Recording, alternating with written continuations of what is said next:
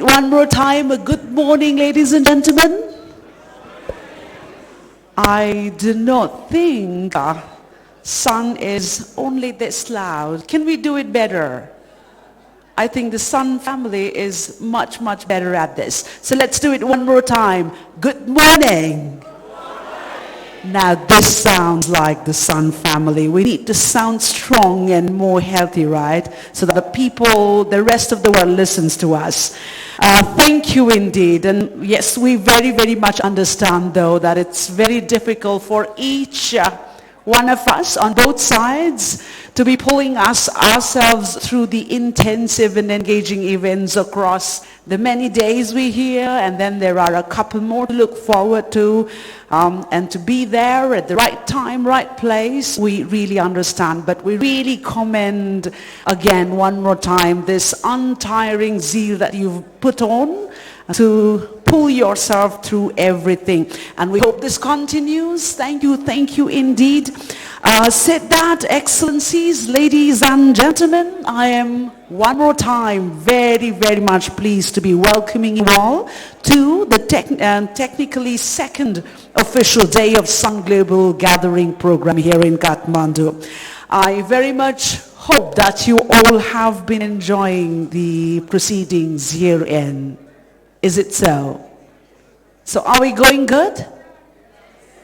Sound like sun, the sun itself. Are we good? Going good? All right, that makes it like better for me, you know. And yes, we started off quite well yesterday from the first technical plenary yesterday we had here, which was meant to set the foundation as we look forward to the Japan Olympics, right? And yes, there were many important statements coming from the government representatives, and then very engaging players and calls from the nutrition champions who were part of that very important plenary. The ambience, of course, set by the 10 various workshops that you all were a part of. Certainly the intense and the candid and very proactive participation from your side has certainly been very, very inspiring for us, and I think for each one of you participating herein. And that only adds, you know, to the expectation from the second day today. We hope you've cherished the meeting with the sheroes and heroes at the led up part of the day yesterday, the nutrition champions last evening. And if you thought it was great, expect for more. Please do expect for more coming from today. Now, ladies and gentlemen, about today, we are now getting almost set. We're almost set now. We're just waiting for everyone to come in, be here and get their seats filled so that we can commence forth with yet another very, very important plenary to set the scene for the engagements of the day today and beyond. And of course, the global village looks quite eventful and engaging from my perspective today, with a number of activities lined up across the day. The major activity begins at about 10:20 and spanning on to 10:50. We will have an event on widening perspectives on nutrition impact bonds from evidence for action, and thereafter beginning 13:15, that's 1:15 p.m. to up to 2:35 p.m. is the Sun Talk series. Please be a part of this. We have in total 8 talks lined up in a matter of this period from 1:15 to 2:35 with various themes, namely Sikota learnings, and then there is one on how to build trust and collaborate for effective multi-stakeholder platforms, which will be taken care by Sun Ethics Advisor Christoph Suckelberg. And then we will talk on extreme weather, extreme nutrition solutions in Fiji. And then there is one about eliminating nutrition for growth commitments and new profiles based on the Global Nutrition Report. And there is one on how data visualization can grease the wheels of nutrition politics, the United Nations Network for Sun. At 2:15, we'll be talking on the power of regional platforms, and we'll be hearing the Honduras experience here. At 2:25, it's the strategic review team who will be taking on and talk to you about all you need to know about the Sun strategic review. And the last one is a talk on our nutrition decade, our next steps, by Anna Larte, the nutrition director from FAO. So I reiterate, 8 various talks, 5 minutes each, beginning 1:15 and ends at about 2:35. And then there is the evening event at the Global Village, ladies and gentlemen. 5 o'clock is when it begins and runs until an hour. That's at about 6 o'clock. So herein, it's all about food fortification and leveraging global moments for local progress. So we very much and eagerly await your presence and participation, of course, at the Global Village activities. And now, a moment we all want to be a part of. We have worked our hearts out all through the year, attempted to accomplish what we deemed important based on the priorities that we set for ourselves, tried to align and synergize with efforts of other stakeholders, and also abided by those pledges.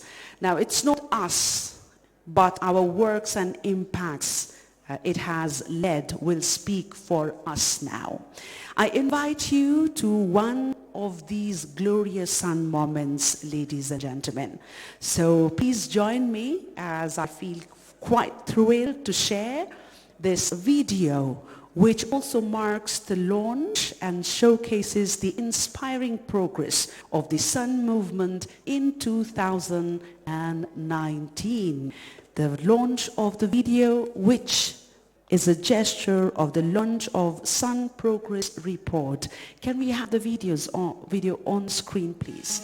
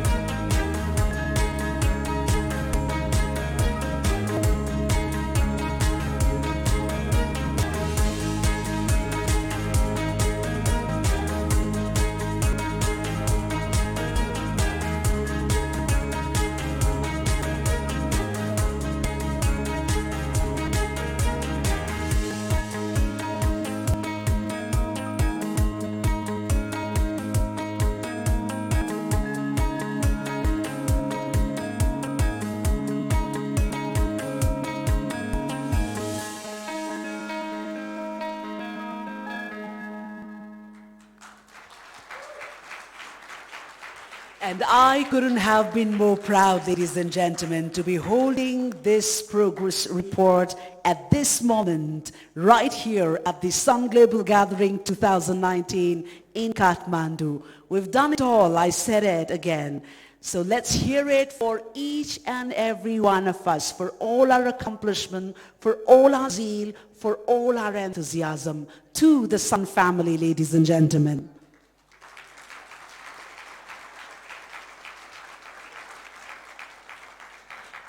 Congratulations to you all. And yes, we couldn't have been doing this launch at a more opportune moment, and this marks right before a plenary which is themed at Sun Rising, our progress, our future. And the plenary, ladies and gentlemen, is dedicated to celebrate the accomplishments of the Sun movement to date and the lessons for its third phase.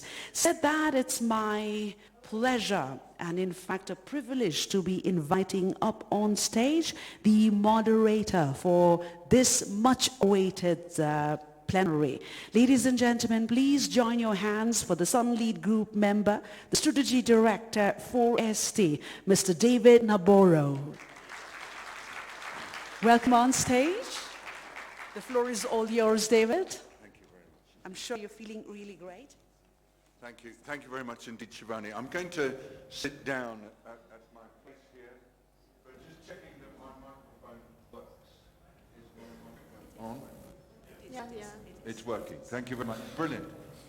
Well, first of all, I think some of you here know that one of the things that I've been involved in my professional life, of which I am most proud, is that I was the first coordinator for the Sun movement between 2010 and 2014. And what's lovely about coming here to this global gathering in Kathmandu is that I'm meeting up again with some of the people who've most inspired me in my professional life and who've shown me how you can make an extraordinary difference on an issue that's of absolute importance to people everywhere, and you've shown it through your work. There's a second special reason why I'm happy to be here in this room in the Yak and Yeti Hotel, and that is that I started my professional life in this country as a young pediatrician in 1989. And I worked here on and off for about 5 years. And it was while I was working here that I was taught by Nepalese professionals and Nepalese people that one of the main causes of suffering among children in this country is poor nutrition. And it was during my time here that we realized that if we wanted to improve the health of children in Nepal, it had to be done through focusing on their nutrition. So I learnt so much of what has mattered to me in my professional life in my time here as a young doctor so many years ago. So this is a chance for me in front of all of you to thank the people and professionals of Nepal for what they taught us then. And now we take it for granted. But then it was not recognized that actually so much of child sickness and suffering was due to poor nutrition. And here we are. Sun Movement 2019 Global Gathering. And this is the part of the global gathering where we take stock of progress, as you just saw on the video, and then we look forward to the next challenges that lie ahead. It's a moment, in my view, for electric pride. And by that I mean that pride is what we feel, electric is the energy that we feel, but at the same time, challenge, because there are challenges still to be addressed which we'll hear about during this session. And we have to help us feel our way into this and to understand the issues, the honor of hearing an address from His Excellency President Jakaya Kikwete, who used to be the President of Tanzania at the beginning when Tanzania joined the Sun movement, and it was under his leadership that we saw such incredible advances in the way in which nutritional issues are handled in that country. So I'd like you to bring your hands together and give warm welcome to Jakaya Kikwete. President Sir Karibu Sana, welcome. You have the floor. Thank you.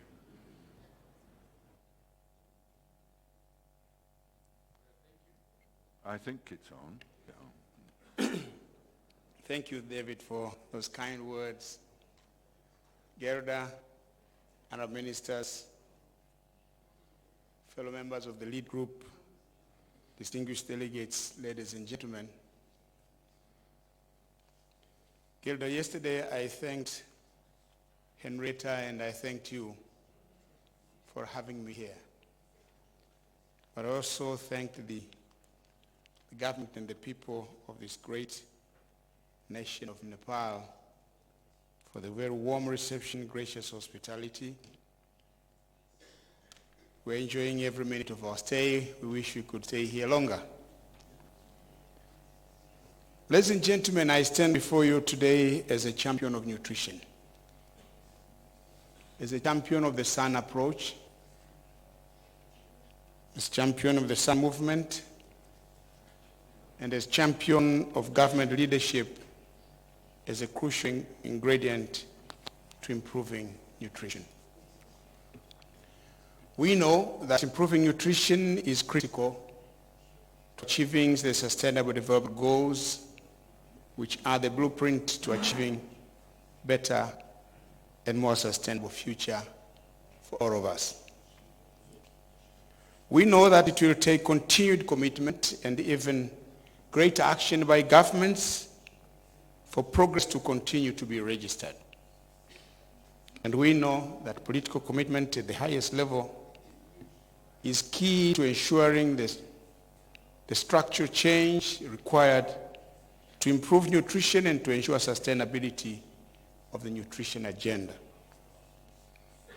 In my own experience during my tenure as president of my dear country, Tanzania, I saw it firsthand that high-level political leadership is an essential ingredient in breaking the silos and bringing together a diverse group of people from different sectors to work on a common goal. We need this commitment in all Sun movement countries. There are four steps which I found important in this regard. First, we must secure the highest level of political commitment with heads of state and government in Sun movement countries. Leaders who are convinced of the necessity of good nutrition for both physical and cognitive development of the children and all peoples. Second, we need to appoint political and technical focal points where relevant to bring together governments and stakeholders to link to governmental leadership on the implementation of the 2030 Agenda for Sustainable Development. Third, the National Nutrition Plan is to sit at the heart of the National Development Plan. If the National Development Plan does not include a National Nutrition Plan, it won't work. Last but not least, we need to secure buy-in of finance ministers to ensure increased domestic investment. Ministers of finance are the ones who will give the money to government ministries, government departments. If you don't have buy-in from them, But I believe from my experience that if the president, if the prime minister is ready, the minister of finance will certainly fall in line.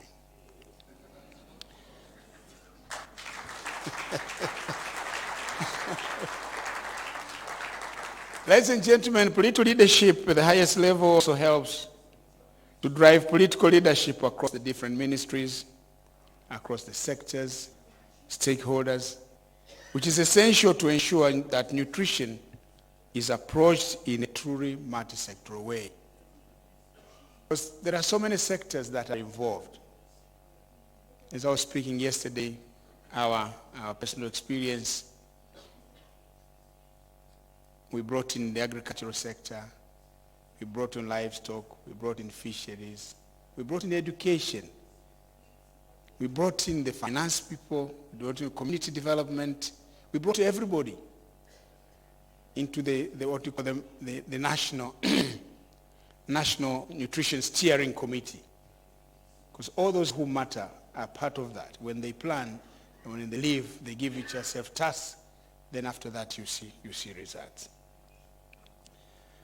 I'm proud that in Tanzania such an approach has taken root during my time, which fortunately it has continued after I left. My successor, President Magufuli's government has continued. During my time, we developed the national nutrition strategy, 2011-2016. They have come up with the National Multi-Sectoral National Nutrition Action Plan, 2016-2021, which is a successor plan to the plan that we put in place in 2016. Ladies and gentlemen, now it's 9 years since the Skilling Up movement was initiated under the coordinator, Dave Navarro here. The movement has certainly helped to drive change in many parts of the world, as we have just seen, very briefly. And I'm sure we're going to hear more about what we have been able to achieve. But we need continued commitment from governments and all stakeholders at all levels to preserve the gains made in ending hunger and combating malnutrition. The SUNGG movement has helped to demonstrate that investing in nutrition makes good economic sense. But in many countries around the world, this investment does not happen at all, or does not happen to the extent which it should. There is still a lot of work to be done. While we recognize the still difficult road ahead, we can also take this moment while we are here together in this room to celebrate the progress that has been made. Many SUNGG movement countries are working hard to effectively use and significantly increase financial resources for nutrition. We know that a true test of political commitment to improving nutrition is investment from domestic budget, and is critical if SUNGG movement countries are to meet the global nutrition targets. It starts from home. These are the children of Tanzania. It is to start from Tanzania's budget. Norway will come to lend a helping hand, but first and foremost, it's the responsibility of the president, the government of that specific country. They are your people. They are your citizens. They are your children. Investing in nutrition is the right thing to do. It's an investment in our future. The SUNGG is and should continue to be a movement which ensures that governments own, lead, and take responsibility for nourishing its people and nourishing the planet. Let us use our collective voice to call on governments everywhere to take on this role. And let's use our energy, our ideas, and our passion to support them in delivering on this promise. As a SUNGG lead group member and a true believer in the power of nutrition, I'm here ready to commit, to make bold, ambitious, and measurable commitments which can help put the world on track to eradicate malnutrition in all its forms. I hope that all of you gathered here and those who are not here but are listening will join me, will join us in this journey. Thank you for your kind attention.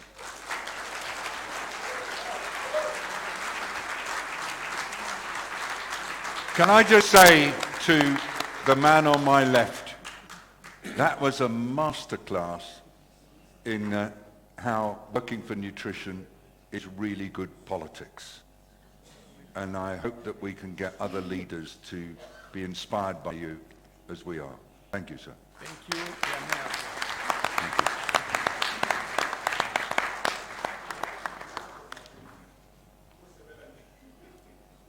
So, I mean, for me, actually listening to those words and appreciating just what an important act it is when a president says, the people are the future of our country and nutrition is the future of our people. When you get that message so clearly stated, it really is massively inspiring. And now what we're going to do is to hear the facts and figures of where we've got to. And to help us navigate our way through this, I'd like to invite Maria Chiara Di Cesare, who is a member of the independent expert group for the Global Nutrition Report, to come up to the stage and take us through this report and tell us what's going on. Maria Chiara, you have the floor now. Thank you very much, David. So, President, Minister, David, colleagues, welcome this morning, and on behalf of the Global Nutrition Report, I would express our gratitude and how honored we are to be here today. Is coming, sorry. So my name is Maria Chiara Di Cesare. I'm a member of the independent expert group, and today with me other member of the current and former independent expert group of the Global Nutrition Report are with us. So this presentation is really to set the aim of the status of nutrition and stock taking on nutrition progress. That is what we need to celebrate, and challenges. So, sorry, this is, okay. So for those of you that are not familiar with the Global Nutrition Report, the global, is not working, sorry. It's done, the presentation is finished. I've done, everything is done. Can you go back? Yes, thanks. I will go with next. Maybe sorry, don't take this time out of my presentation. Yes, no, I'm not, we're absolutely fine. What we're going to do, is we're going to give you lots more time, and we're going to not use this. No, next, I'll go with next. And we're going to ask the control team, when Maria Chiara says next, to press the button. Yes, okay. Agreed already. Next. I'll hold this away. So why we need the Global Nutrition Report next, please?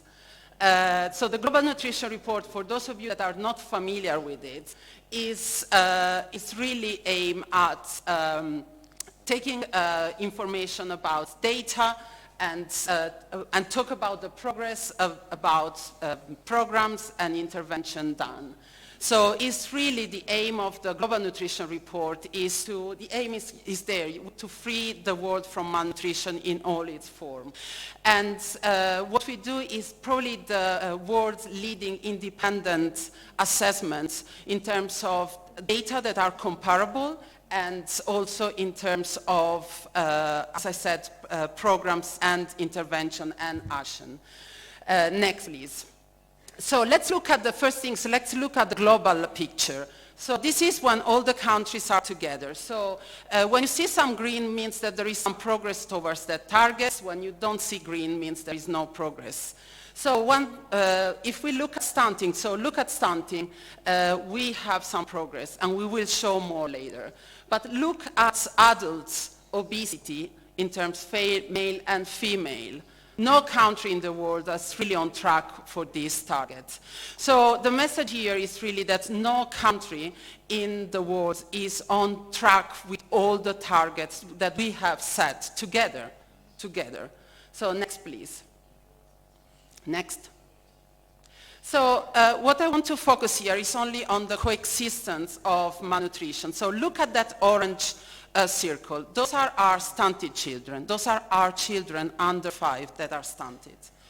If you look at the intersection with the other circle, what you see is those children that have a coexistence of 2 forms of malnutrition. In one case, children that are stunted and wasted. So just to remind you, these are our children that are too short for their age and too thin for their height. But we also have another problem, those that are stunted and overweight.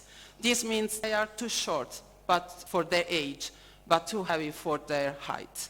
So this is very important, and we cannot forget them because their mortality risk is much higher. So next, please. So what progress we have made, because we have to celebrate the progress, right? David said this, and I agree. Look at the next slide, please. Stunting and wasting has declined in under 5 over time constantly. And this is thanks to our action, to your action in your countries. Next, please. Yeah. Look at,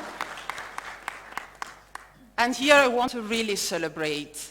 Look at, this was the target we set in 2013 with the Nutrition for Growth commitments. So to have 40% reduction in the number of children under 5 who are stunted. Paraguay, Thailand, you are here today, and you had 40%, between 50% and 40% reduction in just 4 years. We can do, accelerate progress is possible when we are all together. So next slide, another target, exclusive breastfeeding in the first 6 months to at least 50%. Burkina Faso, between 2006 to 2014, you have increased this from 6 to over 50%. India, you have done the same. In 2015, you already had reach over that 50%. We need to celebrate. We can do this together. So next slide, please. So here I want just to focus. So let's celebrate. Let's look at what we have done great. So look, these are our kids, our 5 to 19 kids. And look at the first. This underweight is going down. This has been what we have done in the past decades. However, if you look at the other 2 figures, overweight and obesity is going up, right? And we know, and you know this is happening. Next slide, please. And this is not just in children and adolescents. We cannot forget of our adults. So in terms of anemia among women in reproductive age, we have done some progress. In the last years, if you focus on that dark orange line, that is the lowest one, we see that there is an increase among women that are not pregnant. What is going on there? We left them behind. And again, overweight and obesity in adults is still going up. It's going up, and we know that it's a problem. So please, let's think together what we can do to revert that trend. Next, please. So what can we do to speed up the progress? The Global Nutrition Report has put together example of great success. This is your success, it's our success. So more and more countries have mandatory fortification. Example is for grain to be fortified cereal grain, 86 countries. Iodine, At the beginning of the 90s, 110 countries had no enough iodine intake, and now we have only 19 countries. This is thanks to the policies that has been implemented.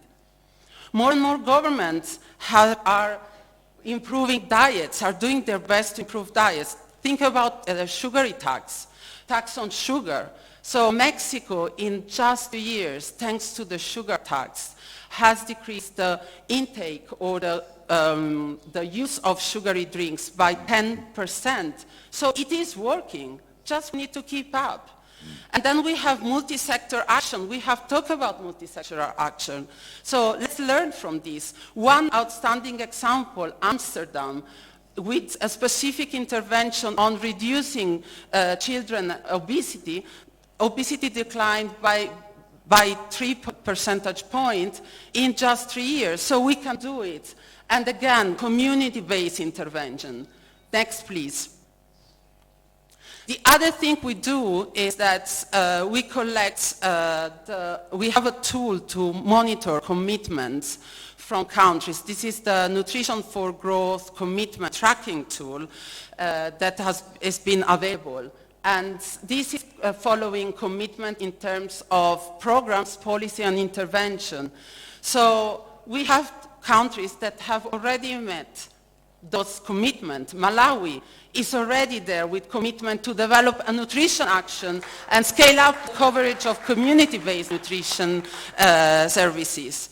Yemen, and I really want to clap here because we know how fragile is the situation there.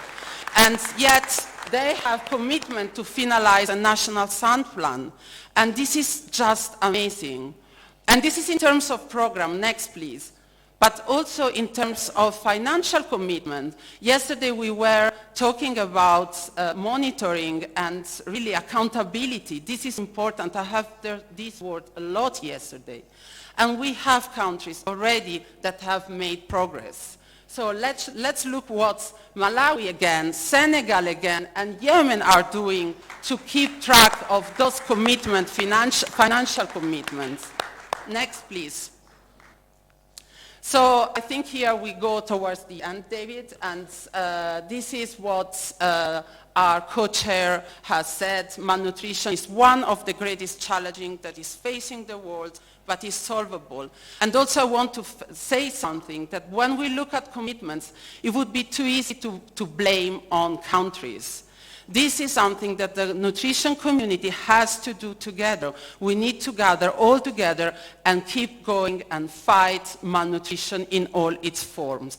So just the last point. And the Global Nutrition Report has identified 5 critical steps. I'll just focus on 2. One is that, please, we need to prioritize, invest in data. We need data for accountability.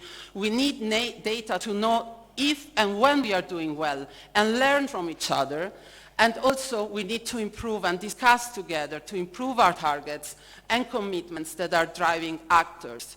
So my last, this is really the last, David, is that we need to celebrate what you and we have done as a community, again, in countries that have really done this in extremely extreme situation. I think we have to learn a lot from what we have done in terms of undernutrition, and hopefully we can transfer this to the new challenge that is overweight and obesity.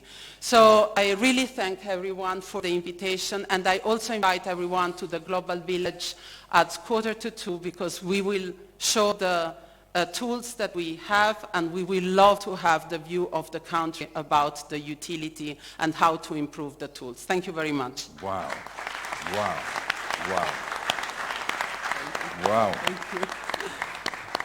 You know, so often when you get a report describing what's been done, full of graphs and everything like that, it comes over as dry. Was that a dry presentation? No. No! It's brilliant. Thank you. And it's a source of pride and a source of challenge, and we're going to move on now. So we have now a panel session, and I'm going to invite our panelists to come up. I'm going to mention them by name and get it right, I hope. First of all, What delight that we have with us the Minister of International Development from Norway, His Excellency Dag Inge Ulstein. If you'd like to come up, sir, and here we are. We have with us Cecilia Gamboa, who is the Sun Focal Point from Costa Rica. Cecilia, please come up. We have with us Abdoulaye Carr, the Sun Focal Point from Senegal, and really with us from the Executive Committee. Thank you, Abdoulaye, for being with us. Thank you. Chandabon Foxe, Sun Focal Point from Lao PDR. Chandabon, come up. Take your seat here. Welcome. Thank you. And then Borne Chun, the Sun Youth Leader from Cambodia. Borne. Now, in this panel session, we're doing 3 ones. Each panelist, though they've got a number of other things to say, will talk about one success story, one big challenge, and one area where more commitment is needed. Now, we will be having a slight variation for our first panelist, the Minister from Norway, because although he's going to talk quite a lot about what's happening in Norway and some work they're doing there, I know that he's also got some other news to share with us from some work he's been doing in the last few days. So I'm going to go straight to you, Minister. If you'd like to start now, you have the floor. Thank you, David. And it's so good to be here and really get together and be reignited for this very important vision and task that we're into. And if we are to win, I have to say that the war against poverty by 2030, we need to sharpen the tools that we have proven to work the most. And I think that the tools that create the strongest and most enduring kind of growth is exactly what we heard from the honorable speaker. That's the growth that the poor countries make themselves. So increasing food security and nutritious food through food systems is exactly such a tool from my point of view. And the main aim for us is to increase food security through food systems, not to support only food production, but ensure that other aspects in the food systems are mutually supportive also. And that is where our action plan fits in. And I think we're one of the first countries that have such an action plan on sustainable food systems in our international and foreign development policy. It's about food, people and environment. But the most interesting thing is what I saw the last days here in Nepal, actually. Yesterday we went to a field trip. I think you're familiar with the area, aren't you, David? Yeah, It's close to Dulikal city, just a couple of hours up north. And it's kind of a program called Resilient Mountain Solution Approach. And it's all about nutritious food when it comes to the school and engaging the local authorities and working with civil society. But the most important and interesting thing was to meet up with the local citizens. Some of these really strong women, the farmers, that have been engaged in this climate smart village project in Shaurongi Fedi, that the village is called. I met 40 very strong women through this program, good role models, together with Isimod, that have been working with the IPCC report as one of the things they've been doing, the agriculture program.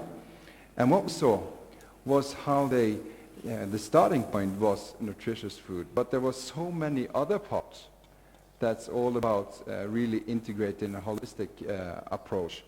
It was about pesticide, using chemicals, and the unhealth in that area that connected to that. It was about fertilizers that now are more organic used.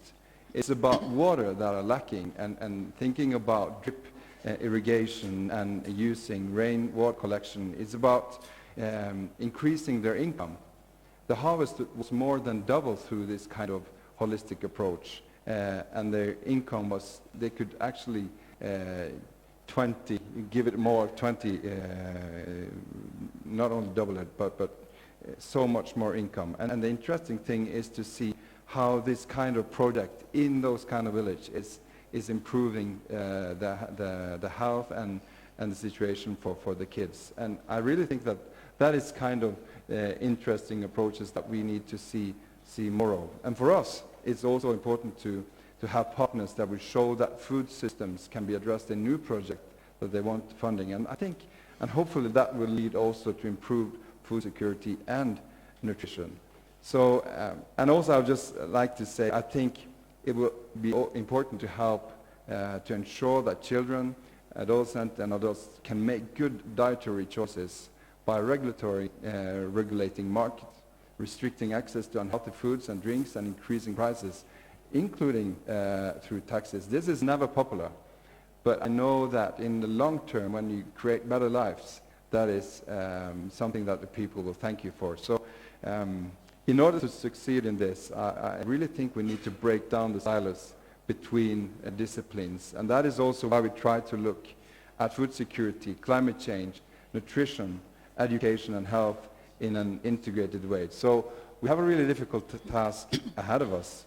But I think that many of these things are man-made, and I choose to believe that all problems created by human beings also can be solved by human beings. So I'm really encouraged by these days here and many of the things that we've seen also in this country of achievements. So thank you, David. Thank you very much indeed. Really, really lovely. Can I just borrow this?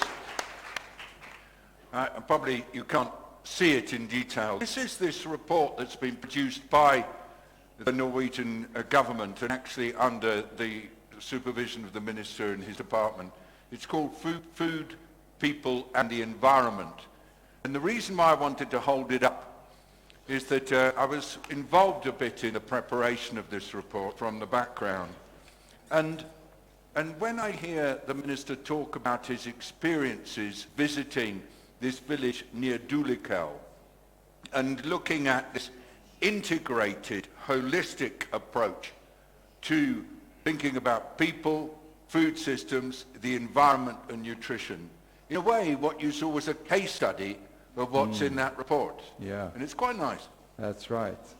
It's right. And it's interesting because it's about link the different notes, I think, about this. Because climate change is a real threat for many of these villages. And it's not affecting only this area, but it's the lack of water, for instance. And we need it, so it's really integrated.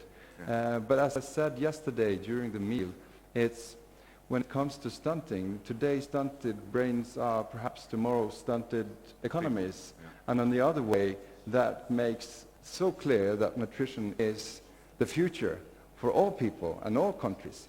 So we need to see this in a more interlinked way, I think, and then the food systems are helping us out.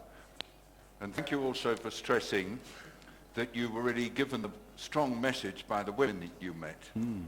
And I think us men need to take heed of that. That's right. That's right. Thank you, Minister. Now we're going to hear from the different other panelists who are going to talk about their own settings. And so first we come to Cecilia Gamboa, the Sun focal point from Costa Rica.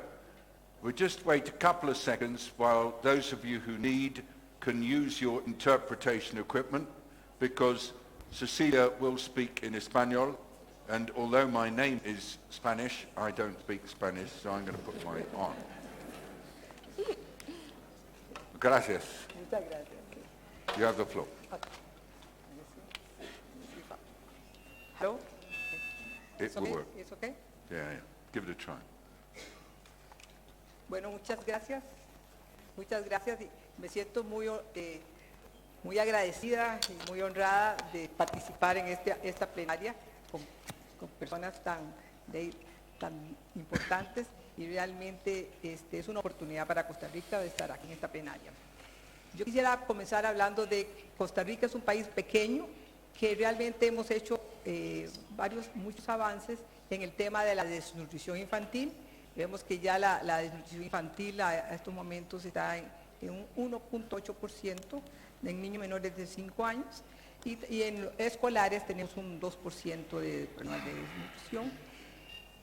Todo lo contrario viene sucediendo con el problema que ya se hablaba acá del sobrepeso y obesidad, que realmente es un problema serio de salud pública en estos momentos, a donde ya el sobrepeso en los niños menores de 5 años es de un 7%, y ya lo que es la última información de un censo que hubo, ya es un 34% de sobrepeso y obesidad en niños escolares, y esto también se ve en toda la población de adulta. Esto nos implica que tenemos que trabajar, no podemos abandonar los esfuerzos que hemos hecho en ir reduciendo la desnutrición con todos los programas del sistema de salud y todos los programas y la inversión social que hemos venido realizando, pero ahora tenemos que enfrentarnos a un problema más serio, más complejo, más difícil de tratar, porque ya no son solo programas asistenciales que como trabajamos en el pasado, hay que reorientar los programas. Y eso lo venimos haciendo, como los menús escolar, que se han venido reorientando, dando más a enfocarnos en la calidad de los alimentos que estamos brindando. Y entonces, en estos momentos, también es un tema más de trabajo multisectorial. Tenemos que trabajar con diferentes sectores y para eso quiero hacer un gran logro que hicimos, estamos hablando del último año, 2018-2019. En el 2018 se firmó una carta de compromiso de muy alto nivel para el abordaje del sobrepeso y obesidad en la niñez y adolescencia. Esta carta de compromiso fue firmada por 10 ministros del gobierno en el marco del Día Mundial de la Alimentación y firmaron como testigos de honor el presidente de la República, el subcoordinador regional de Mesoamérica de la FAO y también la representante de la Organización Panamericana de la Salud. Aquí hay 16 compromisos que se firman y todos relacionados con compromisos para realmente enfrentar los problemas de reducir de ver cómo se revierte la tendencia del sobrepeso y obesidad y fortalecer la gobernanza de la nutrición, ver cómo trabajamos más en sistemas alimentarios sostenibles y que sean sensibles a la nutrición. Y el tema muy importante es la articulación entre las instituciones, porque si realmente nosotros, la fortaleza que hemos venido teniendo en Costa Rica es la institucionalidad. Tenemos una institución muy fuerte donde tenemos presupuesto, porque ya de por sí Costa Rica no es sujeta a cooperación internacional, difícilmente conseguimos por ser un país de ingresos medios. Entonces ahorita el tema es que las instituciones tienen recursos, pero a veces trabajamos muy desarticuladamente y tenemos que ver el gran reto, y con esta carta de compromiso se han nombrado enlaces institucionales de cada uno de los ministerios firmantes de la carta para ver cómo trabajamos de manera más articulada y enfrentar esta problemática. Esto nunca se había dado, por eso es que realmente es un gran logro ver cómo se integran los otros sectores, porque aquí están firmando no solamente como originalmente era salud, educación, sino también el Ministerio de Agricultura, finanzas, lo que es el deporte, lo que es decir, realmente son una serie de ministerios. El presidente de la Caja Costarricense del Seguro Social también estuvo dentro de los firmantes. Entonces, en esto estamos, esto es muy reciente. Se dijo que en un año, se pidió a un nivel político, cómo en un año íbamos a ver ya algunos progresos. Ya se hizo un rendimiento de qué es lo que se lograron dentro de las instituciones, de cómo fueron progresando. Esto se está sistematizando. Ahora el gran desafío es cómo sostenemos, porque se creó un modelo de articulación, eso es otro tema, para ver cómo articulamos todos los sectores trabajando en un frente común y también que baje a los niveles locales. Ese es un gran reto que tenemos ahorita de cómo bajar esto en los niveles locales. Entonces se está trabajando, se nombraron enlaces institucionales técnicos para trabajar en un equipo y ver y darle seguimiento, y también a un nivel político, a donde está esto coordinado por la viceministra de Salud. Realmente este año, bueno, como decíamos, ya se lograron los primeros logros, pero tenemos que ver cómo se hace sostenible para que esto no se vaya a cambiar dentro de cuando haya un cambio de gobierno. Mucho entonces el trabajo, realmente el trabajo que tenemos es que con pocos recursos se han reducido los recursos humanos y financieros, porque tenemos una crisis fiscal en Costa Rica. Usted bien conoce que he estado trabajando acá. Realmente, entonces tenemos que ver y ver cómo nos ayudamos más. Y uno de los problemas que hemos tenido muchas veces es la falta de evaluación, la falta de monitoreo y de sistematización, para poder ir viendo. Esto va muy acorde con lo que es el movimiento SUNGG, que cumple con los objetivos de cómo ponemos esto en la agenda política, cómo rendimos cuentas, cómo podemos realmente dar un seguimiento a los logros. Y este es en el proceso en que nos encontramos en estos momentos. Así que, muchas gracias. Thank you very much. Thank you very much indeed, everyone. It's only been 1 year that this new roadmap has been developed. 10 ministers have signed up to it, and as I listen to you talk, I feel confident that in 2 or 3 years' time we will be able to say Costa Rica is moving in a good direction on obesity and excess consumption. Let us hope that it is right. Thank you very much for your leadership. Thank you. Wonderful. I don't know whether the feedback is coming from me. Sorry if it is. Now, what I'd like to do is to move to our colleague Abdoulaye Ka, the Sun Focal Point from Senegal. Abdoulaye, you have the floor now. Merci. Je vais parler en français. Oui, c'est important. C'est important. Voilà. Merci beaucoup, David. David, je pense qu'on devrait célébrer le fait qu'on soit tous dans cette salle ensemble et que nous sentions que nos cœurs sont ensemble. Je voudrais qu'on célèbre l'engagement de tous les acteurs de la nutrition qui sont dans cette salle. Dans cette salle, vous avez des acteurs du gouvernement qui sont des différents pays membres du SUN, du mouvement SUN, qui sont des gens de valeur, des personnes engagées, des personnes qui croient en ce qu'elles sont en train de faire pour leur pays. Je pense que c'est important que derrière tous ces chiffres et tous ces succès, qu'on sache que ce sont des sacrifices que les êtres humains qui sont là, ces personnes, sont en train de développer et de déployer au niveau de leur pays. Les points focaux sont accompagnés par d'autres acteurs nationaux qui sont autant engagés, la société civile, le secteur privé, les académiciens, les parlementaires. Le SUN, c'est une famille. Il ne faut pas qu'on oublie ce point qui est extrêmement important. Célébrons aussi le fait que nous soyons ensemble et de manière véridique. Ça, je pense que c'est le premier point à célébrer. Le deuxième point que j'aimerais le premier défi pour que cette famille puisse réussir, c'est qu'on ait la paix. La paix est l'ingrédient essentiel, on dit, un engagement politique, pour un engagement financier et pour un engagement populaire et communautaire. Hier, on a été très touchés par ce que la société civile du Yémen nous a rappelé. Mademoiselle Fadila Goubari, je ne sais pas si elle est dans la salle, mais je lui avais promis de lui rendre hommage parce qu'elle nous a rappelé l'importance de la paix. Nous devons travailler dans la paix, mais travailler aussi pour la paix. Et David, c'est cette paix qui va nous permettre, je pense, dans nos pays, d'assurer l'institutionnalisation de la nutrition.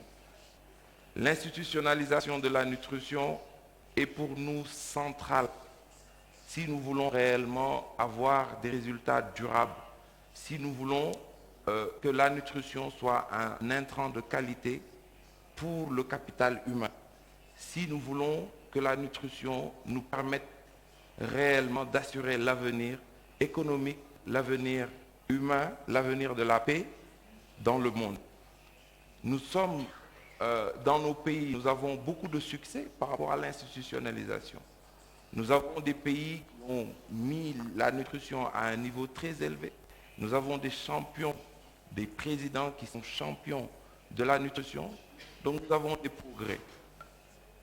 Dans la majorité des pays SUN, nous avons pu, je pense, mettre la nutrition au niveau présidence ou Premier ministre. Ça, c'est un succès tangible qu'il faut bien souligner. Les défis que nous avons aussi autour de cette institutionnalisation, c'est maintenant comment nous allons coordonner cette approche multisectorielle. Parce que le mainstreaming de la nutrition, Nous voulons réellement que la nutrition puisse transparaître dans toutes les politiques sectorielles, les différents secteurs. Il y a des pays où vous avez 12 secteurs engagés, plusieurs secteurs engagés, plusieurs ministères pour lesquels il nous faut investir dans la nutrition. Ces différents ministères n'ont pas l'habitude de travailler avec les acteurs de la nutrition. Leurs dispositifs de planification, leurs dispositifs de financement ne sont pas souvent adaptés par rapport aux besoins que nous avons pour nos objectifs nutritionnels.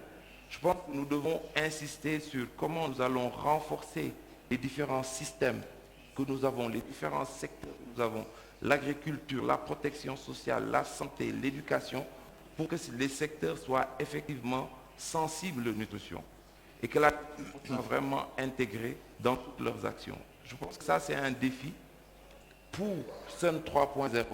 Je pense que nous devons réellement voir les capacités fonctionnelles dans ces différents ministères pour pouvoir relever les défis réellement de cette multisectorialité. Nous avons aussi un défi partagé, je pense, dans nos pays par rapport à la décentralisation de la nutrition. Nous parlons beaucoup d'impact. Et si nous voulons de l'impact, nous devons être avec la communauté, au cœur de la communauté, mais la communauté doit être aussi au cœur de l'action. C'est-à-dire que c'est la communauté qui doit d'abord porter l'action et que nous puissions assurer cette approche bottom-up. Partir de la communauté qui assure le leadership, passer par les différents niveaux décentralisés, au niveau communal, au niveau régional, au niveau même départemental. Il est extrêmement important que nous ayons à l'esprit cette nécessité de démocratiser la nutrition. Que la nutrition ne soit plus dans des carcans, que la nutrition soit partagée parce que la nutrition c'est la vie. Le dernier point que je voudrais aborder, c'est la question de la régionalisation. Nous avons ce besoin aussi dans nos entités régionales, économiques comme politiques, de pouvoir intégrer la nutrition pour que nous puissions avoir une cohérence entre ce que les politiques nationales et les politiques régionales, sachant que de plus en plus, les continents, les pays adoptent cette approche communautaire au niveau des différentes régions des continents qui sont membres du mouvement SUNGG. Voilà, merci, c'est le point que je voulais aborder dans un premier temps. Ladies and gentlemen, big clap. Abdullah Kar, I hope that your remarks were recorded. I hope that we can take what Abdullah Kar said and put it on YouTube. And I want to explain why. I don't know whether it's me. Anyway, there we go.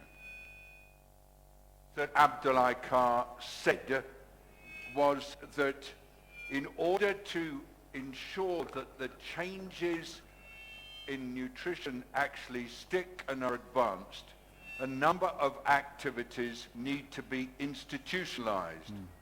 And he described them, including fighting for peace and ensuring that there is true cross-sectoral action. While he was talking, I thought to myself, hang on a bit, what Abdullah Kar is talking about is skills that are sometimes referred to in textbooks as soft skills. You know what I mean? Soft skills. But what he is saying is soft skills are the essential skills. That's really important to hold on to that. Because if somebody says to you, intersectoral coordination, that's soft stuff, you say to them, but it's the essential stuff. And as he was talking, I was thinking, I'm hearing somebody explain the skills for SUNGG, the skills for scaling up nutrition. That's what they are. And that's what all of you represent, is absolutely exceptional practitioners in these skills. Thank you very much for your leadership. Really wonderful.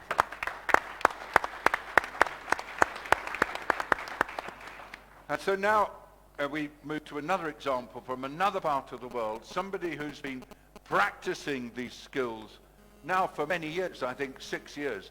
So Chandavan, perhaps more. Chandavan, it's now your chance to tell us your experience as focal point from Lao PDR. Chandavan Foxe. Yes. Yes, good morning. Thank you for giving me this opportunity. And I think that I would like to share one of the most significant progress in my country is the reduction of the stunting over six years, about 11%. Comparing at the beginning of joining of Sun movement in 2011, it was 45 and about 44, and now it's 33. Yeah, and also the narrowing gap among provinces, and ranking the lowest at the beginning about 20 to 64%, and now is 14 to 53%. And the most significant influence to the reduction, of course, including many audience already, many speakers already highlight, is the high political will. The high political will, because we have the National Nutrition Action Plan, which highlighted 22 interventions as priority. And political will is mainstreaming of the National Nutrition Action into the plan, at national, at sectoral, and at provincial level. Otherwise, it doesn't work, right? And also the mainstreaming, the political will of mainstreaming of the fund allocation. That means the government's mobilizing of the fund allocate to the nutrition program.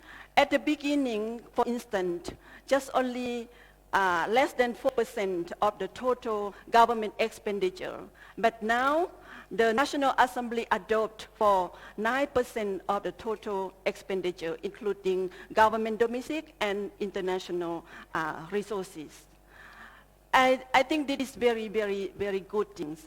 And the second point is about multi-sectoral coordination and multi-stakeholder coordination effectively. You may know about Lao has a story that very high people, high-ranking people, the Vice Prime Minister chaired the National Nutrition Committee, and on board there are 16 ministers and Vice Minister. Finance is there. Planning is there. So education, agriculture, and health, and others. Or these also replicate at the subnational level, and provincial nutrition committee chaired by vice governor. And also in Laos, obviously all of the Sun network has been in place. Donor, UN, CSA, and business. So together we work together and move the Sun scaling up in my country. And also it put the two indicators of stunting and underweight into the MNE performance framework, and also report at the nutrition forum, because like a global gathering, but in my country we call the National Nutrition Forum.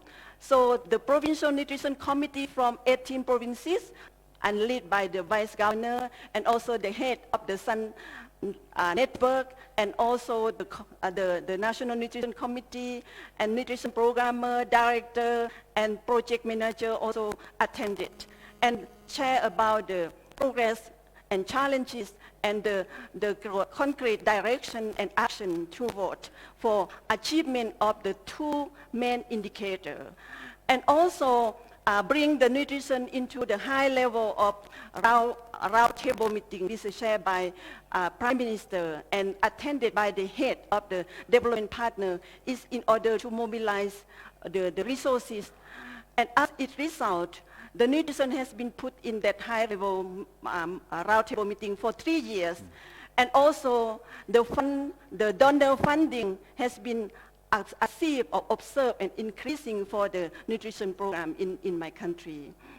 And the next part is prioritization. So we cannot do all 22 interventions at the same time in 8,000 villages across country. So we prioritize of the prioritization of the interventions.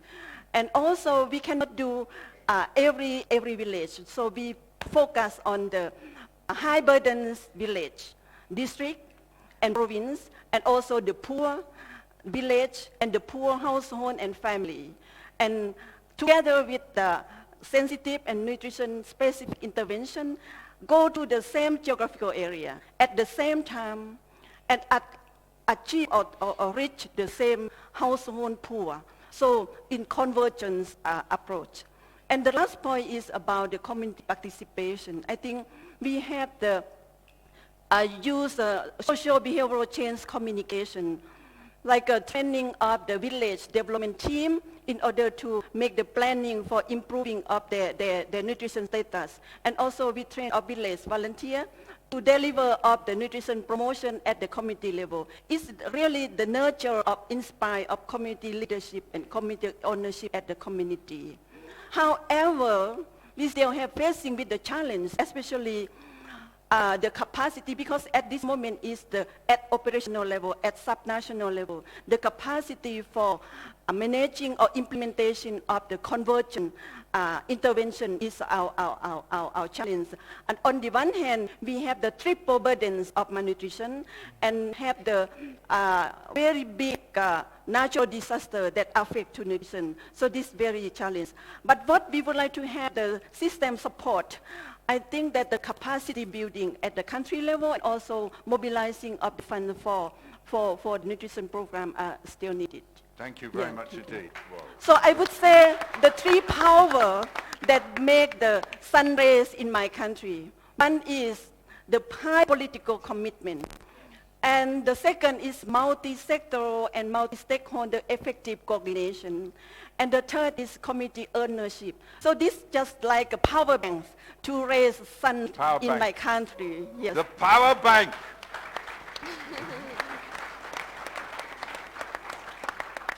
Again, I hope that we can take your remarks and put them into a little special video to inspire.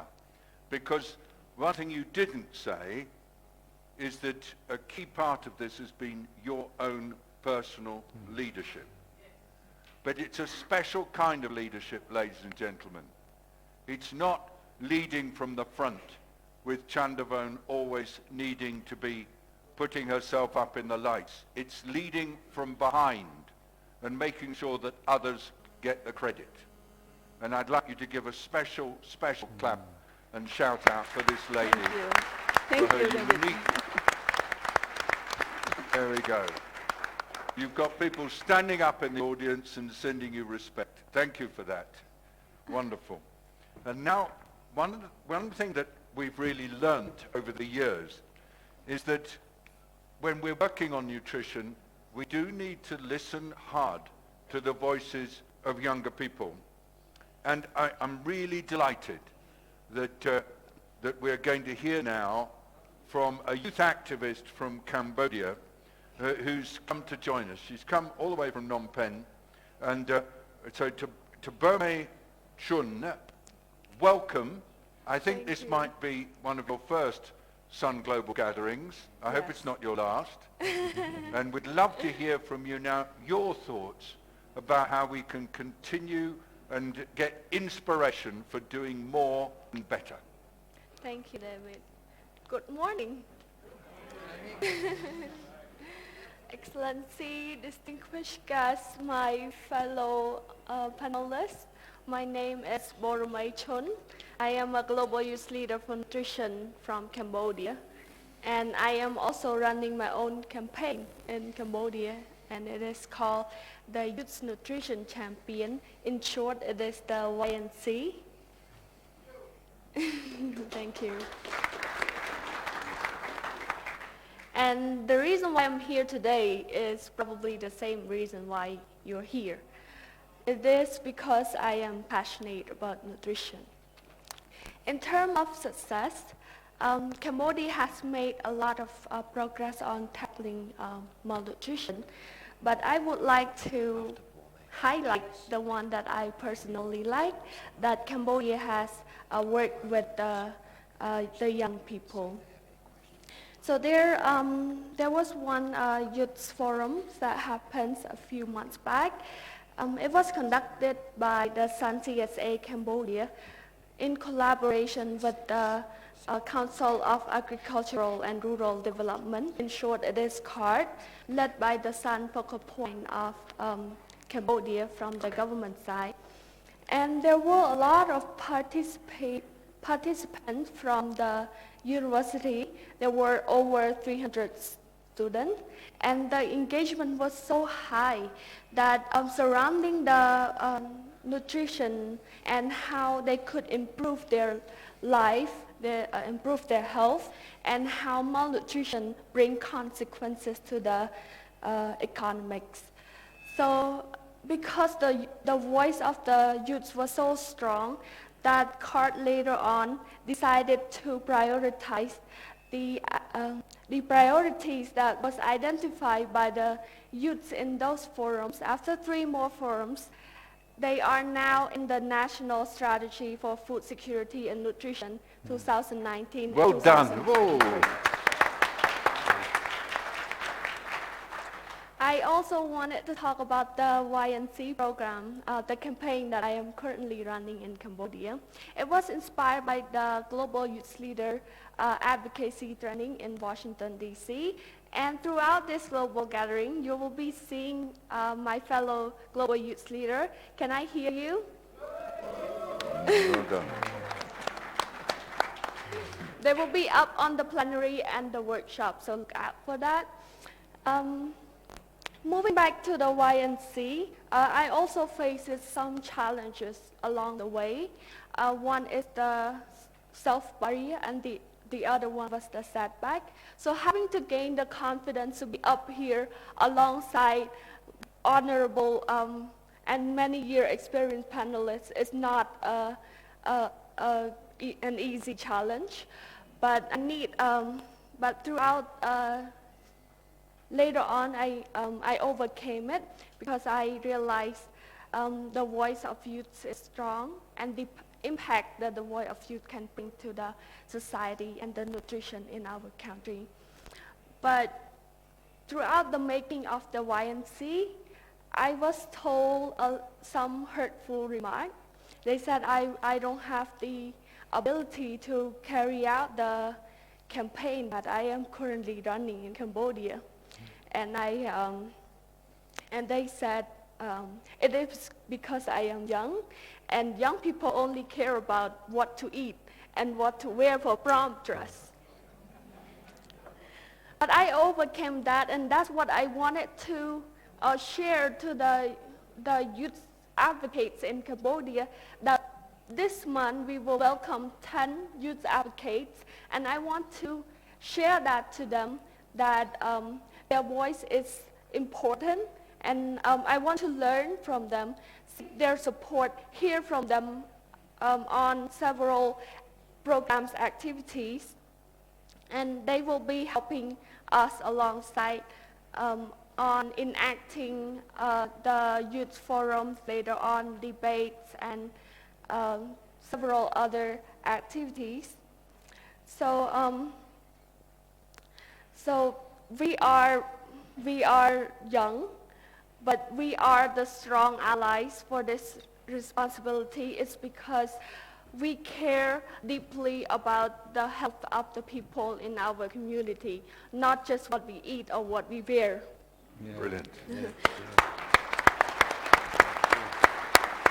Could I invite Borme, could you stand up? Could all the youth activists stand up? And could we just give you a really strong round of applause?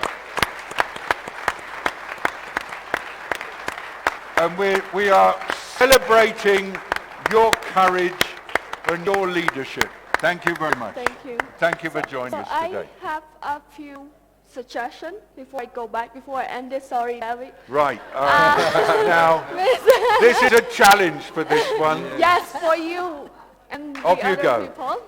As Ms. Gerda has said in the opening ceremony, she said, we're here to exhaust each other out. So this is the task that you will take home. Listen to the voice of the youth in your community. Engage them in your program. I know you're doing a lot of program in your respective country. Have a youth council. See what they have to say about the nutritional status in your community and the current effort to improve it. And I and the other youth leader, today we will hold you accountable for that. Thank you. There you go.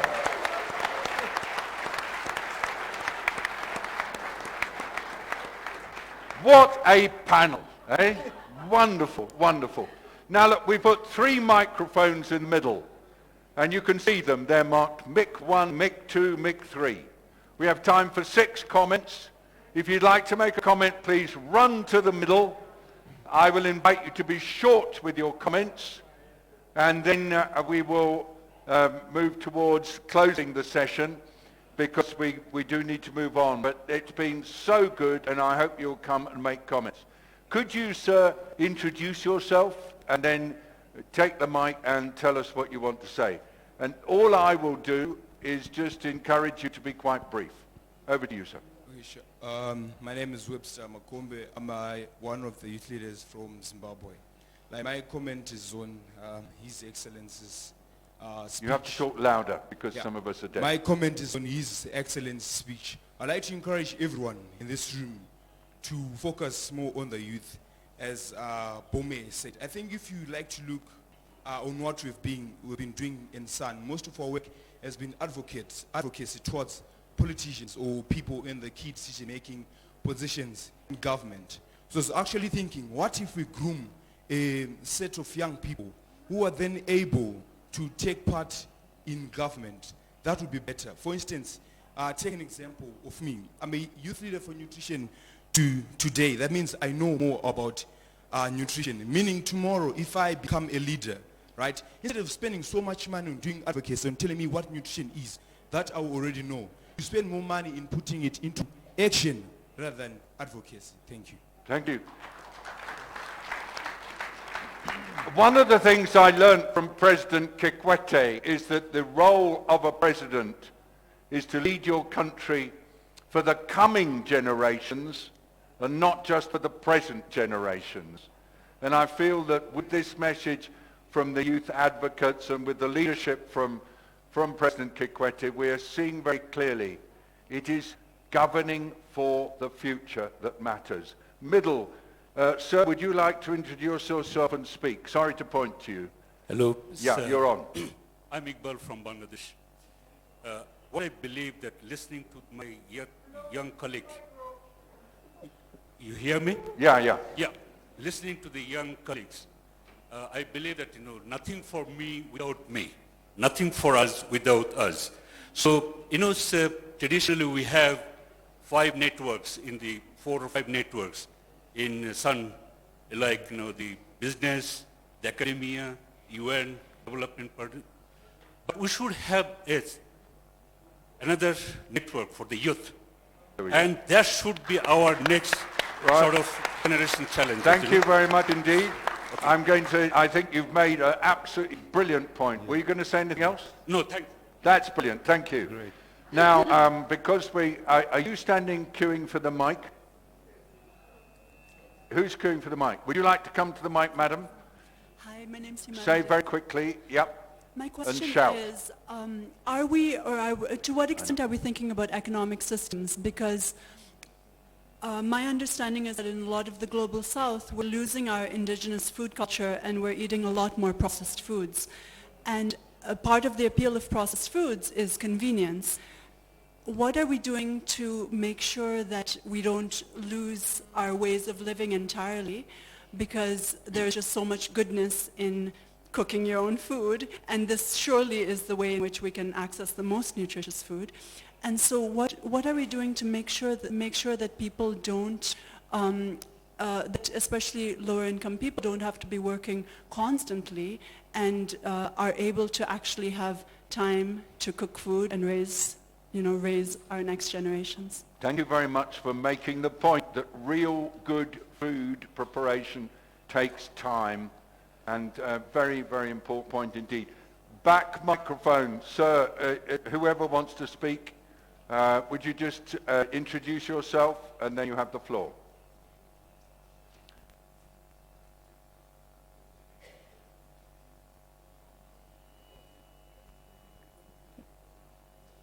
How are we doing? We have a mic challenge in the back. Let's see if we can solve that. Are we okay? Okay. Madam, did you want to come to the front? Make your point quickly, and then could we get a microphone to the back, please? Madam, you have the floor. Hi, my name is Nene Bajalo. I'm the focal point for Sierra Leone, and I just want to thank His Excellency here for letting us know that when you put a son at the highest level in the country, you'll get success. And that is what is happening in Sierra Leone. The Son Secretariat is based in the office of the Vice President, and we are giving number one priority in the country because today we have our Minister of State for the Vice President's office with us here with the team. And besides that, the hurdle that we are fearing, where the ministers don't want to work together, when the Vice President called the steering committee meeting that has been set up for Son twice a year, all 12 of them will come, and whatever he tells them, including the Finance Minister, it happens. So we have that big opportunity that we are put high up in the Vice President's office, and everything that we want, the commitment is high. Thank you. Thank you very much indeed. You Sun Focal Points are doing amazing work in getting the nutrition issue higher up inside government. And when I hear Focal Points talk about what they are achieving through nutrition being right at the top, I feel very impressed. Now, the gentleman from Nepal, you there, could you just come to the microphone? Because you were stuck at the one that didn't work.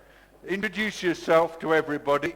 And it's super wonderful that you're here and that we're here in your country. You have the floor, sir. Thank you very much, David. Good morning, everybody. And I would like to welcome you once again here. I have two issues and altogether three, but I would like to be very brief. And I'm really tossed with the deliberation by His Excellency, former President of Tanzania. He has emphasized on the political commitment, actually which is very pivotal in the successful implementation of multi-sector effort to ensure the nutritional status of the citizen of the country. But that political commitment has to be reflected by the bureaucracy, by the administrations. So, that is possible through supplementing the resource availability. So that is very important. Politically, commitment is not enough, and the following up for the resources is very important. That's why you mentioned the role of the finance ministers, which is very important and very pivotal. First point. And second point, I haven't heard that much. This morning, we had sideline meeting with the Sun Business Network, and I raised an issue over there, which is very important here, is that how we can make a common understanding on the food which contain much sugar, salt, and fat content. In a way, we use the term like, junk food, how we can ensure the nutritional status and value of the citizen. Second point. And third, specifically related with Nepal, we used to be a unitary state and changed into, federal state, having 761 government in place. We really have a challenge to bring different stakeholders together to bring the issue of nutrition into the grassroots level. So mainstreaming nutrition agenda into the development initiative and endeavors is really a challenging for us. So perhaps these are the issues I would like to highlight and to make this, August gathering informed about it. Thank you, sir. Thank you very much indeed, Dr. Kiran. And it's really interesting that the two big themes that have come out of this session from the keynote addresses and from the panel are you need high-level political commitment, and it takes time to encourage that to happen. But at the same time, you must have community engagement, including through young people, because as more and more governance gets federalized, so it is necessary to work at the local level. Dr. Kiran, thank you for your leadership. Last comment. Who's going to be the last one to speak? Somebody's pointing to the back. Yes, sir. I think you're there. we'll make it squeeze a little tight. If you're super quick, we can get another comment in. Buenos días, seré breve. Solo comentar que desde, mi nombre es Jorge Argueta, represento a la sociedad civil de Honduras y comentar que hemos realizado un trabajo muy importante en la actualización de la nueva política y estrategia de SUNGG en Honduras, pero creemos también que hace falta mucho trabajo con la juventud y nos sentimos retados con lo escuchado en este momento, además del trabajo con las plataformas multiactor and stakeholders. This is it.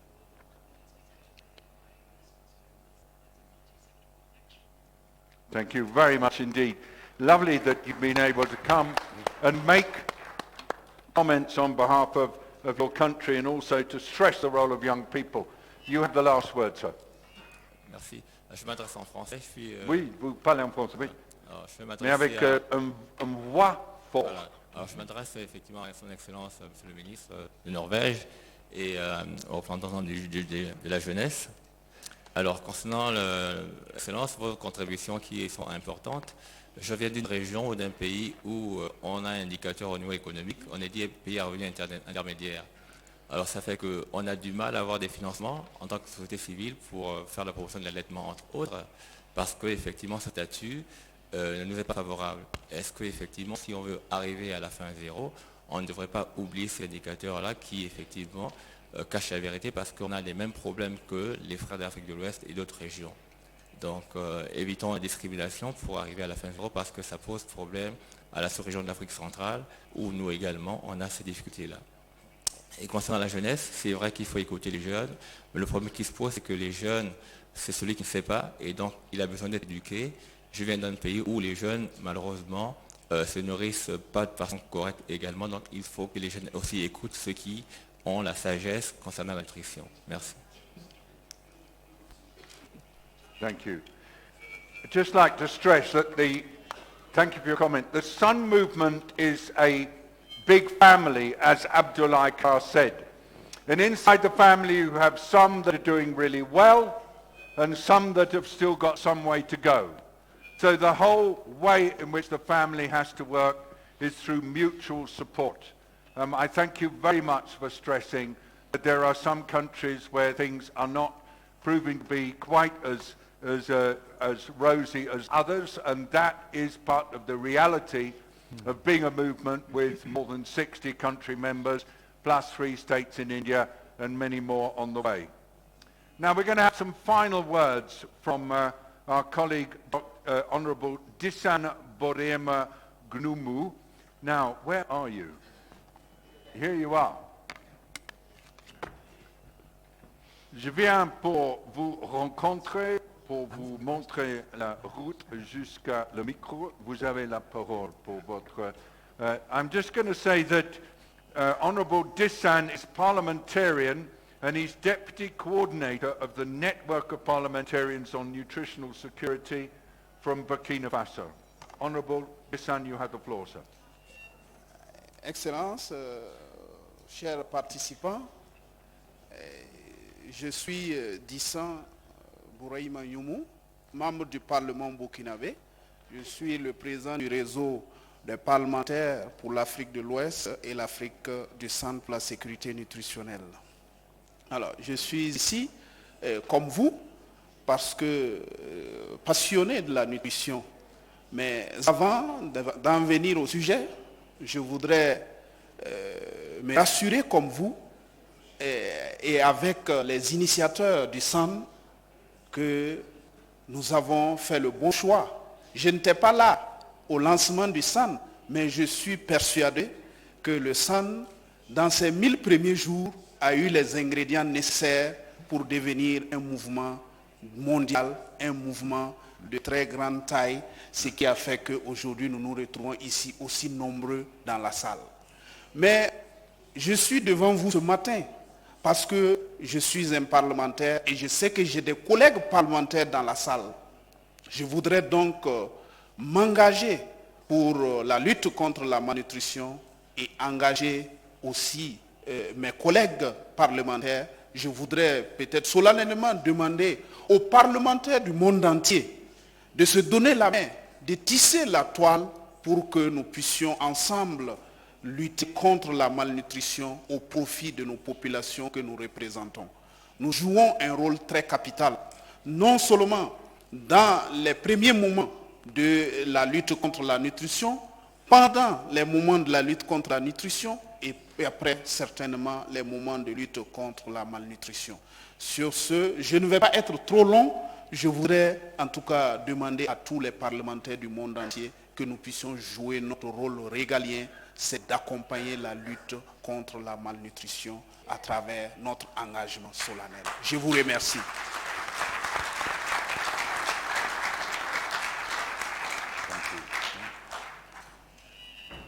So, ladies and gentlemen, there you have it. When I started my own involvement in nutrition, I really did not find many parliamentarians or presidents talking like those that you've heard today. But what's happened, we've got a minister who is absolutely passionate about nutritional issues in a truly holistic and multisectoral way. We have a president whose legacy is profoundly there, not just in his own country, but right across Africa. And we have a parliamentarian from Burkina Faso saying, I'm in, we all need to be in. And I kind of feel exactly the same now, perhaps reaching the end of my career in public health and nutrition. Really, there should not be malnutrition in today's world. It shouldn't be there. It damages people, it damages society, it damages the future. And the young people who are here today are saying, we don't want a future like that. We want you to sort it out.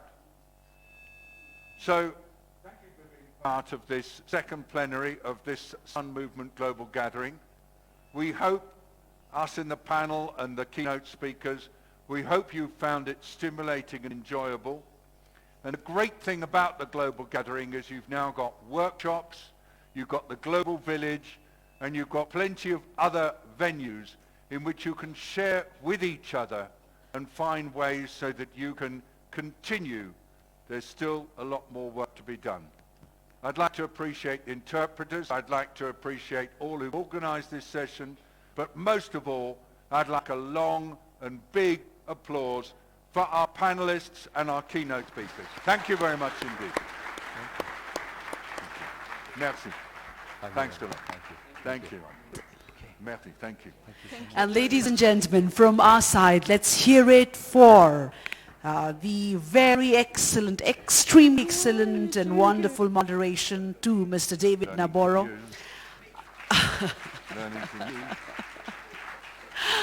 I cannot say more because from the very first minute of this panel to now, I've only fallen short for words.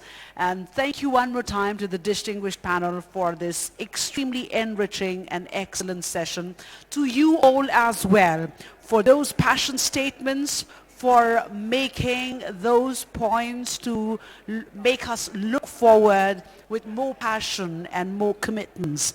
Said that, ladies and gentlemen, we're already looking forward to a great, eventful day.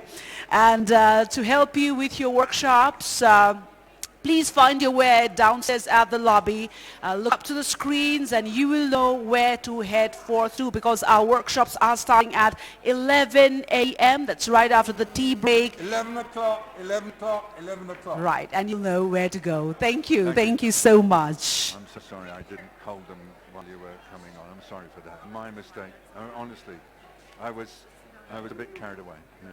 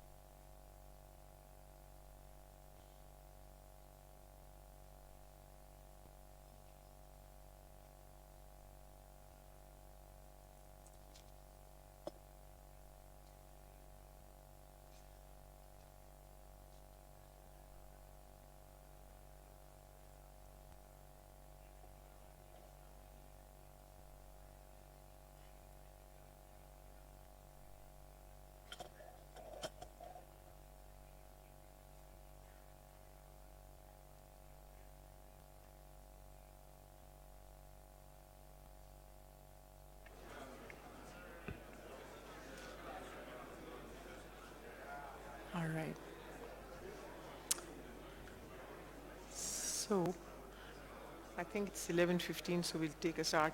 So distinguished ladies and gentlemen, let me bring your attention here, please. Namaste, good morning, and assalamu alaikum. We waited 15 minutes for all of you to get together. I think others will be joining, but I think in order to save time and conduct the workshop in a good planned manner, we're going to take a start now. And again, I'm going to repeat my request earlier to kindly sit with delegates from different countries rather than your own. That will really be helpful for the workshop's inputs and for the participants, because they will learn more from their counterparts from different countries. So let me introduce myself. I am Dr. Shabina Raza. I'm your moderator for today for this workshop. I'm the country director of Nutrition International in Islamabad, Pakistan. And prior to joining this, I was a civil servant, a government in the government of Pakistan for a good 35 years plus at various levels in the government. My background is quite around mother-child health, health sector reforms, and plenty of health system strengthening. We work with the private sector. We have many models in Pakistan, and fortunate for me to be involved at various levels, from the federal to the provincial down to the district. So today's workshop was very interesting when I was asked to moderate. And I think this is actually an honor for me to be here amongst this august gathering with all the rich experiences each one of you bring today to this conference. So we're working, and the workshop is about being together for better results. The strength of multi-stakeholders and multi-sectoral coordination for the best nutrition results at all levels. We're talking about these MSPs. So what are MSPs? Broadly speaking, we know that multi-sector, multi-stakeholder platforms are semi-structured processes that allow actors from different economic sectors and the government departments to come together for working around a shared set of concerns. Therefore, MSPs will work best when solving a specific problem which requires expertise and resources beyond that of a single sector. And it is in the shared interest of stakeholders from multiple sectors. Nutrition, as we all know, is one such issue which requires multiple sectors and multiple stakeholders to come together. So, ladies and gentlemen, let me tell and share with you that MSP, it is not a new idea. It has been there since the 1970s. Multi-sectoral planning units were set up, which was supported by the development donors as early as in 1970 in 26 countries, where they focused on planning policies of multiple sectors, and then again it was to respond to nutrition. But unfortunately, that original nutrition MSPs of the 70s were largely considered to be a failure. And the reason for that was that at that time, they assumed that all the stakeholders were equally worried about nutrition, and that they generally failed to acknowledge that different sectors had different priorities, both inside and outside of nutrition. However, since then, much learning has been done, and today's MSPs should be wiser by noting what has been learned. So there are four broad areas really to be addressed when we're designing these MSPs. Number one is understanding the context. Much of what determines whether an MSP will be successful in coming together, keeping the momentum, and realizing the actions related to its goals. This is how that MSP addresses the context within which it exists. Now, the context would include the broader external context, which includes the country's policies and governance, and who is involved in the issue of nutrition. And then the narrower internal context, which is made up of the different contexts within the organizations which are participating in the MSP, as well as the interactions between these stakeholders who are within the MSPs. Number two, it's important for them to identify and engage people. Now, as we all know, it is the people and organizations which make up the MSPs which will make them a success. So it's important for those who are catalyzing or renovating of the MSPs, they should give a clear and systematic thought to identifying and engaging the right stakeholders at different stages. So champions and high-level leaders are particularly important in the early design of MSPs and the creation process.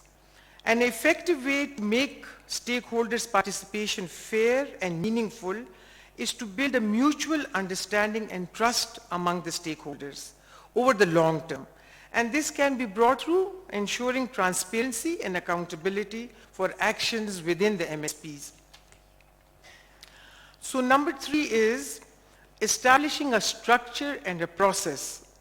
An MSP is both a structure and a process.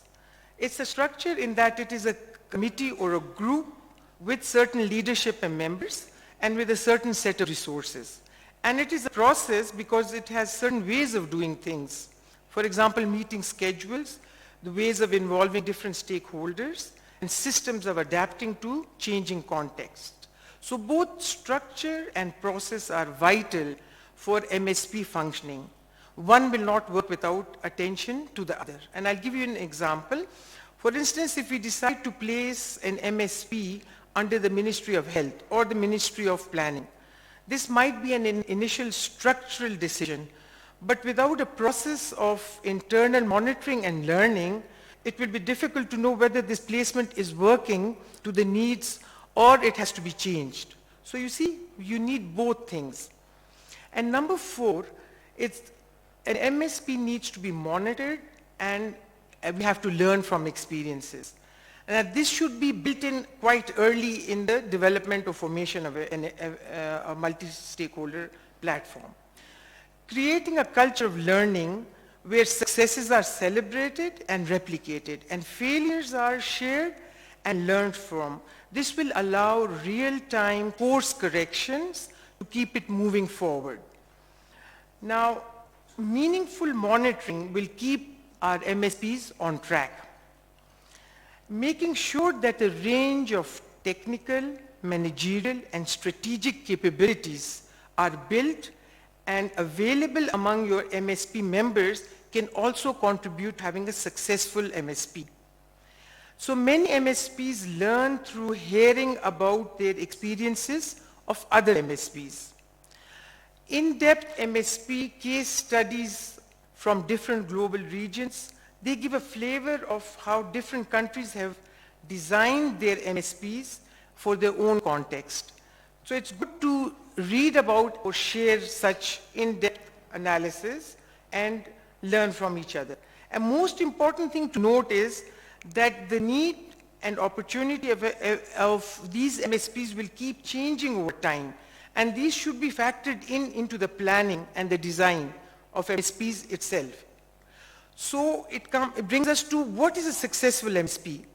A successful MSP can be defined as one that brings relevant people together into a shared space, maintains itself functioning over time, and achieves the actions related to its defined goal. Now, to be successful, each MSP would require very clear vision. So clarity of vision is important and a lot of commitment from all involved. These, one could say, are the recipes for success.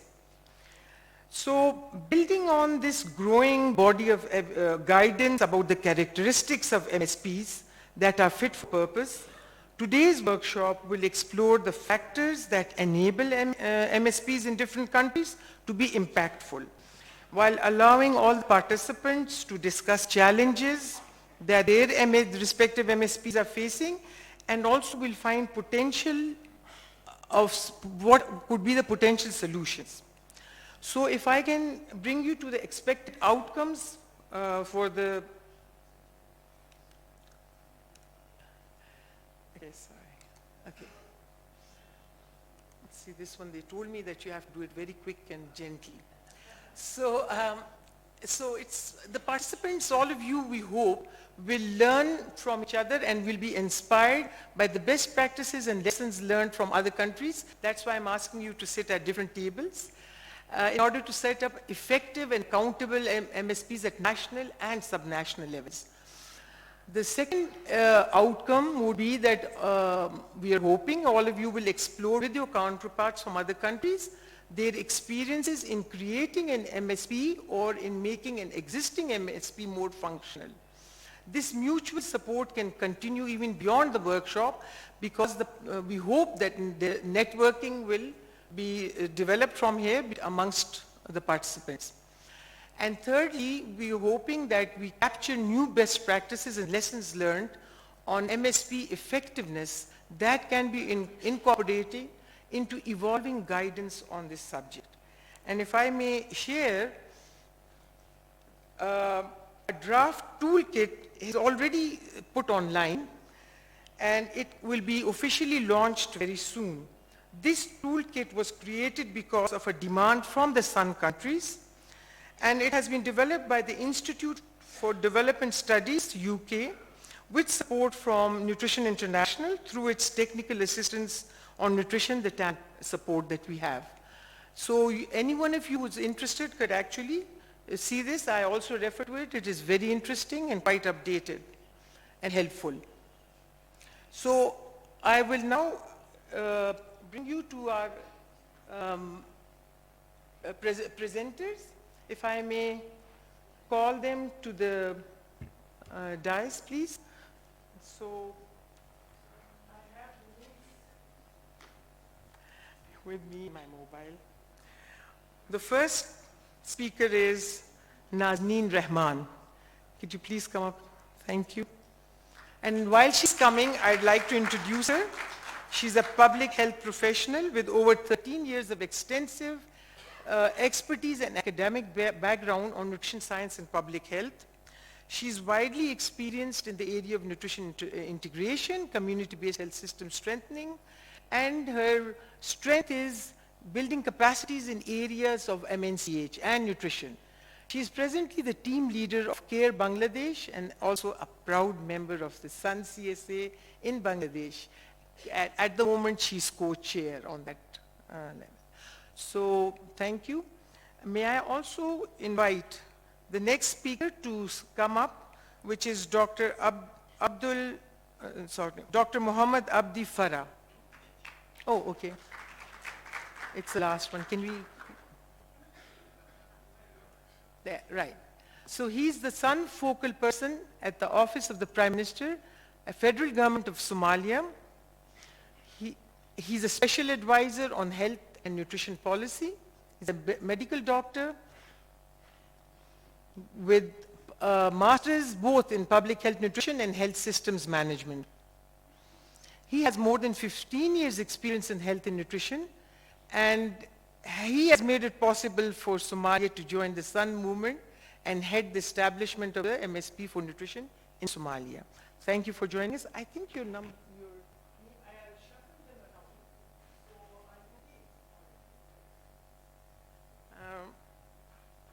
Then I will also invite, can I have the next one? Now this is a French name and you'll have to excuse me, and especially Aurélien Atedela. Can you please come? He is the chair of the SUNGG CSA in Benin, and which is an umbrella organization of a civil society in Benin. He conducts analysis and multi-stakeholder dialogue on nutrition policies and builds the capacity of stakeholders. And he's a citizen watchdog, advocating and lobbying. And he's also a consultant in project management. Thank you. Then our last and fourth speaker is going to be Bessie Ndove. Can you please come up? She's the national coordinator of civil society organization of the Nutrition Alliance in Malawi. She's member of the executive committee of the regional Eastern and Southern Asia SUNGG CSN. So thank you. We have all 4 of you here. And I will request Nazneen to start from Bangladesh and tell us what progress they've made. And I'm going to leave it to you entirely to share with the audience how things are moving in Bangladesh and what you've been doing as a SUN CSA on a multiple stakeholder platform.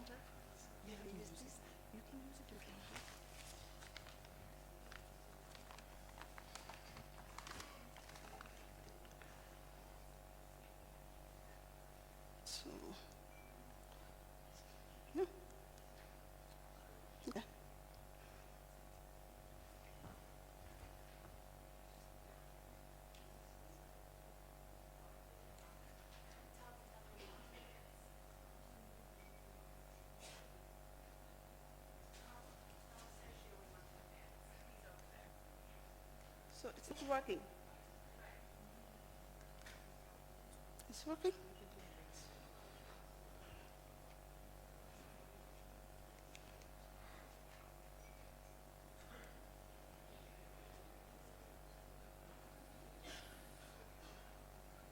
I'm sorry for forwarding you. So, okay. Learned audience, good morning. May I first give thanks to the organizer for having me here today and share our experience on multi-sectoral programming on Bangladesh as a part of CSA for SUN. So, Sergio, next. Next.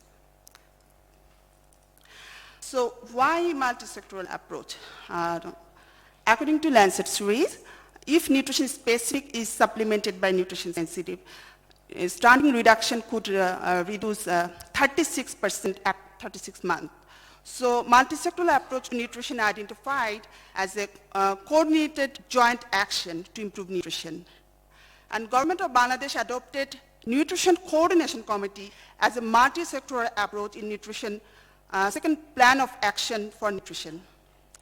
And in this presentation, I'm going to share our civil society experience to establishing Nutrition Coordination Committee, its background, and next, what is the CSA for SUN's role in brief. Next. So, next, please. And also next, yeah. So, to generate evidence and advocacy with close collaboration of government, CARE Bangladesh had been piloted a nutrition innovate project called Nutrition at the Center to promote with the objective of stunting reduction, and one of its strategic objective was to promote community-based multi-sectoral approach. So we closely work with community support group. You can see the bottom is a government mandated group, and also we established a platform, community nutrition platform at sub-district level. It's called Upazila Nutrition Coordination Committee.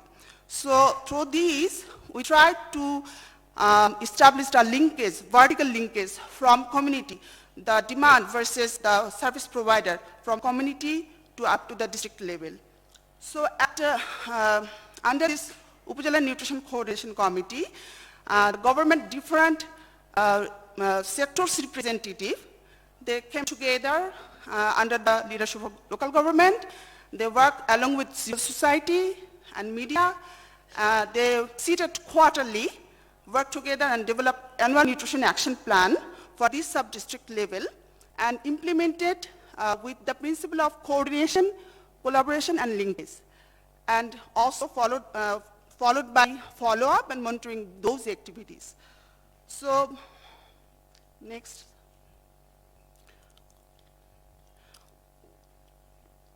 Project had a baseline survey compared with the inland survey over time, and there were many significant positive outcomes. So let me focus only stunting. You can see it was almost decreased 20% at 0 to 35 months children. And surprisingly, we have seen that stunting decreased among the lowest 2 quintile per an extreme poor quintile. Next. So in conclusions, as this multi-sectoral coordination committee was built with the government system and with the local government structure, it was light touch and low budgeted. And as the community support group, they closely worked with UN Council to identify community-owned self-validated poor and extreme poor list. Thus, it leverages operational and thus it identified the desired nutrition program for nutrition benefits. And we also found that create nutrition champion, it is the magic bullet for success. And also highest level government political commitment is the key catalyst. And we found that, the limited understanding regarding the malnutrition consequence and also the low budget allocation for nutrition was the greatest challenge for us. So we felt, next Sergio, yes, and we felt that as a civil society, there need a huge advocacy. We should initiate a huge advocacy and huge campaign on nutrition and make our voice more louder to influence policy and government to increase budget. So we have already initiated our initiative as our fourth-year strategic objective for CSF SUN is on way to finalize. So in this strategic objective, advocacy, policy influence, review the budget, joint action for capacity building, and support multi-sectoral approach to nutrition are the key priority. So Bangladesh government has adopted, I have already mentioned that has adopted with this huge success of these pilot initiatives, adopted and institutionalized this multi-sectoral nutrition coordination committee at district and sub-district level. And through incorporating and outlined this committee within its second national plan of action. So, and also I'm pleased to inform you that Bangladesh government is now replicating this nutrition coordination committee. So yeah, attend. So supporting multi-sectoral committee for nutrition is identified one of the strategic objectives for CSF SUN strategy planning. And keeping this in mind, Care Bangladesh has launched a 3-year advocacy project as an external support called Collective Impact for Nutrition. And through this project, we involved these general committee members to make multi-sectoral committee fully functional and effective. And it is worth mentioning that there are 160 general committee members we have over the country. So they are also the member of this nutrition coordination committee as a part of government tour. So what we are going to do, this project, we have already operational guideline has been developed for this nutrition coordination committee. So next, these 160 members are going to orient this operational guideline. And we are also going to organize a limited number of training on capacity building and their roles and responsibility, how to make their contribution to make this coordination committee more effective. The idea is enable general committee members for effective participation, representation, and contribution to respective multi-sectoral coordination committee in their catchment area so that they can play a crucial role to make this committee effective. Thank you for bearing with me.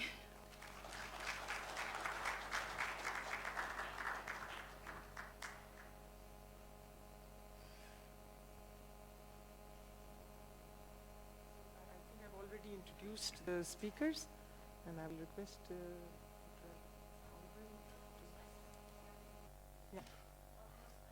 Merci beaucoup. Alors, je vais parler français, donc je vous prie de porter vos casques. Alors, je ne vais pas faire une présentation PowerPoint parce que j'aurai juste 5 minutes. Alors, cela dit, je voudrais, dans un premier temps, donner un aperçu sur notre expérience en matière de plateforme multisectorielle et multifonctionnelle au Bénin sur la nutrition et partir de cette expérience pour tirer un certain nombre de conditions de succès pour ces plateformes et je vais terminer avec quelques meilleures pratiques qu'il convient de partager. Alors, au Bénin, nous avons comme plateforme multisectorielle sur la nutrition le Conseil national de l'alimentation et de la nutrition qui a été créé en 2009 et puis officiellement installé en 2011. Cette plateforme regroupe 17 représentants des structures ministérielles, des différents ministères sectoriels, quelques ministères centraux, les représentants de la société civile, du secteur privé et des universitaires. Alors, cette plateforme s'est renforcée progressivement à travers la mise en place de structures décentralisées qui sont également des plateformes rassemblant des acteurs au niveau déconcentré. Toutes les catégories d'acteurs dont je viens de parler sont représentées. Le Bénin regroupe est composé de 77 communes. Donc au niveau de chaque commune, il y a cette structure déconcentrée qui anime vraiment l'agenda et les actions en matière de nutrition.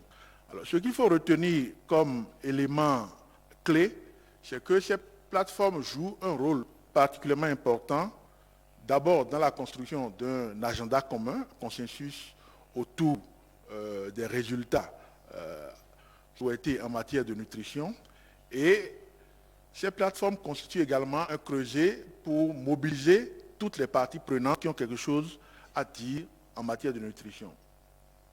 Alors, à la lumière des plans qui ont été mis en œuvre au Bénin, nous pouvons quand même tirer un certain nombre de points clés qui constituent, à mon avis, des facteurs de succès, des conditions de succès auxquelles on doit faire suffisamment attention.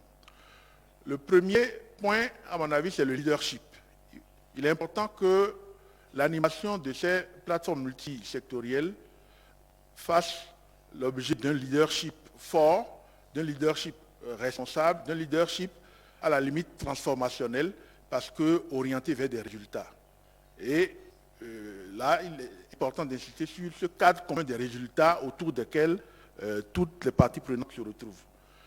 Le deuxième élément clé, c'est tout ce qui concerne les principes de fonctionnement, les principes d'animation et toute la communication participative, transparente et inclusive qu'il faut utiliser. C'est important parce qu'un leadership fort qui ne facilite pas la participation, qui ne mobilise pas les énergies de toutes les parties prenantes, ça ne peut pas apporter les résultats. La troisième chose, et qui est à mon avis l'une des plus importantes, c'est la clarification des rôles des différentes catégories d'acteurs qui composent cette plateforme multisectorielle. Au niveau des acteurs de la société civile, par exemple, moi je représente une plateforme qui est engagée dans le dialogue sur les politiques. Donc, nous nous positionnons vraiment comme acteurs faisant la veille sur la prise en compte des priorités des populations, mais en même temps, nous avons d'autres collègues qui sont à l'opérationnel, qui sont sur les questions purement liées à la mise en œuvre des projets et qui alimentent vraiment le plaidoyer que nous faisons. Donc, c'est important que chaque acteur se positionne suivant des rôles très clairs et il est important que toutes les parties prenantes se connaissent à travers le positionnement de chacun. La quatrième chose, c'est beaucoup plus l'agenda commun qui doit mobiliser toutes les énergies. Et ça, je n'insisterai pas assez là-dessus, parce que dès que chaque partie prenante trouve son intérêt à la possibilité d'apprécier la contribution qu'elle apporte, eh bien, l'engagement est total. Et enfin, il y a toute la question de la redevabilité. Il faut mettre en place des mécanismes qui permettent à chaque acteur de demander de compte à l'autre. C'est ça l'élément clé qui est du ressort de la société civile. Je voudrais terminer quand même avec les quelques 4 meilleures pratiques qui me semblent utiles à partager.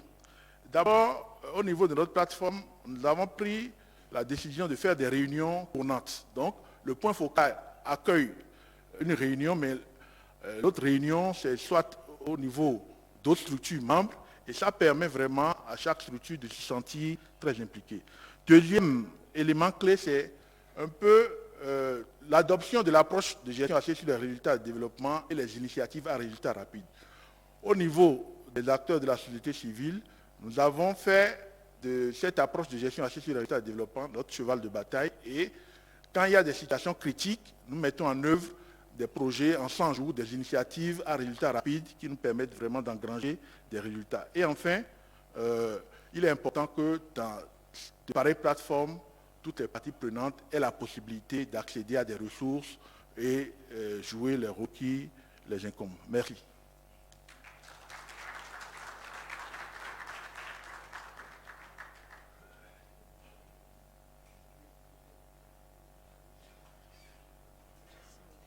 Thank you. I think you touched on so many key things. Leadership, it being strong, it being transformational, also commitments. You talked about policy dialogue, but the role of the opposition of holding accountable, that was highlighted, and also shared agendas and best practices. I think in 5 minutes, you've covered everything which are very closely related to the success of an MSP. So I'm sure in Benin you're doing a good job. Thank you very much. So our next speaker from Malawi, may I request you please come along and want you to tell us.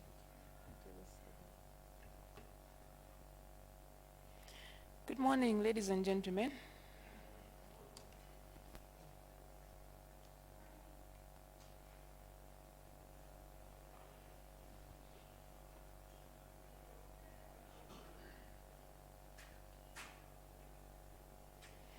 Okay, so I'm going to talk about the experience of Malawi in terms of implementing the multi-stakeholder platform. And before I start doing that, I want to also highlight that the Malawi government adopted the MSP approach way back in 2004, before even the SUNGG movement was launched later on in the years that followed. So we have been implementing the multi-stakeholder approach for about some 14 years now, if my memory serves me right, but from 2004 up until now. So what we have done over time is just to improve the implementation of the MSP.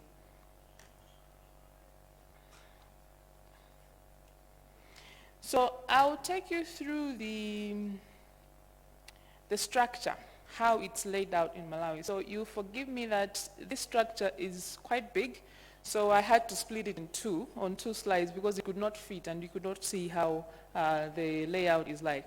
So at the top there we have the oversight, the general oversight of how things are done in Malawi. So at the topmost we have the Cabinet Committee on Nutrition, Social Development, which also has nutrition in there. And then below that we have the Parliamentary Committee on Nutrition, HIV and AIDS, which oversees nutrition activities and implementation and oversight in Parliament.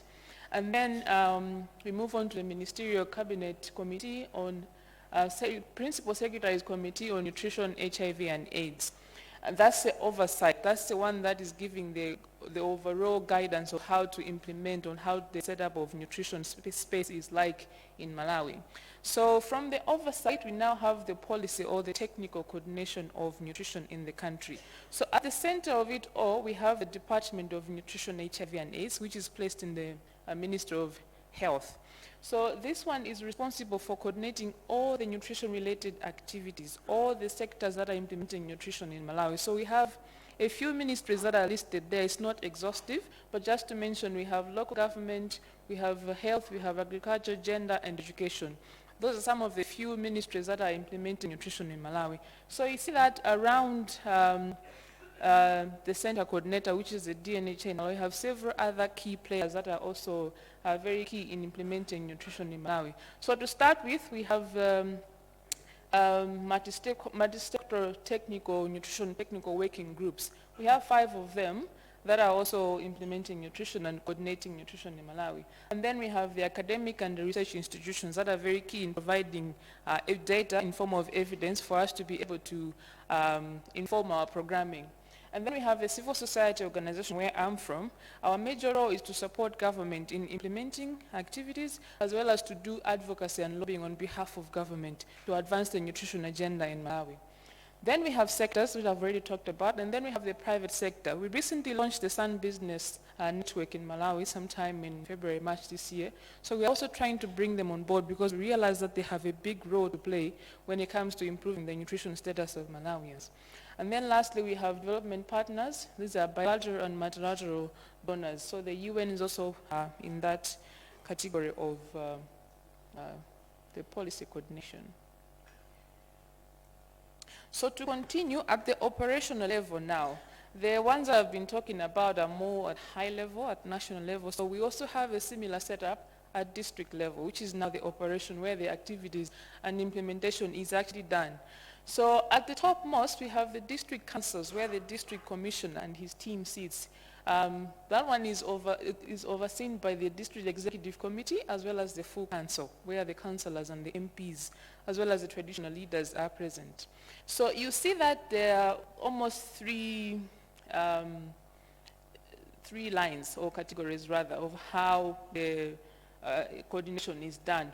But all of them have a common ground because if you see at the bottom there, that's where the communities are, that's where the interventions are actually implemented. So if, for example, an NGO or any implementer wants to come into the district to introduce a nutrition project, they have to go through all those processes before they actually get to the beneficiary there at the community level. So you first of all have to introduce and get a buy-in at the district council, the district executive committee, as well as the full council for you to be able to work in a particular district. All those channels have to be followed. That's how strong we are. That's how good our coordination is. We all work together as a team. We don't leave anyone behind. So everyone in that chain, in that cycle is involved.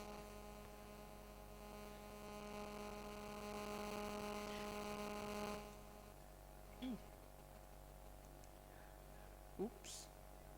This thing is fast.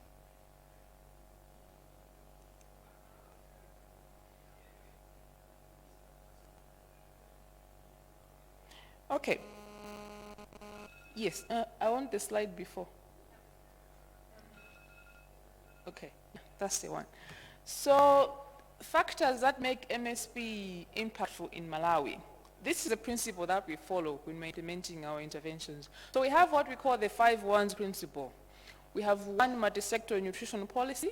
Everyone who's implementing nutrition in Malawi has to follow this policy. Whatever interventions you plan to do have to be done from this policy. And then you have one costed multi-sector nutrition strategic plan. You have to take interventions that are nicely listed in there. And then you have one M&E framework which is aligned to the SDG indicators, the one that almost all countries are following now. And then we have one behavior change communication strategy that we are also using in changing the behaviors of the communities around Malawi. And then we have one institutionalized coordinating office, which is the Department of Nutrition that I spoke about earlier. So we have the 5 1s principle. We want us to be coordinated. We want us to be harmonized. So the successes that we have registered in Malawi are largely built on this principle, the 5 1s. And I hope somebody can take away with this when they're going back to their respective countries. And then we have integration of nutrition in relevant ministries. I already highlighted some of the key ministries that we have in nutrition in there. But on top of that, we also have at least 3 nutrition officers placed at the ministry level in each ministry. And then going down in the districts, some districts at least have 4 nutritionists at district level. And these are coming from ministers of agriculture, education, local government, and health. The ones that have full bodies for nutrition officers present to be able to coordinate and implement nutrition at district level. Okay. Some of the outcomes, the good things that have come out by implementing this MSP, we have registered some reduction in terms of malnutrition, as you can see there, all the way dating back to 2004 and then 2009, and to date we have reduced stunting to around 37% since we started implementing this multi-stakeholder platform. But of course, doesn't go without challenges. We have also been facing some challenges, the bigger one being domestic financing for nutrition. It's not enough, it's low. We currently did, just 2 months ago, we did a budget analysis for this year, 2019-2020 budget, and the funding for nutrition domestically has gone down. And then some interventions, especially the government interventions, and also some other stakeholders are not implemented at a larger scale.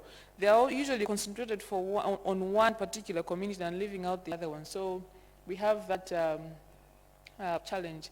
And then we also have some high vacancy rates, especially in government, due to the same thing I talked about, financing. And then we also don't have community nutrition officers at community level. How we plan to handle some of these things and how we have actually been tackling some of the challenges I mentioned is to partnerships.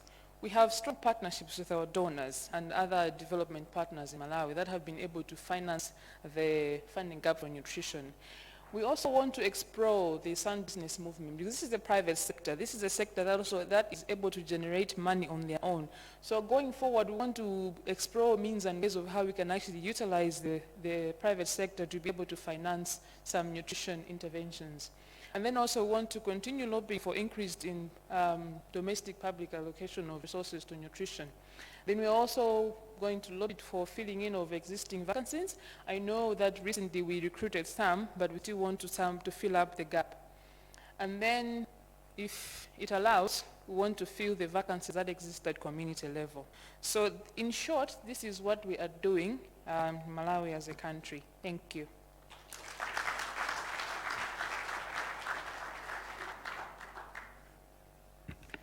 So thank you, Bessie, for that. I think that was an excellent presentation, sharing with us what Malawi has achieved. And maybe the plus is because they have more than a decade experience now with multi-stake. Like she said, they started as early as 2004, so a good 15 years. And I'm sure they must have looked back, reviewed, and gone forward from learning from experience. So the presentation sort of covered the whole structure of the MSP and the inclusivity. They showed how it was inclusive. They made sure that it had diverse members. All who were relevant were included on the team, from the oversight committee to the technical down to the district level councils. So the structure and the processes involved were explained. She also shared with us the factors which made the MSPs impactful. I thought that was excellent, especially the 5 1s principle. I think that was something we can take away. And challenges faced and also potential solutions were shared. So thank you for that. And so our last speaker, Dr. Farah, may I request you now to come? He's the only person who's representing the government. So at the end, but most important. Huh? Thank you. Thank you very much.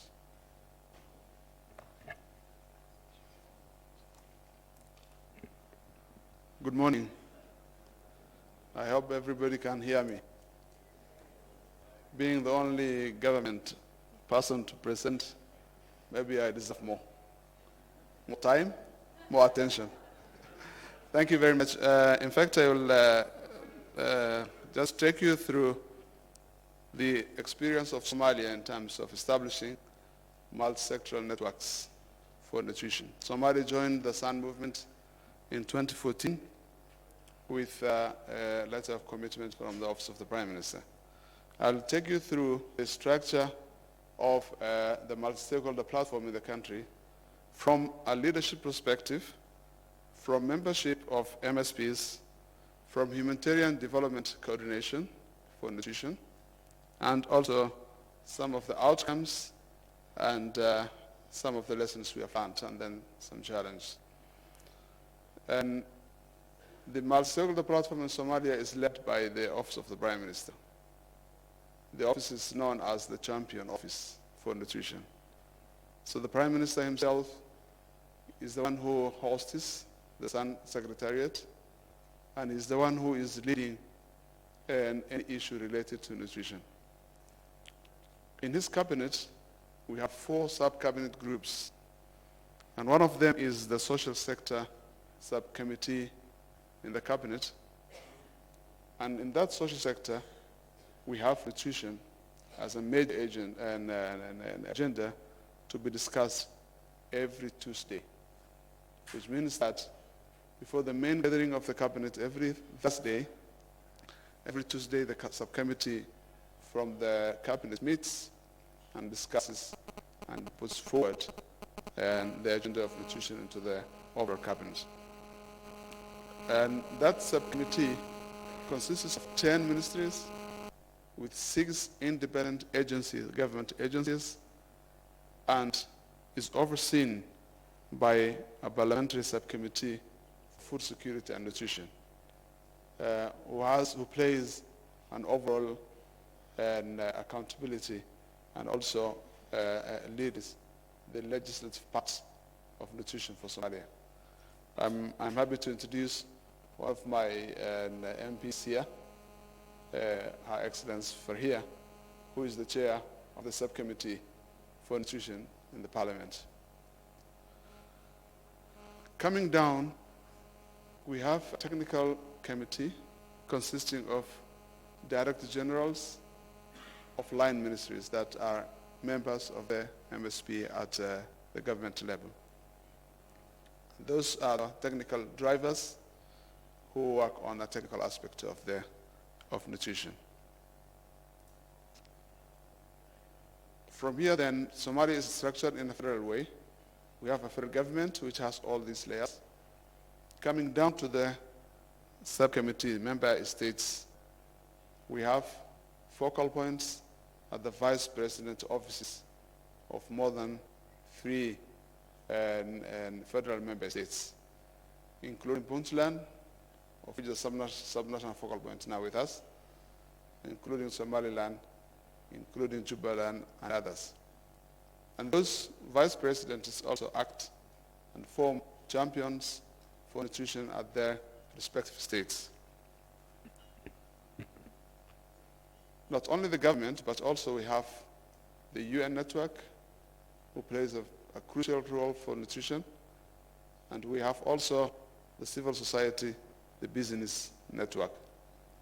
Civil society is also the most active, as well as the UN networks that plays the major role in coordination.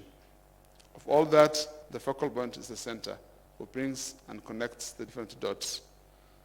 So we were able last year to complete the networks by establishing the civil society, the academia, the business, and UN networks.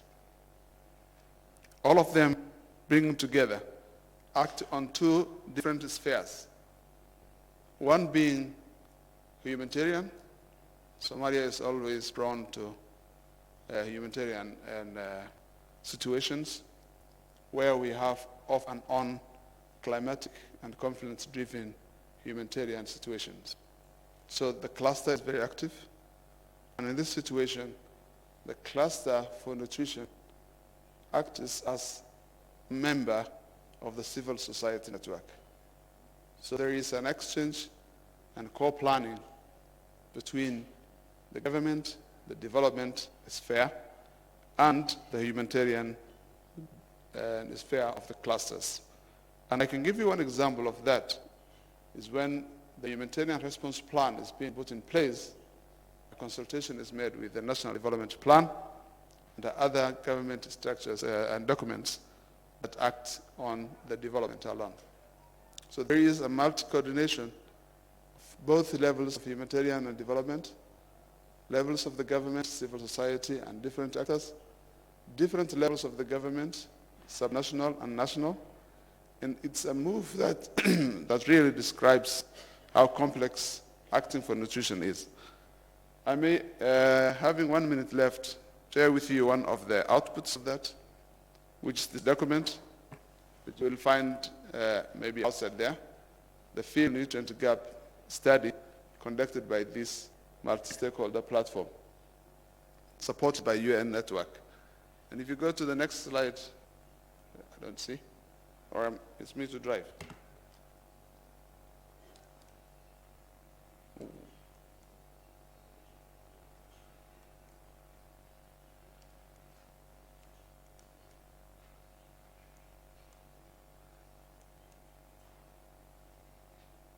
Okay.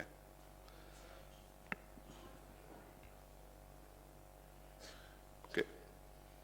So this is the field nutrient gap analysis that had been conducted by the multi-stakeholders in all levels. If you go to the last slide, I don't want to take much of your time. Next slide. Just wanted to explore with you the nature of multisectorality of nutrition, that we had to look at different levels. The cost of diet and field nutrient gap looks at affordability and access and cost of food, of nutritious food to the individuals and families and households. So we could either look at maybe reducing the prices, increasing the purchasing power, or making food available in the markets for the individuals and households to access. So if you look at, we had and nutrient supplementations. Here we had market-based interventions that needed smallholder products, eggs, milk, and everything that's not only one sector. But on the other sphere, we had a stable food fortification which needed industrial actions that could make nutritious diet available to people. And on the other sphere, we had to increase the purchasing power of the families by introducing cash transfer, post-harvest management, and things like that. So it shows how complex nutrition is, how different actors need to act to impact on nutrition, and actually that's what's happening in Somalia right now.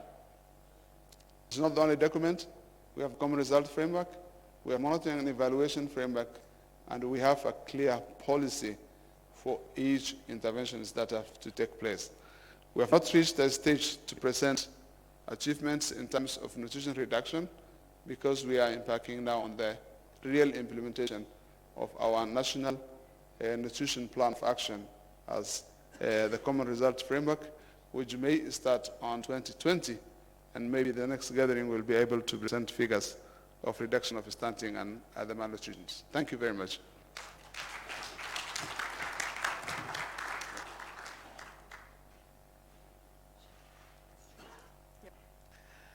I saw that. Thank you, Dr. Farah. Again, we saw the leadership at the highest level, the Prime Minister leading on the multi-stakeholder platform. And I think it was very good to the ears to hear accountability at being talked in government circles. And also all the networks, business network, UN networks, and then you said the civil society network seemed to be the most active and productive, so taking the lead. Another important thing we saw was the humanitarian aspects being covered in the membership of your MSPs. So thank you so much, and for want of time, I'm going to request that we just, we were thinking to allow a couple of questions, but I think we could do that while we're doing our table work. So we have questions for each table. They're lying on your table. The questions are there. We'll give you like half an hour to do your own discussion. You can select your own rapporteur or note taker, and one person can be the facilitator. And we'll have a couple of our people coming around to help you. And then we'll give the last 20, 25 minutes for listening to what is coming from each table. But we will ask for one takeaway, important message that you want to give. So here it is, each table to select one moderator and one note taker. Notes only to be a summary of the key takeaways, and then the feedback in the plenary will be one takeaway per table. So that's the rules, and so let's start with doing that right now. Thank you.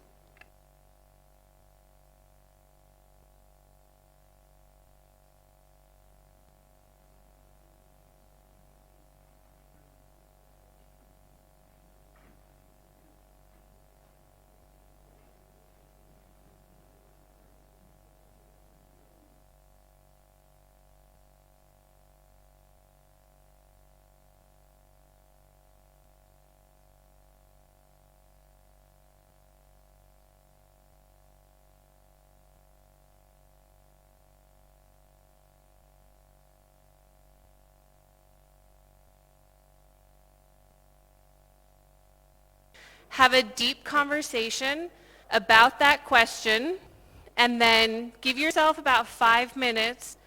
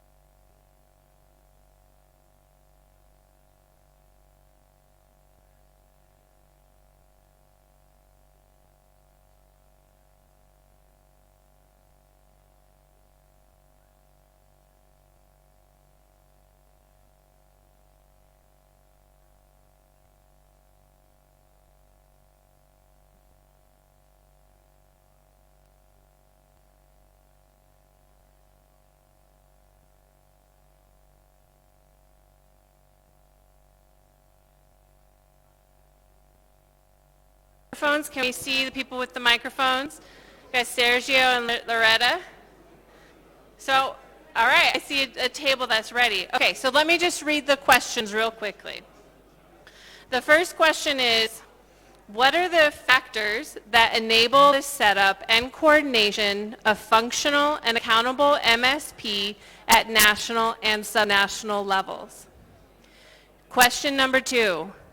What are some of the best practices and lessons learned in establishing a functional and accountable MSP at national and subnational levels? Question number 3. What are some of the challenges in establishing a functional and accountable MSP at the national and subnational levels? And finally, number 4, what are the needs and what kind of support is needed to help establish functional and accountable MSPs at the national and subnational levels, and from whom? So we have our first volunteer table to give your takeaways. I'm going to time you. You got 1 minute. Ready? Go. Hi, we had question number 2, some of the best practices and lessons. We focused on things we did hear in the earlier presentations. And talked a lot about the leadership of the MSP process. So we said that the champion or the chair, the leader of the MSP process will depend on the context, but must be a strong convener of all the stakeholders and trusted to establish a clear process to address conflicts of interest between stakeholders at the different levels. So, great. And you did that in 35 seconds. All right. All right. Volunteer number 2, go. No, back there. Okay. Table that Loretta is next to, go ahead. So we work for question number 2, and I'm from Nepal and welcome you all. And we decided that best practice is to have a functional coordination with multiple stakeholders, both at national and the community level, and from national to community level and community to national level. And as we represent most of the people from Malawi, our lesson learned is to implement the all 5 one principles of Malawi. So that are multi-sectoral nutrition policy, one co-state multi-sectoral nutrition strategic plan, and a single M&E framework aligned with SDG indicators, a single BCC strategy, and single institutionalized coordinating offices. Thank you. Thank you so much. Round of applause. Oh, and I also forgot, hold on one moment. I'm just going to pause there real quickly because we wanted to go back just one moment. We forgot to give a big round of applause to our speakers and our facilitators. So can I have our speakers and our facilitators stand up and let's give them the recognition that they deserve. How fabulous were their presentations, right? And also to Shabina, by the way, my name is Sabina, her name is Shabina. As the moderator, how fabulous she did in summarizing all of the presentations well. So big round of applause. And my apologies for not having done that in the correct order, sorry. Okay, so the next table. On the left over here, do you have a microphone? All right, go ahead. Hello. We all agree that the critical role of multi-sector platform for better nutritional outcomes, but many a times it's easier said than done. So what we have experienced over the time is we have many sectors representing a multi-sector platform, but we tend to follow our own policy, guidelines, and plans. So to break the silos, if you like, so we should have one separate and very powerful entity. You may call it National Nutritional Council, and that's been in place. And many some countries already they have that. So, and besides that, you should have like you have gender-sensitive budget, you should have a nutrition-sensitive budget to ensure that the budgets are going to nutrition-sensitive and nutrition-specific sectors. And to ensure the progress, how you are doing progress, you also should have specific indicators developed to track the progress.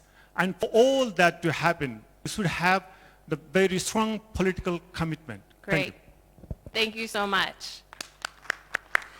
Next table, over on the right-hand side. Yes, go ahead. I will speak in French because it was a francophone table. Go ahead. So, à notre niveau, on a convenu que pour un bon fonctionnement des plateformes multi...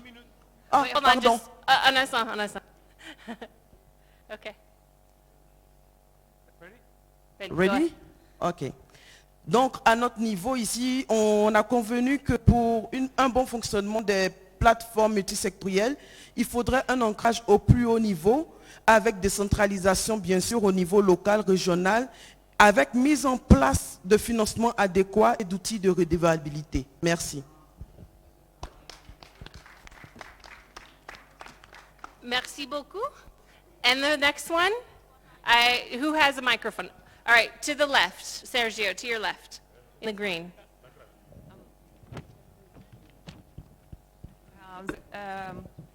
A question for discussion at our table was what are factors that enable the setup and coordination of functional and accountable MSP at national and subnational levels.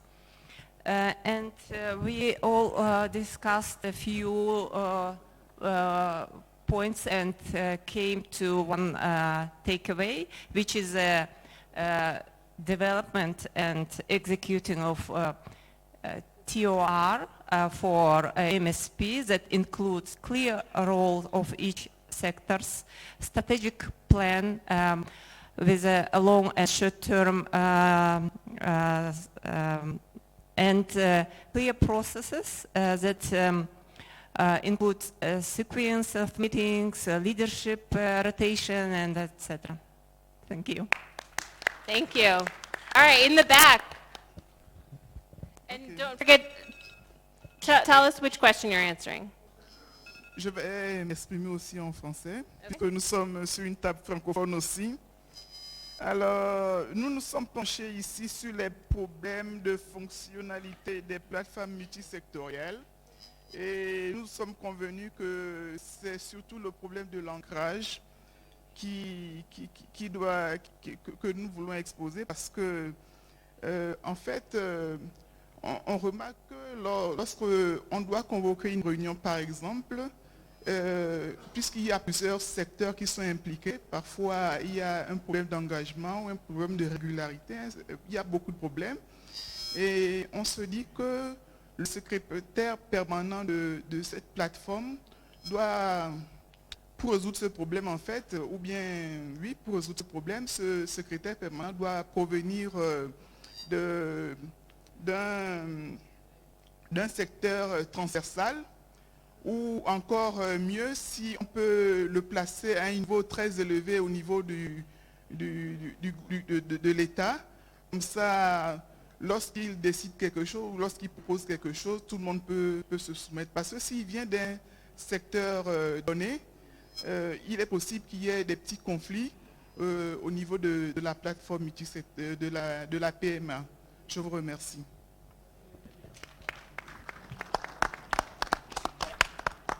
All right, next, why don't we go to this table? Yep, and then Sergio, come up here next. And Loretta, whoever your next table may be up here. Okay, go ahead.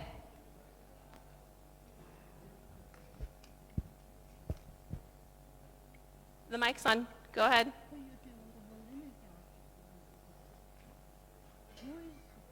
Now you turned it off. Try it again. Okay. Best practices and lesson learned. So we came up with that lesson learned is a strong, high level and sustained political commitment, and leadership is required to make MSP functional and accountable, which should be supported by key ministries and also the committees and other groups like young groups, and also we should not forget about different genders.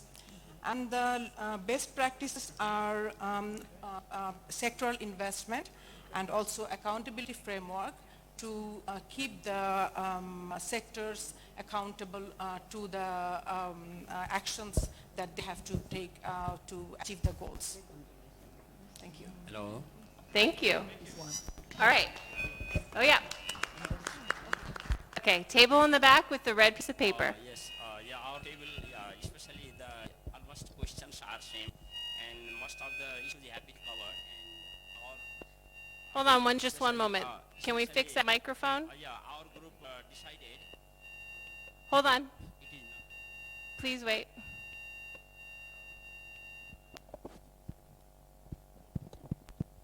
Hello.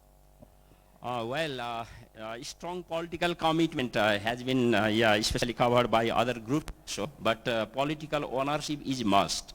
Our group held that strong political ownership.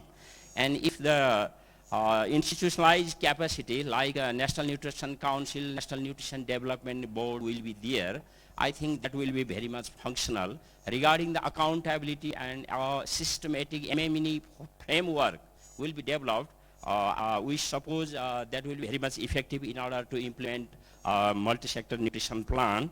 And besides that, these types of institution structures under that umbrella, concerned stakeholders like youth groups, business group, academia, and other civil society groups should be accommodated. That is the recommendation of our group. Thank you. Thank you. All right, up at the front, go ahead. Yes. Good afternoon. And I'm also going to talk about number 2. What are some of the best practices? We discussed very densely about this point, and in final, we can conclude institutionalized functional coordination structure in each level of government and community level. And that's a lesson learned. We learned some lesson from this discussion.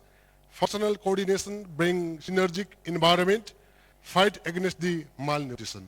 That's our final that's point. Okay, thank you. Thank you.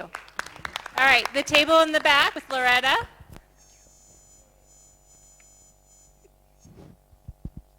Hello. Hello. Yeah, hello. Hello, everyone. Our question is, what kind of support is needed to help establish functional and accountable MSPs at national and subnational levels? The first thing, we saw that higher level government commitment is very much needed. For example, the champion, we would like to generate champion from government official, like the Prime Minister to be the champion for this nutrition. Second thing is the integration of humanitarian and development partners or coordination. As well as we would like to have a capacity building on nutrition and acceleration of nutrition improvement. Also, Nepal has a strong nutrition education program before, and would like just to restart this nutrition education program again to be very much strong and supporting for nutrition program. Also, the capacity building on nutrition need to be to develop action plans on nutrition. Thank you very much. Thank you very much. Okay, the table with the hand raised. Sergio, did you give him one? All right, go ahead. Our table discuss. Okay. Go ahead. Go ahead. Yeah, our table discuss on question number 3 on what are the some of the challenge in establishing of the functional and accountable multi-sectoral platform at national and subnational level. We found one main challenge on coordination.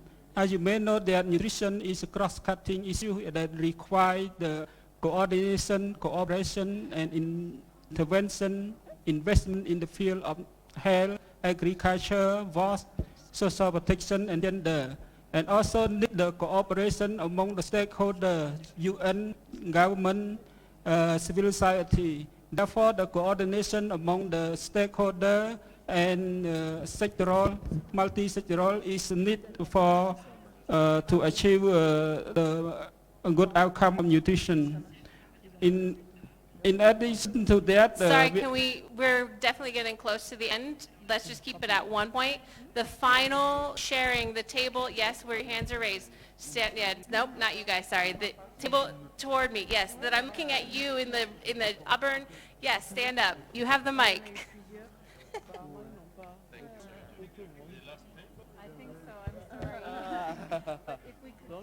Okay, our table coming from Sri Lanka, America, and and Madagascar. Let me not miss that, and the Philippines. So, challenges in establishing a functional and accountable MSP at the national and subnational level. The group considered that the most important challenge here is really the disconnect between what is planned and budgeted by MSP sectors and local governments and what is officially and actually the Planning Commission and budget management departments officially called the major final outputs or sub-outcomes committed to these two governments, which accountability will actually be the basis for this. So, and in addition to that is actually our inability to reach local chief executives with our message of why invest in nutrition and how. Wonderful. Thank you so much. And I apologize. We just don't have enough time. I don't want to keep you all too long. So I'm going to hand it over to Shabina. She's going to thank you all. Yes, I'm indeed very grateful for today's discussion, this workshop. And at the conclusion, we do understand that being together is good. So better together. The slogan stands. I hope that this has been as useful to all of you. We will definitely take your ideas which you have plotted down. We will be using them. These will be referred to because they're coming from people who have experience on ground, and all this is put together, is multiplied to the power 1,000 or whatever. So it matters a lot. Thank you so much. I won't keep you from your lunch, which is at 1 o'clock. And a round of applause for all of you. Thank you so much.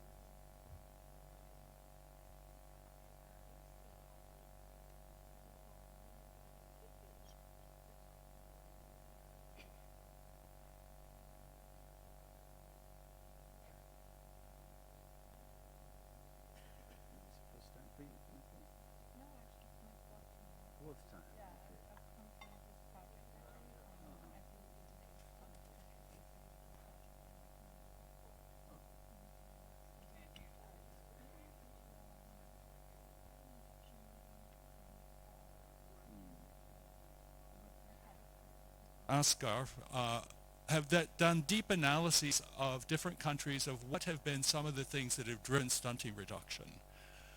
And then we're going to move to some real-life situations across the world, Nepal, Rwanda, and Ghana, of where stunting reduction has taken place.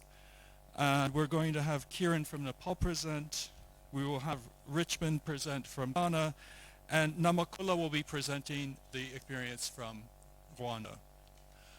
After that, we're going to take questions. So we're going to have to hold your questions through 5 presentations, but I think we can do that.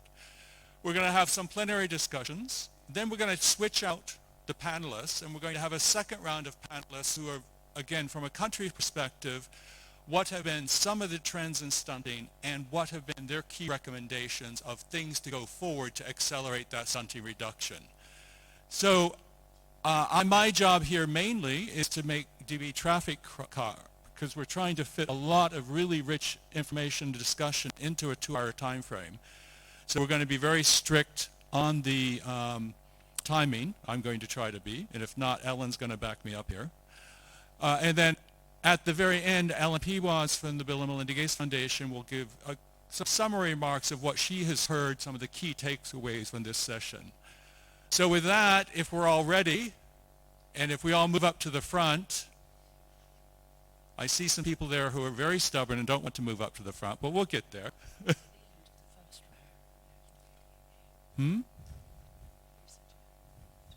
Okay. Okay. Then I will hand it over to Stuart and Nadia to do our first series of presentations to really set the stage.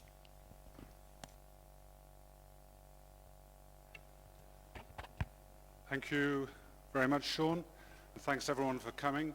As Sean mentioned, the start of this is an overview. There will be 3 parts to the overview. Oh, that jumped. Let's go back. Okay, it worked earlier. Right, voila. Right, the first part is basically an overview of the trends, the status of stunting, and the challenge that remains with regard to child stunting. The second will be my description of one of the major initiatives that have tried to unravel the drivers of change and the pathways of change in selected countries that have been fairly successful, above average compared to other countries in terms of reducing child stunting.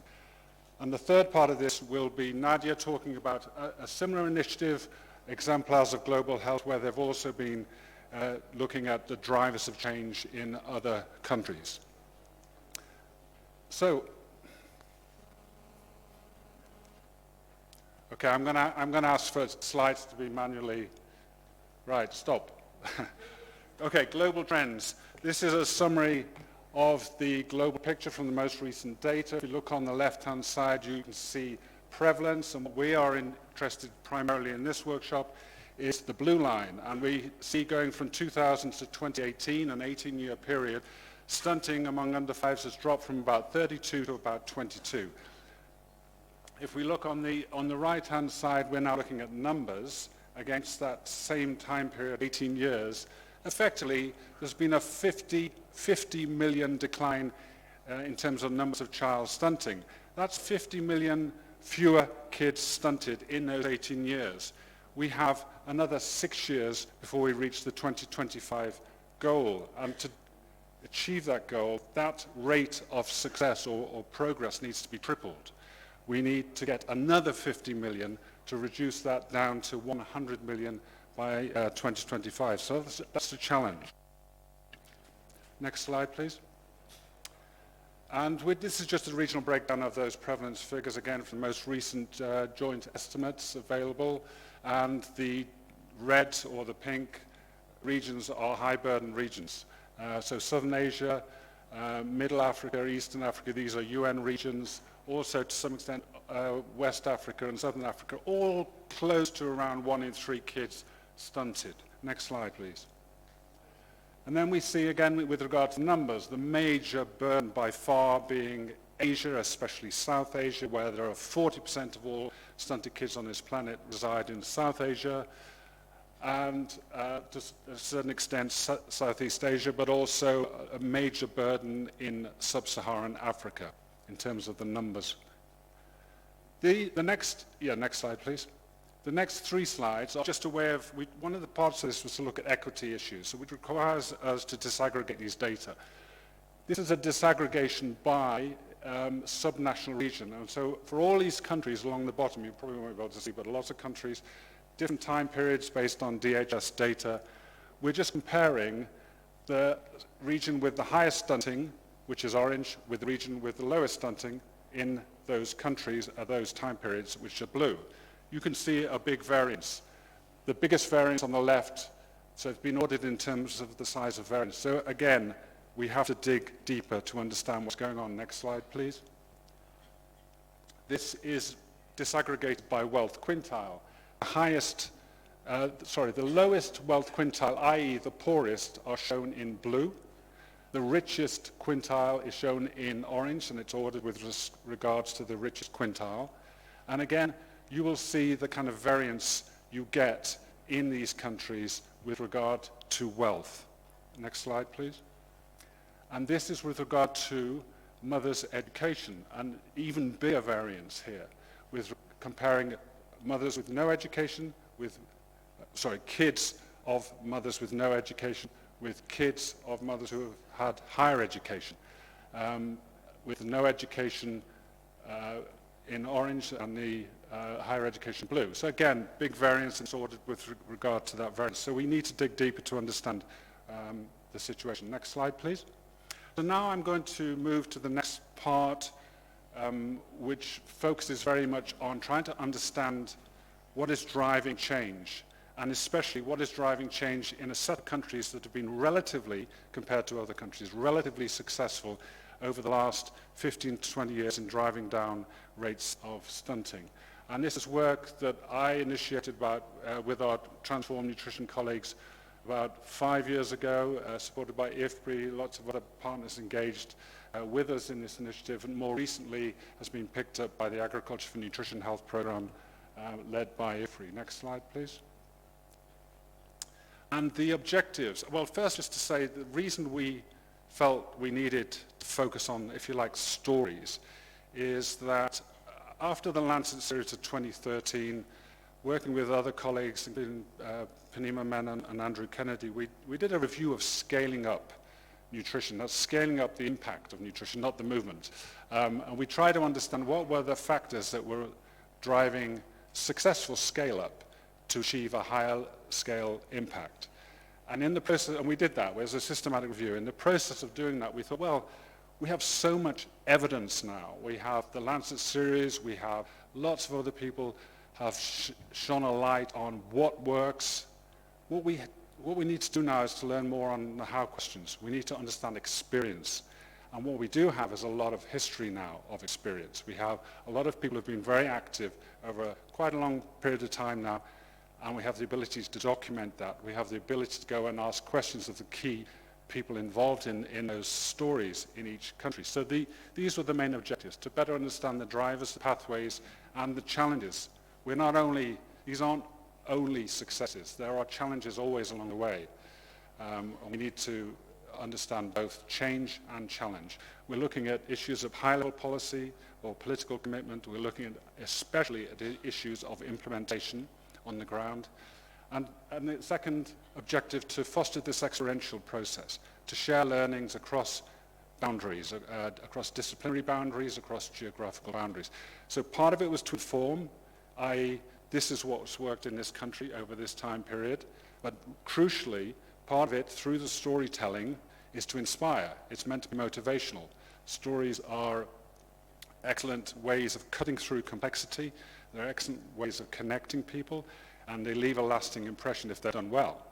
So the inspirational, motivational part is key. Next slide, please.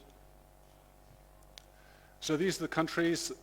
I won't go through them all. You can see them there, the dates at which the work was done, at the initial 6 in that period, and then we followed up with 9, which is some still underway at the present time, and we'll be hearing some of the experiences here, especially Ghana and Rwanda. And then more recently, and these are very much underway right now, we've kind of switched to ask questions about double burden. So not just undernutrition stunting, but also potentially overweight and obesity. And there it's more about stories of challenge, because there actually hasn't been any very limited positive change. So this is more the last set of countries there. It's more about the story of the challenge of getting overweight and obesity on the agenda, political commitment, policy traction in those countries. That will be ready next year. Next slide, please. In 2015, in early 2015, we held a workshop to try and understand what tools we would use for this work, what methodologies. We designed with partners in each of the countries, 6 countries at the beginning, this what we call a kind of 5C framework or a meta protocol. If we look at the 2 columns, the first column, we wanted to understand change, going back as far as around about 2000. So that was a 15-year period when we started.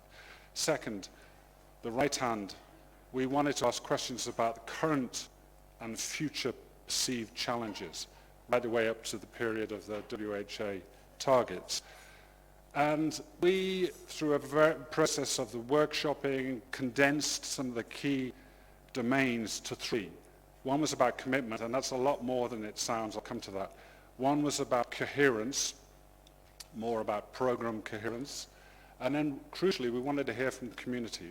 And we did a lot of work in various villages and urban areas to ask questions directly with local mothers and frontline health workers in those communities. Next slide. And listing out, I won't go into detail too much with that. That's the sequence of what we did in each country. The landscaping of the policy and programs allowed us to then identify key people who are responsible or should have been responsible for those policies and programs. Through that net mapping process, we made connections, we showed the connections between different people or different organizations and others with regard to how influential they were with regard to who was funding who, with regard to who was working with whom, and so on. And that map was a crucial part of the whole exercise. The quantitative aspect I'll come to in a minute. That was a way of using repeated DHS data sets to disentangle what were quantitatively, through statistical techniques, shown to be more important in terms of driving positive change in nutrition. I'll show a slide on that. And then we went into the more qualitative part, which was very much around key informant interviews. We've probably done around nearly 1,000 of those over all the countries now. We've had multiple focus group discussions at different levels. And crucially, throughout all of this, these case studies were very participatory.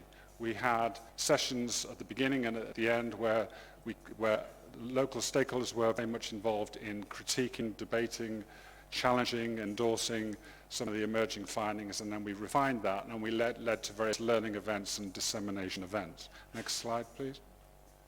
So this is one example of what quantitative work that's been done, and I won't go through the detail of the methodologies. It's regression and decomposition analysis that allows using DHS data sets, which is a limitation because there are only certain types of variables in there. What is not shown here on this chart, so I should say that the inner circle is Nepal, the outer circle is Bangladesh, for the time periods that we have, which are more or less similar. What is not shown is the unexplained portion of all this, and for these two countries it was around 25%. So we know about 75% of what is key at an underlying level. And if you look on the right-hand side, for both countries, wealth accumulation, as you might expect, parental education, as you might expect, are two major key underlying drivers that we need to focus on for nutrition-sensitive development. And there are differences. I won't go into those, but that just shows you the way we set that up. Next slide, please. Now, this is more recent work. This is quite fascinating because now we have the ability, at least some of us do, I don't. Derek Heady and his colleagues have looked at disaggregating the period at which the main change occurred in these countries through these time periods. And you can see the 4 time periods: neonatal, 1 to 6 months, 6 to 24 months in green, and then finally 24 to 59 months in yellow. So if you look at Peru, second to last here, what is interesting is actually there was a reverse in neonatal. There was a deficit in terms of neonatal period, in terms of the progress in stunting overall, but the other periods, especially the 6 to 24 month, there were big steps forward. So the aggregated change is the total bar, but that takes into account some of that was negative. So we can start to see the go below the aggregate stunting data itself to disentangle the periods at which this is happening, which is crucial, as you can imagine, for programming in terms of the targeting, in terms of the types of programs. Some of that would be focusing on maternal nutrition, some more focused on certain periods during the child's life and infancy. Next slide, please. Right, this is the last main slide, and I'm not even going to begin to give the detail of the individual case studies. That's what we have excellent speakers here to talk about their own countries. These are very simplified 7 points that were key in pretty much all the cases to a lesser or greater degree. Commitment, but the thing about commitment is there are different stages of commitment. If you have a president or prime minister talking about nutrition, that's not commitment, that's attention. So that's political attention. The next stage is political commitment, when he or she or someone else may say, right, this country commits to this goal. That's political commitment. Then we get into a stage, right, is that translated into institutional or systemic commitment? And in that period, that's where the kind of rubber hits the road. That's where job descriptions begin to change, because nutrition will be brought in more systematically and more transparently. And then the final stage would be financial commitment when any required extra funding is committed to that process. So the last institutional commitment is delivery commitment. It's on the ground change. Coherence, horizontal across sectors. We know nutrition is multi-sectoral. That axis of coherence is key, but there's a vertical axis. That's going from national state in terms of policy and plans right down to grassroots implementation. And that vertical axis is sometimes neglected. That's actually where I think a lot of our work needs to be now. Accountability is absolutely key, and we need to be thinking about roles, responsibilities. We need to convert responsibilities into accountabilities. Accountability ultimately needs to be downwards to communities, not only upwards to whoever's supervising you. Data and evidence. You can't have accountability with data and evidence. You can't have accountability without capacity. So these are connected. Data and evidence is key. We had an excellent session this morning. There's been a big step forward in terms of thinking through the data value chain, all steps from generation of data to using data to change action. That's key. Capacity is at different levels. It can be individual. It can be organizational, community level, or it can be systemic in terms of capacity at a national level. Leadership is pivotal. Leadership at all levels is transformational capacity. Financing needs to be adequate, it needs to be stable, it needs to be flexible. My last slide, last slide please, is just to show you, next slide, is just to show you some of the outputs. These are all available. I should have put a web. If you Google stories of change in nutrition, you'll find all these things. Nourishing Millions was a book that we did a few years ago with success stories going way back for 50 years. It was linked to this exercise. On your chairs, you should see that synthesis brief, which captures the previous slide largely. The Stories of Change was brought out as a special issue of Global Security 2 years ago. But we also have films. And we have audio visuals which are available on our web. So I'll leave it there. Thank you.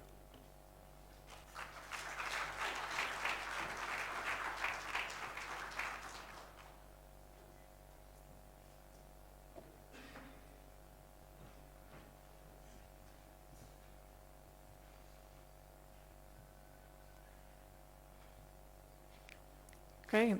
Thank you, Stuart, and good afternoon, everyone. My name is Dr. Nadia Aksir. I'm a researcher from Toronto, and I wanted to share with you some of the ongoing work we have been doing over the past few years out of Gates Ventures, the Exemplars in Global Health Project. So for those of you who are not familiar with Gates Ventures, it's the private office of Mr. Bill Gates, and we're interested in doing various research initiatives, and the Exemplars in Global Health is one that has been launched from the office, and I wanted to share some of the tidbits of our work with you today.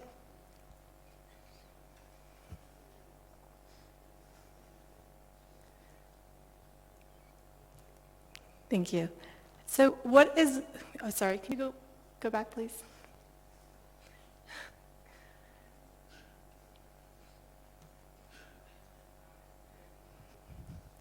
Okay, next please. One more. Okay, this is good, thank you. So what is an exemplar? So exemplar, we use this term to refer to positive deviants or outliers, and the idea is that if we can look at those studies or those countries that have managed to do very well in some key outcomes, say for example stunting or child mortality, we can learn from their successes. So who are those positive deviants or those positive outliers or exemplars, and what have they done right in terms of programs and policies and interventions that they've adopted and implemented at scale, and what lessons can be drawn from them that not only they can learn from to benchmark and scale up progress, but also that other countries can learn from and excel in their own agendas. So this is an example of how we think about, excuse me, I'm out of breath, how we think about exemplars. So if you look at Pakistan and Kyrgyz Republic, the GDP for both these countries is about the same, about $1,200 USD per capita. But if you look at the stunting rate One country has a rate of about 45%, where the Kyrgyz Republic has 13%. So what is happening different in these two countries? But both of them economically are about the same. But one country is clearly doing more with the resources they have, and they've managed to reduce stunting or to have really low stunting prevalence. So that's kind of the premise of selecting exemplars. Next slide, please.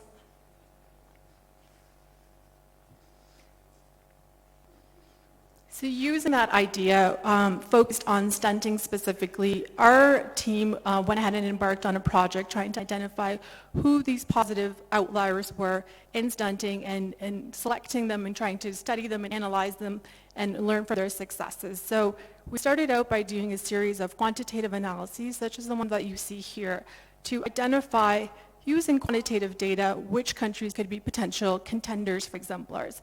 So on the y-axis in the figure here, you see the annual rate of change in stunting reduction.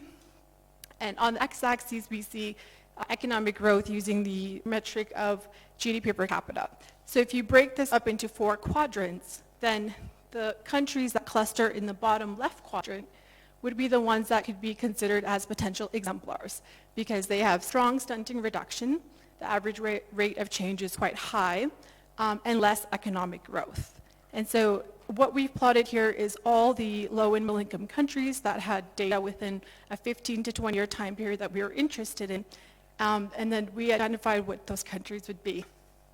So the highlighted countries that you see there are countries that we found in our work would be potential exemplars. And these were also selected for various other reasons as well. One of those reasons being to have geographical dispersion and representation around the world. So you'll notice that the 5 countries represent very different regions. So Senegal was selected to represent West Africa, the Kyrgyz Republic, Central Africa, Peru, Latin America, Ethiopia for East Africa, and then Nepal for South Asia. Next slide, please. So in addition to the quantitative data that I showed you, there are a variety of other factors that were considered when we selected exemplars. I don't have time to go into them today, but there were things such as, does the country have recent data? Do they have quantitative data that we can analyze and learn from?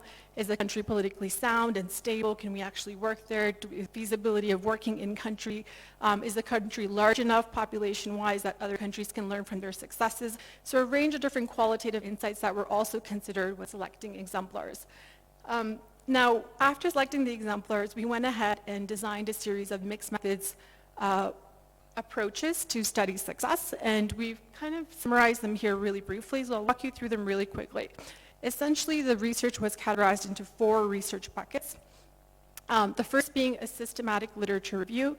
So what we did was we looked at more than 15 peer-reviewed databases historically, so from say 1990 to 2018, to see what type of evidence had been published on the country so far on what the determinants of stunting were or what the determinants of stunting reduction were in that country.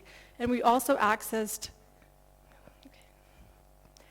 great literature sources as well. And this was a really important step in the research because we wanted to be able to have a lay of the land of what's currently known in that country. From that, we went ahead and did a series of quantitative analyses using largely DHS and multiple indicator cluster surveys, but also other sources. We incorporated data from administrative databases, from national nutrition surveys, and many other surveys conducted in the country to be able to enhance and beef up the types of indicators available for us to do our advanced analyses. With those surveys, we did both descriptive and advanced regression-based modeling, so the Oaxaca blinder decomposition, some of the ones that Stuart just showed you, but also other analyses such as linear difference mixed effect regression models to try to look at temporality and how changing covariates impacted change in stunting over time. On top of that, we also did a series of qualitative data collection activities and analyses.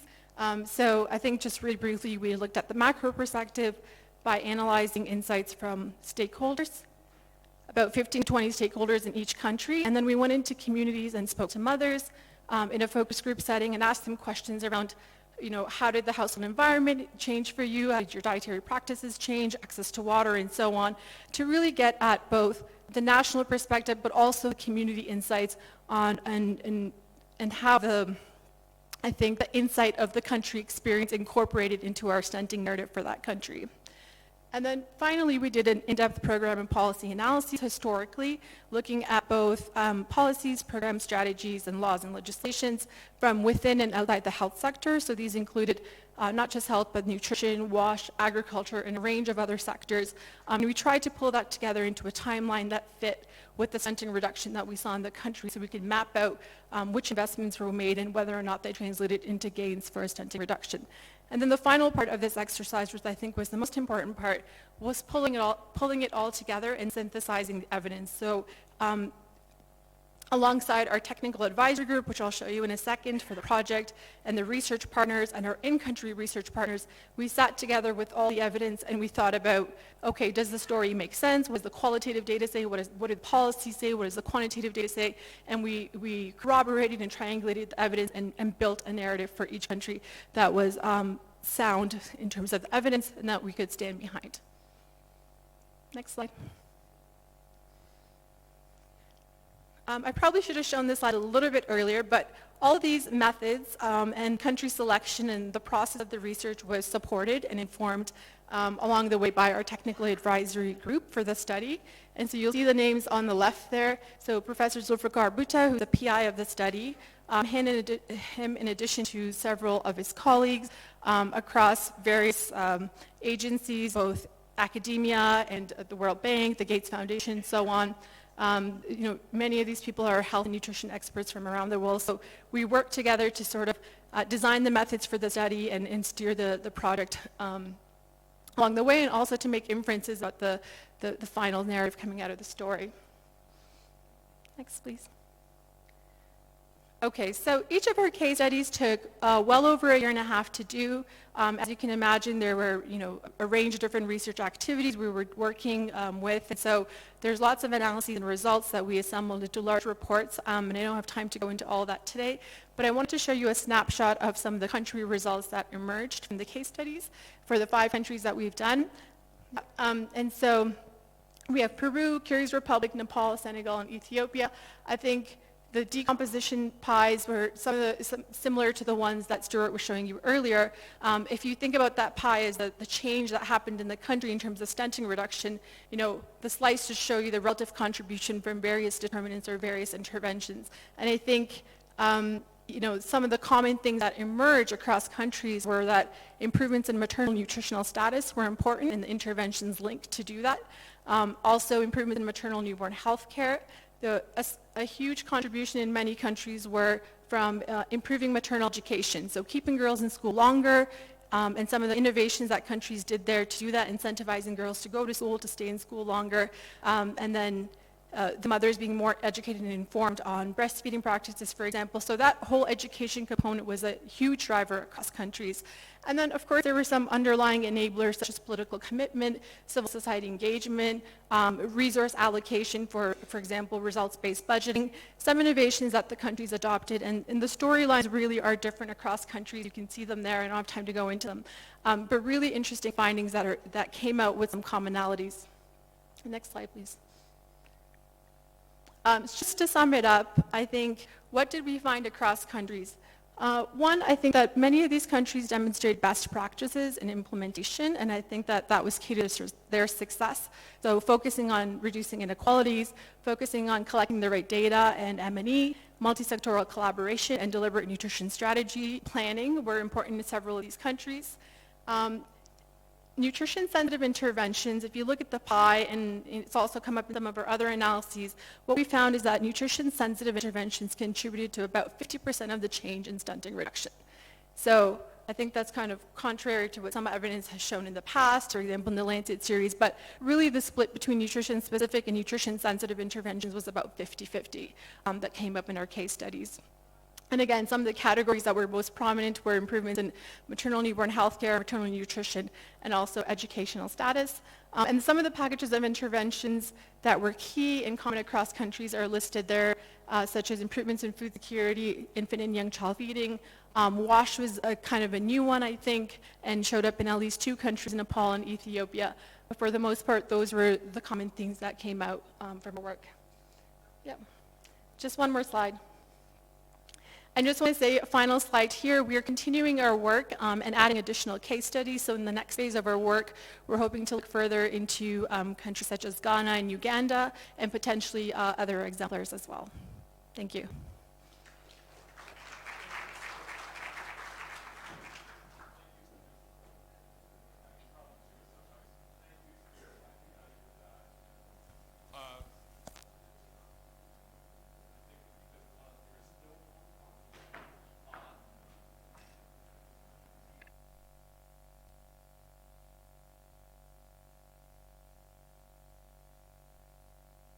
To really first have our host country present, and I'm going to ask each of the countries to do 8 minutes because the global perspective took a bit longer. So if we can get 8 minutes, and thank you so much. And we heard, please go ahead, we heard this morning about the tremendous improvements in Nepal, and really a huge privilege to hear directly of some of the experiences behind that. Thank you, go ahead.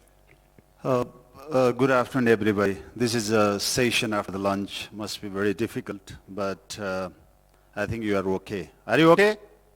Yes, yes. For your kind information, I want to spend just a minute to inform you that in this global gathering, there are citizens from 101 countries. It's a history. And 73 countries send their participant, and 61 son countries, all. So it's historical, and I want to congratulate and want to welcome you once again. And find some time to go here and there, and spending in local economy, investing in local economy as well. Thank you. Actually, I was given 10 minutes, sir. Let me try to make it as short as possible. Does it work?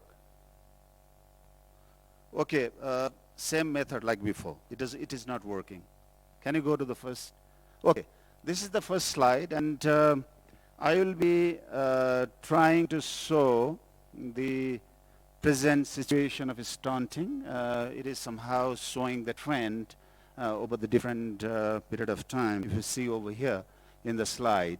And then after, there are some progress. Also, you can look from this slide, and I'm trying to present how it is happening, what are the key drivers of change, and at the end, then we'll be discussing what should be done in future, actually, to have further, accelerated progress and growth. If you see here, the blue line is reflecting the stunting trend.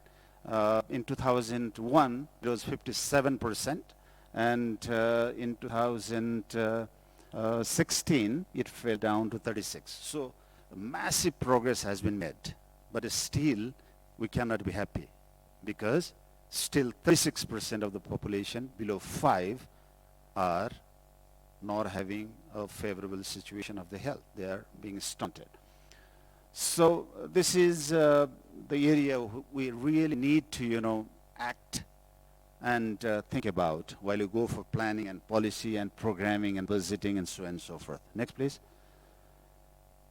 Yes, this is a very important slide over here, and this has shown the, demographic diversity as well as different dimension of the nutrition. To the left, if you see there are different, indicators have been shown: gender, area of residence, wealth quintile, maternal education, age group, ecological zone, and federal states. There are 7 federal states at the moment in the country. Let me go to the left. In terms of gender, male are more affected with the stunting problem.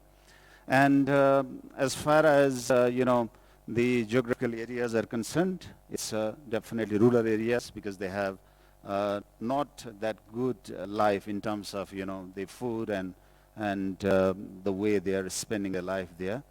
And in terms of the wealth, we can see that better you are in terms of wealth, you have a less, prevalence of stunting. It means that you have a better money, better food, so your kids are better, so you have a better health.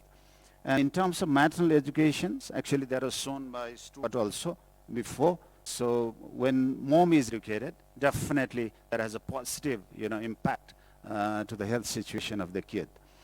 And in terms of the ecological zone, you may be knowing that Nepal is divided into 3 ecological zones.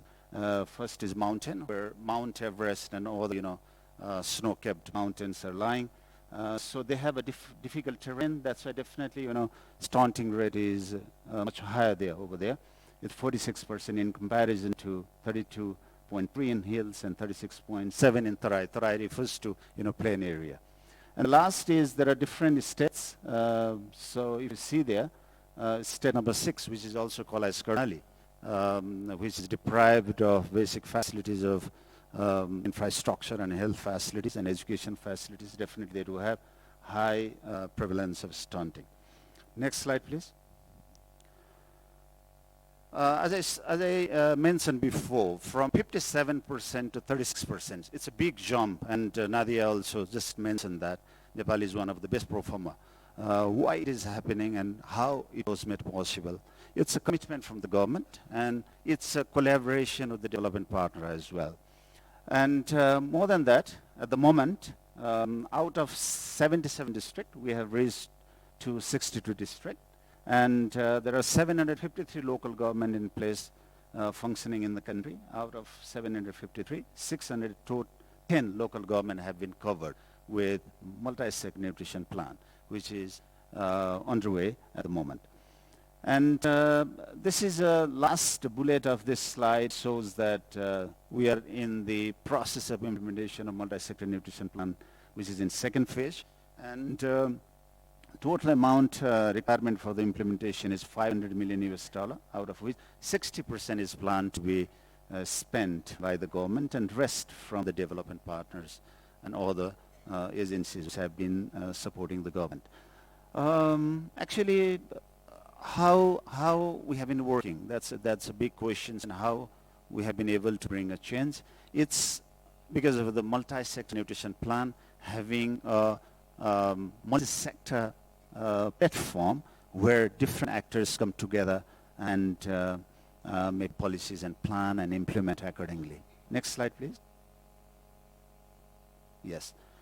Actually, we have, according to the multi-sector nutrition plan, we have high-level nutrition and food security steering committee at the moment, which is working, and Honorable Chair of the National Planning Commission is chairing that committee. So those kind of committee have been trickled down up to the grassroots level, all the grassroots level. And most importantly, we have right to food and food security sovereignty act has also been enacted, and constitution has also guaranteed right to food. So the most important thing is that we are working in collaboration with the development partner, with the private sector, with the academia, and having a real effect of the different interventions to promote nutritional status of the citizen of the country. Can we go to the next slide, please? So I was talking about multi-sector nutrition plan and also different stakeholder who comes in a sort of platform. This slide also reflects that. So actually, the malnutrition is a intergenerational problem. It propagates from one generation to another generations. To address this problem, can you go next, please? So different agencies are coming together. For example, National Planning Commission, where I have been working as a government focal point. So that is coordinating different agencies. Please, another one, please. Can you push the button or? So different agencies, health, WASH, agriculture, livestock, women and children, next please, and local development. So they come together and work, and then for the cause of addressing malnutrition and stunting like problem in the country. Next please. Okay, so we have still a challenge. Having a 36% of the population below 5 stunted is a big challenge for us, and we have been trying to address this problem through a 15th plan, whose motto is Prosperous Nepal, Happy Nepal. If you see down on the flex at the top, you can see that, and that is a slogan of 15th plan. Of course, we have a political commitment. We have to ensure that, and then also the budget as well, which I will be reflecting in the next slide. Actually, there are one or two issues I want to pinpoint that will be a sort of, discussion point in future. Actually, the former president of Tanzania this morning also explained about the political commitment. But I am stressing the quality of the political commitment being matched with the financial resources. If you commit politically and there is no supplementation from the financial aspect, so it doesn't work, number one. Number two is that what about the foods that have highest content of fat, sugar, and salt, which is processed? In our colloquial language, we call it as junk food. We haven't discussed that much about it. How we have make a common understanding about the consumption of the junk food in the country. Another is about how we can capacitate this multi-stakeholder platform. This need to be capacitated, especially in case of Nepal, because we have 761 government in place at the moment. Until and unless we capacitate this kind of platform up to the grassroots level, we cannot go further having a remarkable progress in our country. And the last is that most of the local government has a priority of creating a physical infrastructure rather than investing in health and education of their citizens, because they want to influence their followers, because they are the political persons. They want to influence the voters. So we have to divert the investment from physical infrastructure to social capital formations. And last but not the least, it's a perceptional change, because we focus too much on food, not focusing on the nutritional aspect of that very food. So thank you very much. Perhaps I took 9 minutes, 36 seconds. Actually, I was given 10 minutes. Thank you very much.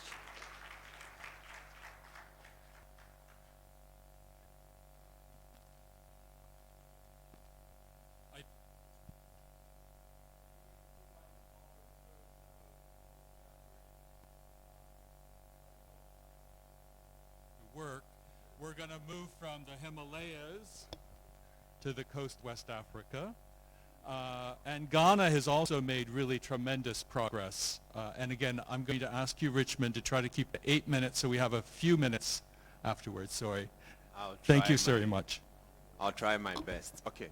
So what I'm going to present to you is along the same line that you heard from Nepal. Can we go to the next slide, please? So here I am showing you the situation regarding stunting, but it's just a reflection actually of the improvement that has occurred in child nutrition over the past decade or so. And so we see that between 2003 up to 2014, when we had our latest DHS, there has been consistent decline in stunting. We've also seen the same thing for underweight. We've seen the same thing for wasting.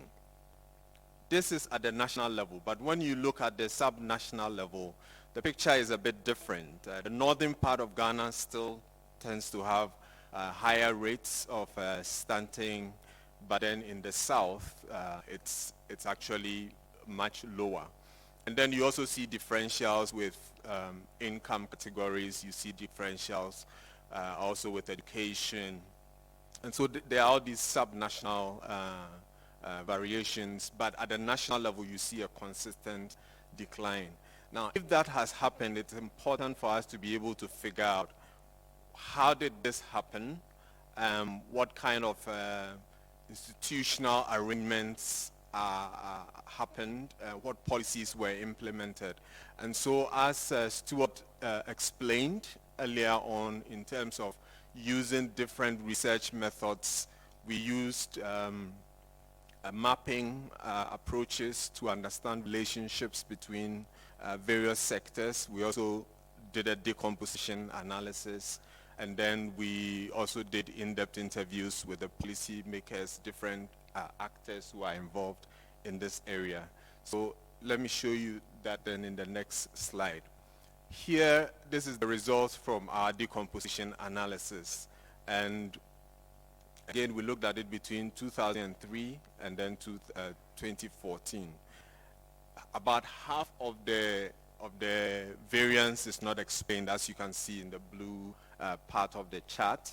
But then the key things to note are really the health-related drivers, which is antenatal visits for pregnant women.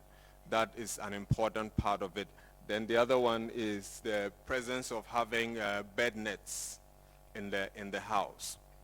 Now that is something that the government has actually taken on very seriously and distributing bed nets routinely as part of its program. So bed nets are delivered free of charge. In addition to that, we see that the next other thing that is really important is household assets, and that also explains an important part of the change that we have seen. Can we go to the next slide? Okay, now this is what is coming from the in-depth interviews that we did trying to understand what has happened. We would look at it from two main levels. So there's a broader change, if you like, you call it an economic change, because Ghana in the last 8 years has been transitioned from being a low-income country to a lower middle-income country because the economy has expanded. And as a result of that, some of that improvement in the economy has been used to improve infrastructure and access to services like increased access to healthcare, increased access to information because of access to ICT technology. There's also increased expansion of other infrastructure, including road network. All this creates opportunity for businesses to grow, and that is part of what stakeholders consider as increasing the opportunities to improve stunting. Another important part of it is the social protection interventions that the government has implemented in the last few years. One of the key ones is health insurance. So we have a social health insurance that enables the citizens to pay a small fee as a premium, and then they will be able to access health care, and this is renewable every year.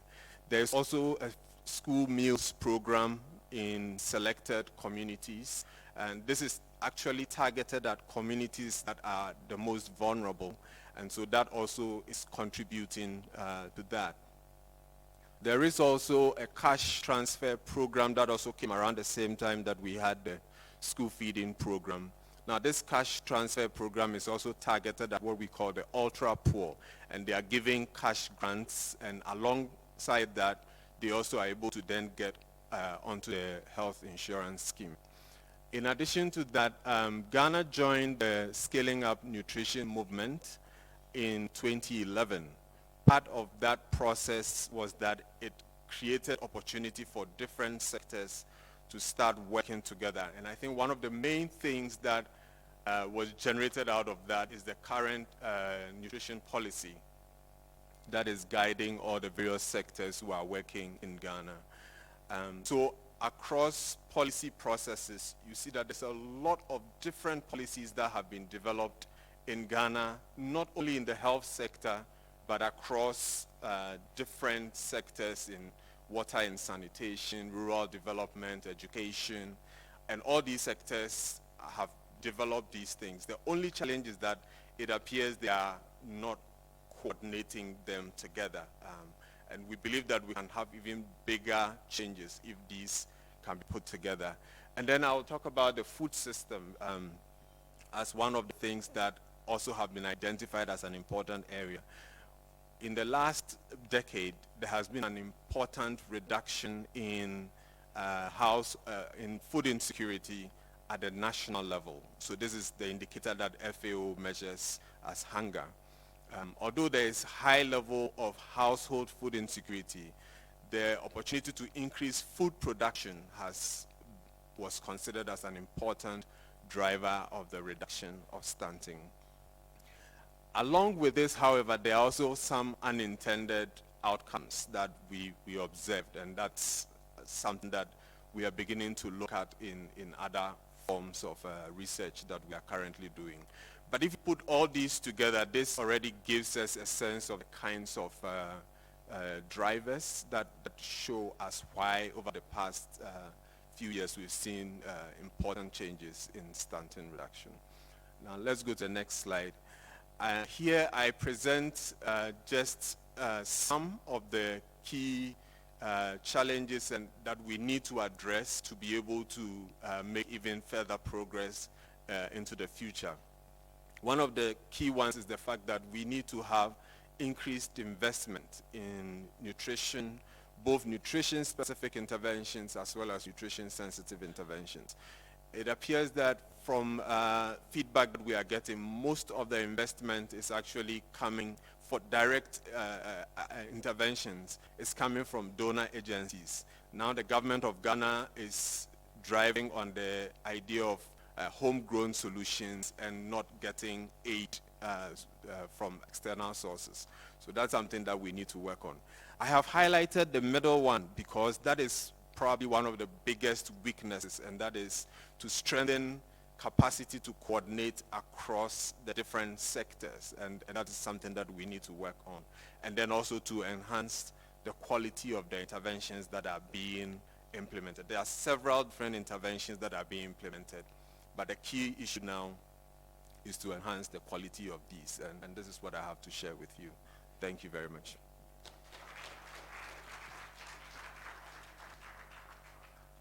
Thank you very much, and with that progress, Ghana might be the next host of the global gathering.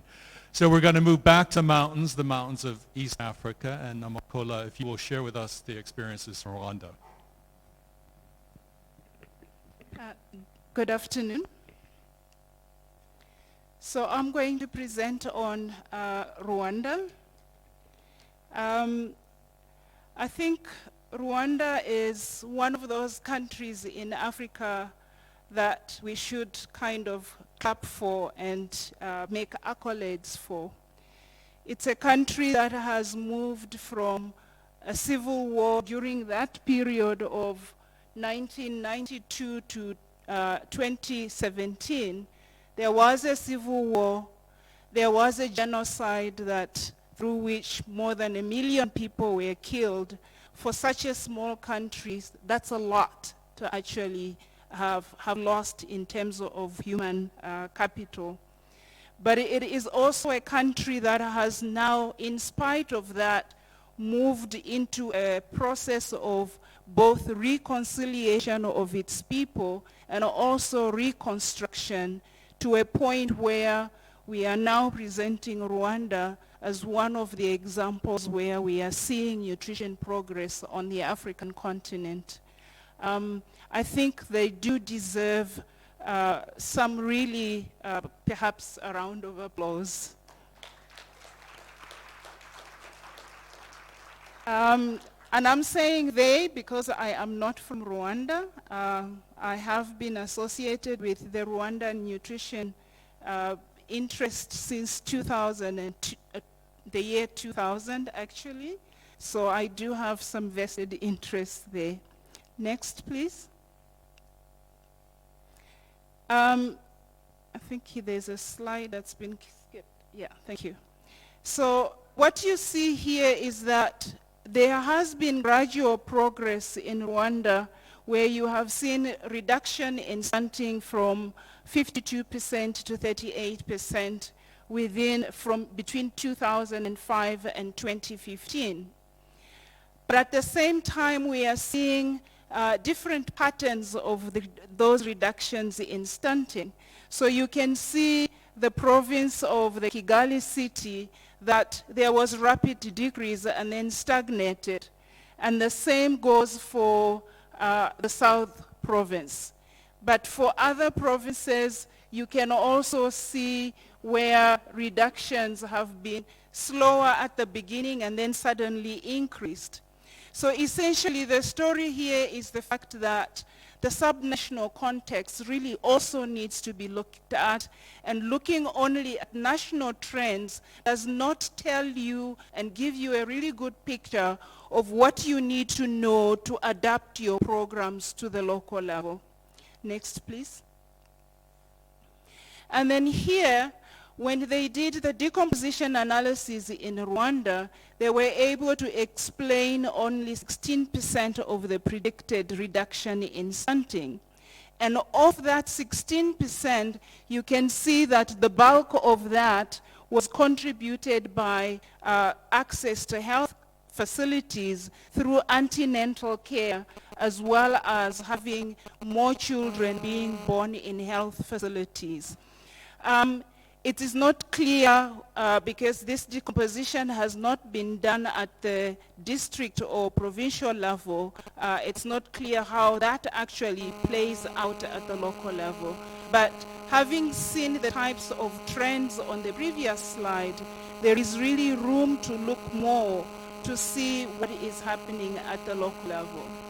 Now, those provinces that I showed you earlier, there are 5 provinces. They then looked at a district in each province that had reduced in stunting and a district that had not reduced in stunting, and then followed the protocol that Stuart indicated to us, going to talk to the key players and interviewing them to find out what the perceptions were of the people that are delivering those programs and services, to find out what they feel about what was responsible either for the changes that had been seen or perhaps lack of changes. Next. And so these are the key drivers that were identified through talking to those implementing programs. That the renewed peace and security had helped, that the deliberate leadership and decentralization of services in the country was also a big contributor to the change, and that increased political and institutional as well as financial commitment that the government itself had shown, but also a lot of assistance coming in from development partners had also helped, as well as establishment of multi-sectoral coordination structures from national through to the district level. Next. With the districts, the ones that had reported where stunting reduction had been reported, these report that what might have been facilitators of that would have been the type of leadership that was in the districts to try and bring together the different stakeholders to work together. Looking at the district plans to eliminate malnutrition, as well as looking at the integration, in particular, of agriculture with nutrition. There are a lot of agricultural programs that have integrated nutrition being delivered in the country. But at the same time, those districts that did not show reductions in stunting are also expressing some experiences in terms of they felt that there was need for increased investment in those districts. Those interviewed actually felt there was unequal distribution, for example, even of development partner attention, that they felt their districts did not receive adequate attention to be able to actually have the same level of progress.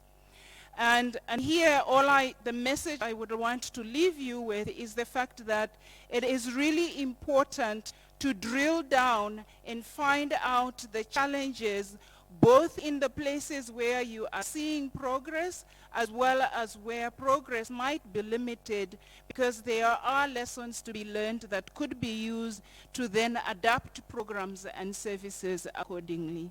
Next.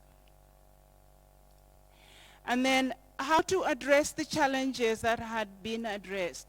One of the things that came out of the interviews is the fact that there is need to increase the types of financial commitment from government and from others. In particular, those districts that had not seen reductions in stunting felt that they were not getting the same level of support as the others. There's also a need to improve implementation, especially in terms of the established coordination platforms.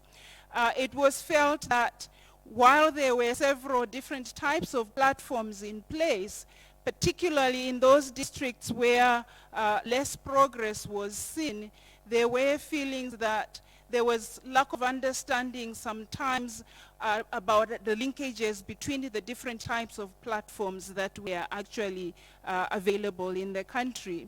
And that there is also need to evaluate programs on a regular basis at that level, at the district level, so that progress can be tweaked, the way in which things were being implemented could be tweaked.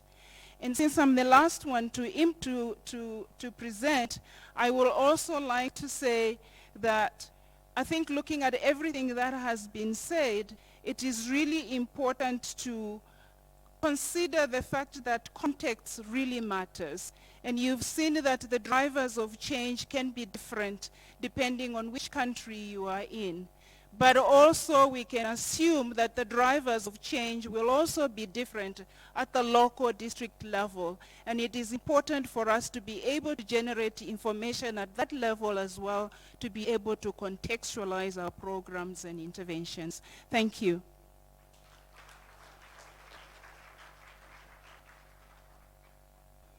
Thank you, Namakolo. You may not be from Rwanda, but I think you did an excellent job of representing that work. So I said we were going to have a discussion right after this. I'm going to take that back because we're running 10, 11, 12 minutes late. So what I'm going to do is ask this group of presenters to step aside, and we're going to have our next panelist come on, and I think everybody knows who you are. Fang from Vietnam, Paul from Peru, Herman from Burkina Faso, Diomed from Burundi, and Carmel from ENN. A warning, and Paul, I think if you haven't been using your translation devices, now is the time to do it, because we'll have 2 Francophones and 1 Hispanophone speaking, I believe. So I will have to use mine for the Spanish. I was actually going to start, I was going to flip what Namakolo said, that context matters, the drivers of change matter, but to me what I take away that really energizes me is that even in very, very diverse settings, with very diverse constraints, we have seen tremendous progress. So if these countries we've seen, and the ones we will hear now from, can drive changes in stunting, I think actually we can drive changes in stunting in any country in the globe. With that, let's say where I'm going to start out. I know I'm going to start with Burkina Faso, and those who know me will understand why. En fait, la première question, c'est vraiment un mot. Merci d'être là. C'est vraiment décrire de façon très succincte quels sont les progrès qu'on a vus au Burkina Faso et quelles sont les principales leçons apprises. 3 minutes. Voilà.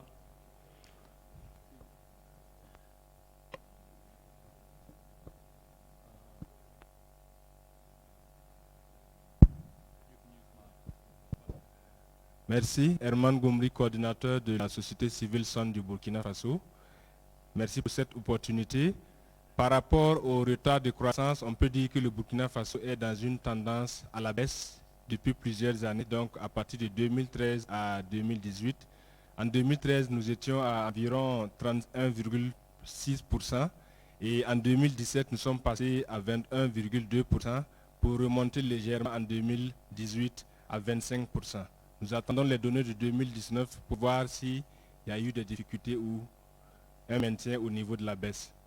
Donc par rapport au stunting au Burkina Faso, il faut dire que nous notons un engagement politique très fort qui a permis depuis 2019 de mettre en place un protocole de prise en charge intégrée de la malnutrition au Burkina Faso qui intègre la prise en charge systématique de la malnutrition dans le système de santé.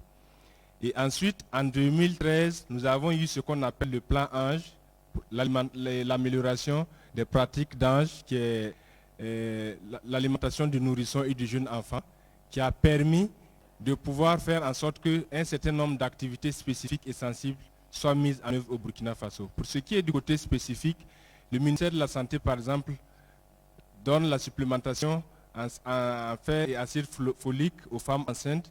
Et pour les enfants de 6 à 59 mois, il y a la vitamine A automatique.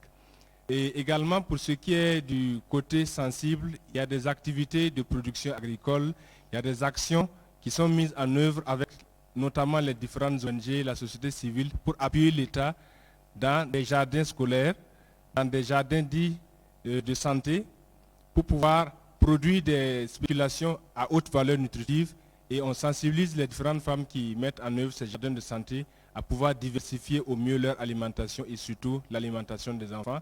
Et le surplus de la production est revendu souvent au marché pour pouvoir acheter d'autres spéculations et d'autres choses qui n'existent pas.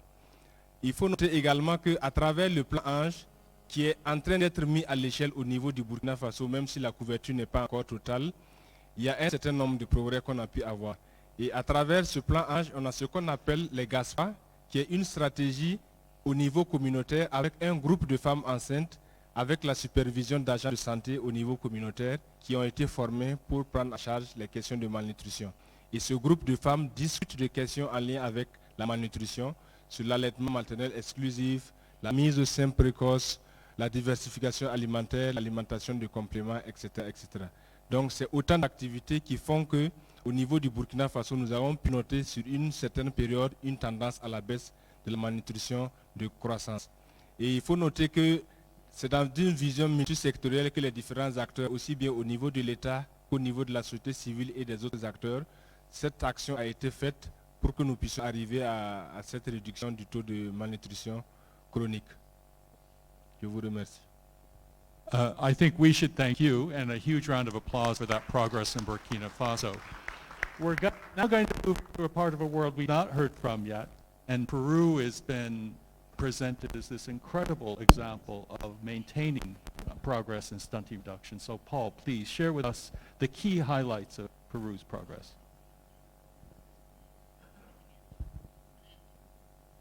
Buenos días a todos, yo soy Paul desde Perú y quería comentarles que en el Perú hemos tenido una reducción del retraso de crecimiento sostenida. Hemos pasado de 28% en el 2008 actualmente a 12.2%. Sin embargo, todavía mantenemos algunas brechas importantes. La población rural tiene el triple de retardo de crecimiento que la población urbana. La población de la zona costa tiene la mitad del retardo de crecimiento de la sierra y de la selva. Pero nosotros hemos hecho muchos de estos avances. Básicamente los he ordenado en 3 grandes lecciones aprendidas. Primero, en desarrollar buenos mecanismos de incidencia. Durante 3 lecciones generales consecutivamente, la sociedad civil consiguió hacer incidencia política en los candidatos a los presidentes para que ellos suscriban, mientras sean candidatos, compromisos efectivos para reducir el retardo del crecimiento.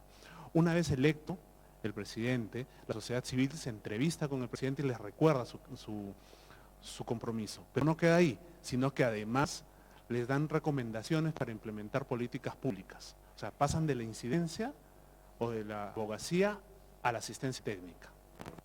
Y eso ha pasado en los últimos 3 periodos gubernamentales. Lo segundo es que en el Perú se implementaron mejores políticas públicas más acertadas, basadas en 3 cosas. Evidencia científica, nos basamos mucho en la evidencia científica para proponer mejores políticas públicas. Incentivos a distintos niveles, incentivos a las familias a través de programas de transferencia condicionadas para que vayan a los servicios de salud, a los servicios de educación, a los controles prenatales, a los controles de crecimiento y desarrollo de los niños pequeños, etc. Pero también incentivos a niveles de los gobiernos subnacionales, incrementando presupuestos si es que conseguían metas relacionadas con el retardo de crecimiento y con la salud en general. Y el otro aspecto dentro de las mejores políticas estaba a articularlo con presupuestos basados en resultados. Cambian el presupuesto, en lugar de ser orientado al gasto, va en función a los resultados. Si un sector, una región quiere disminuir el retardo de crecimiento, ¿qué es lo que necesita hacer? Se basaba en un marco conceptual, basado en evidencias que nos indicaba qué tareas hacer, qué tareas, qué insumos, y en función a eso se planificaban los presupuestos públicos. Y el tercer gran eje de cambio es el cambio en los paradigmas. En el Perú hubo varios paradigmas que cambiaron. El retorno de crecimiento pasó de ser un problema invisible a un problema visible.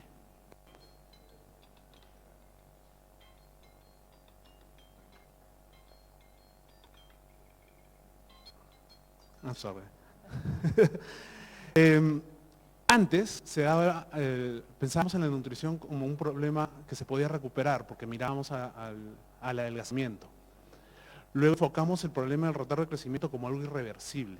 Y eso cambió el paradigma en las familias. Pensaban que el niño delgado pues, se podía recuperar con más comida. Pero el niño que dejaba de crecer, ese espacio de crecimiento que no ganaba, no lo iba a recuperar nunca. Pasó de ser un problema de ahora, de niño delgado, a ser un problema de futuro. Pasó a ser un problema de salud, a ser un problema de desarrollo. Y ese paradigma cambió en todos, cambió en las familias, cambió en los políticos, cambió en los funcionarios públicos. Cambió todo a partir del cambio de ese paradigma. Llegó a haber inclusive un cambio de que el problema de la desnutrición ya no era un problema de la familia, de la familia que tenía un niño desnutrido. Pasó a ser un problema de la comunidad, porque ese niño luego iba a ser el profesor, el jefe de la comunidad, la enfermera, el médico. Inclusive, ese niño desnutrido iba a ser los futuros yernos o nueras de sus hijos.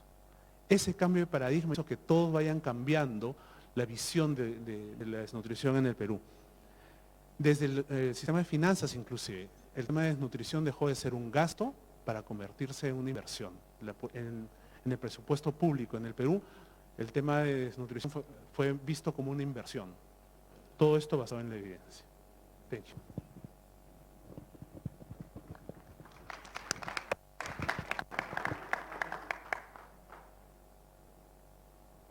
The hugely inspiring narrative for all of us is that malnutrition is not our destiny. Our destiny is to have a well-nourished population. And I'd like to move to Vietnam, which is also in Phuong. You're going to share with us briefly some of the key progress we've seen in Vietnam and the key lessons learned. Thank you. My name is Phương from Vietnam, the National Institute of Nutrition, a technical focal point for SUNGG Vietnam. Among the 7 key drivers that Stuart presented in the story of change, that Vietnam also took part in that study, we can claim 3 out of this: commitment, capacity, and data in order of importance, and also the time initiation. For the commitment, Vietnam had benefited from the economic policy for economic growth of the nation, combined with social policy focusing on hunger and malnutrition reduction.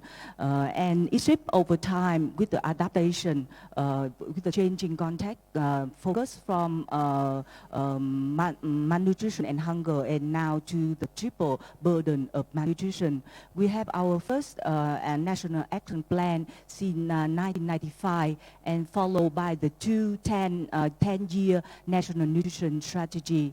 And it will end next year, and we continue with our next 10 years nutrition strategy. And that it helped the stunting rate reduce from 37% in 2000 to, at this moment, it's 23.8%, and we are on track to meet the WHA targets. The second thing is about the capacity. We start our program on National Target Program on Nutrition in 1998 with the 100 coverage nationally. We use a health system to deliver the nutrition services, and the government pay a lot of investment in education as well as capacity building. So we have a network that's capable to deliver nutrition services at a community level. And the third one is the data. When we start the nutrition surveillance system in 2000 to keep track of our progress, we use a 30 cluster survey to collect data to represent the sub-national level, and these are correlated by region ethnicities and when quintile. And since 2010, we also add the IYCF indicator into the network to keep track of our operational indicators. But however, not everyone in the country benefit the same from the economic blooms and also social changes.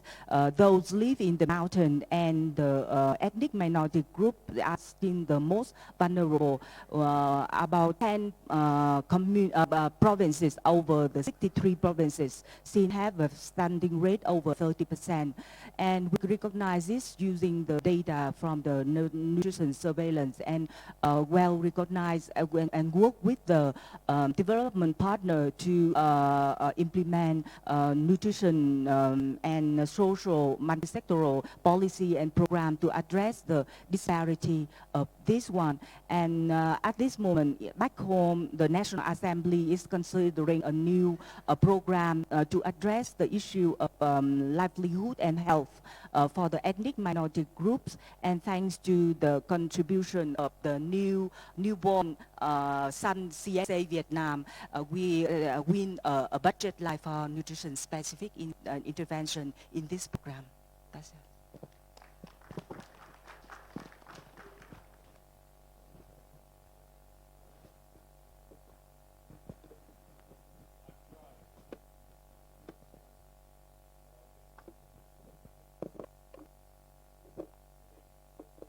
I was going to say, I think budget lines for nutrition, that's going to be certainly one of the rallying calls coming out of this global gathering. Diomed, merci beaucoup de vous joindre à nous. Je pense que pour le Burundi, on a vu moins de progrès dans la réduction du retard de la croissance, mais on voudrait quand même que vous partagez avec nous un peu l'état de la situation. Et après, je vais revenir chez tout le monde pour donner, en fait, quelles sont les priorités des priorités. Diomed, merci. Merci de m'accorder la parole. Effectivement, je m'appelle Diomed Ndaïroukié, je représente Dr Célestin Soumana, qui est point focal SAN, qui est empêché. Je remercie également les organisateurs de m'avoir invité à nous associer à cet événement important. Et en termes de résultats positifs, et très rapidement, tous les résultats positifs qu'on va vous présenter sont associés premièrement à la mise en place d'un plan stratégique multisectoriel de sécurité alimentaire et de nutrition qui est national, qui a été mis en place et qui a son plan d'action, cadre logique et un système d'évaluation. Et ce plan est pour le moment en train d'être mis en exécution.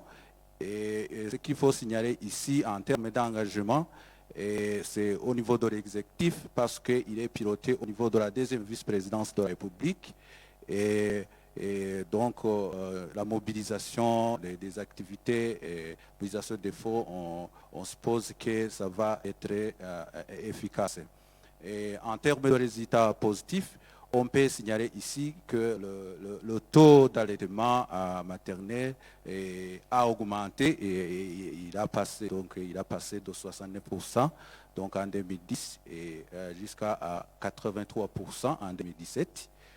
On peut aussi enregistrer un autre facteur qui a augmenté, c'est le retard de croissance et qui a diminué de 2% au niveau national et sera aussi avec un record au niveau provincial qui enregistre 10 points.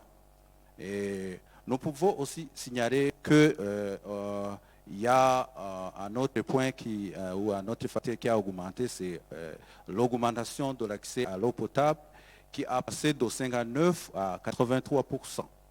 Et tout ça, on considère que c'est le résultat d'un développement d'un paquet d'activités multisectorielles au niveau communautaire qu'on a mis en place. Et cela nous a permis de mobiliser tous les partenaires techniques et financiers dans ce secteur. Alors, effectivement, on ne peut pas s'en passer à vous dire des défis. Et les défis, effectivement, c'est la mise à l'échelle de ce programme stratégique multisectoriel de sécurité alimentaire et nutrition, et que nous comptons effectivement à mettre à l'échelle et en attaquant aussi la mobilisation des fonds au niveau domestique. Et nous allons aussi essayer de mettre à l'échelle le développement d'un paquet multisectoriel d'activités pour promouvoir la nutrition. Et il y aura aussi la décentralisation de la coordination multisectorielle, parce que nous croyons que ça va contribuer effectivement à promouvoir le défi. Et on aura aussi à développer des initiatives visant à l'augmentation de la disponibilité des aliments nutritifs pour les enfants. Et on aura aussi à développer des programmes et projets pour augmenter la production au niveau des ménages, parce qu'on a toujours constaté au cours des ateliers qui ont été développés qu'il faut une décentralisation des programmes et des initiatives au niveau communautaire et surtout au niveau des ménages. Et on aura aussi effectivement un développement du partenariat avec le secteur privé qui intervient pour promouvoir les produits alimentaires riches en micronutriments pour les enfants. En conclusion, nous pouvons dire que le Burundi a réalisé beaucoup de progrès, mais il y a un long chemin à parcourir. Mais quand même, nous avons des atouts parce que, comme vous l'avez constaté ici à Rome, il y a eu un engagement au niveau politique, il y a un engagement au niveau exécutif qu'il faut décentraliser et aussi essayer de nous aider à mobiliser des ressources pour le financement de ce chantier. Je vous remercie. Thank you very much for sharing that with us. And I wanted to come back to that number that gave me palpitations, 83% exclusive breastfeeding. 83% exclusive breastfeeding, I think, is one of the highest in the world. I think that Rwanda might be at 87%, but hey, that's really quite extraordinary. Thank you so much for sharing that with us. Now, you should be prepared, and everybody, we're going to have, because I didn't give you a chance to ask questions about Nepal, Peru, and Ghana and Rwanda, we are going to ask, everybody should be prepared to ask questions. But there's certainly two things that have been consistently coming out here, sub-regional, because there are enormous disparities, and one of the next big challenges is how do we address these disparities. And the other theme has certainly been multi-sectoral. And Carmel, I'm going to ask you to share very briefly some of the experience of being in doing the subnational programming and multi-sectoral programming. And it'd probably be good that we give you a microphone here. And how long have I got? Why don't we give you 5 minutes? I'm the lucky one. Thank you so much, Sean, and thank you everybody for being here. ENN has had the enormous privilege over the past 4 years as part of our role as knowledge management providers to the SUN movement to look at 8 countries, and they're all SUN movement countries that have been pretty high achieving in terms of their commitment to nutrition, but also stunting reduction. And we've looked at countries across Asia and Africa. I'm not going to go through all of them now, but the point is that what we've been looking at are the stories, exactly as Stuart relayed earlier, about the what and the how of multi-sectoral, nutrition sensitive and multi-stakeholder implementation of programs. So we've been guided by national actors in all those countries, government actors, and their development partners to take a look at what's really going on the ground when you come down to the subnational level, what's really happening with implementation.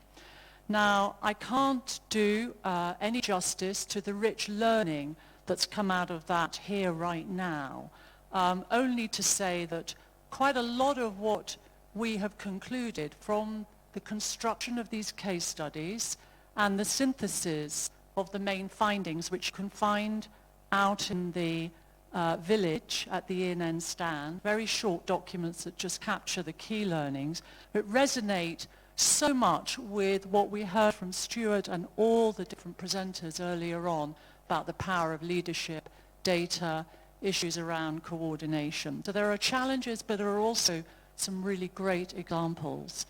But what I wanted to do here now was just focus in on three things that I think might just be helpful when we're thinking about stunting reduction and what we heard through the construction of these case studies.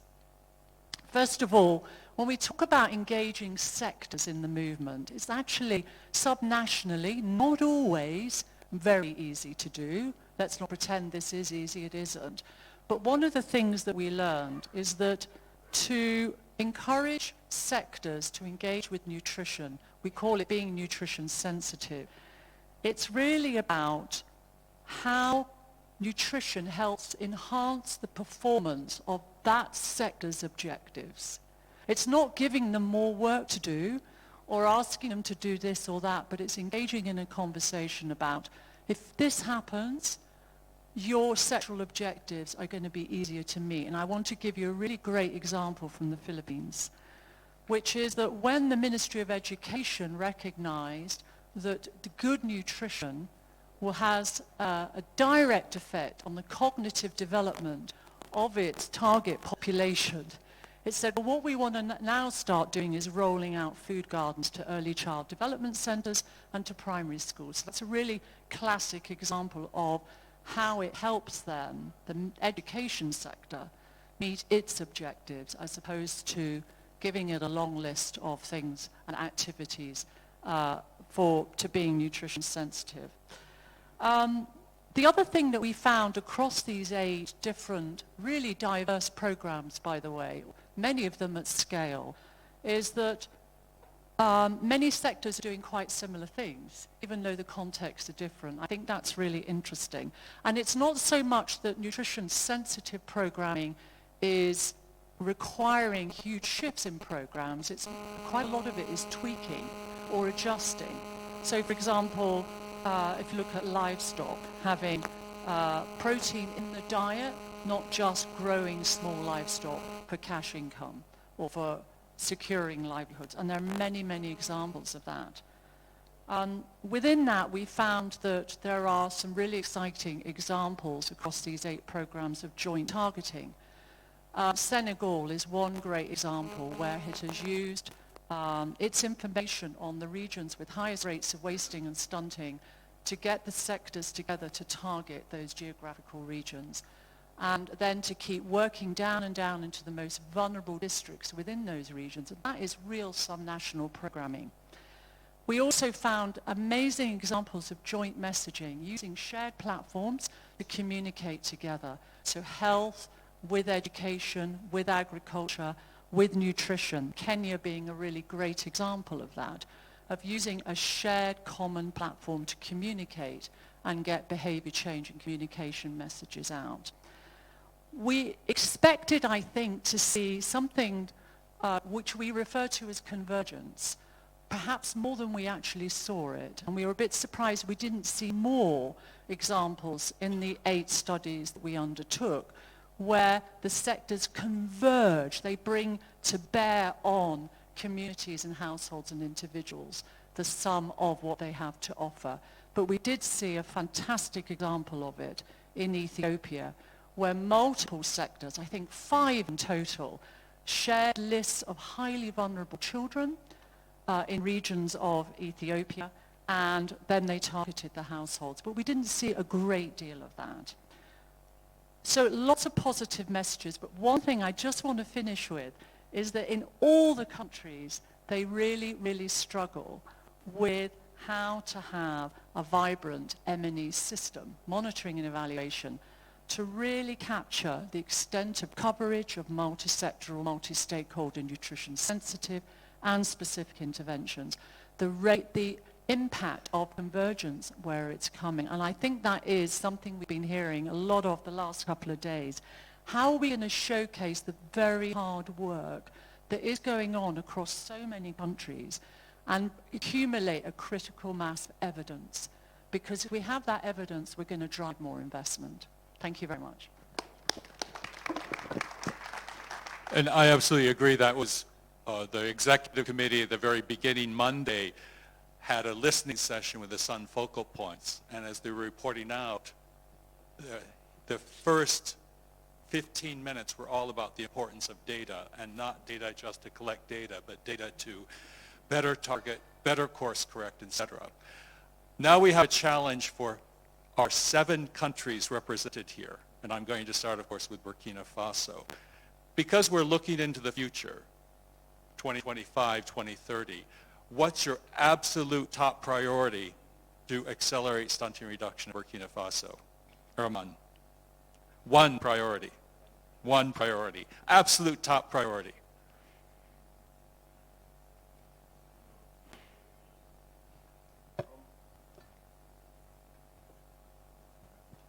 This is where we learn how to share microphones. Okay.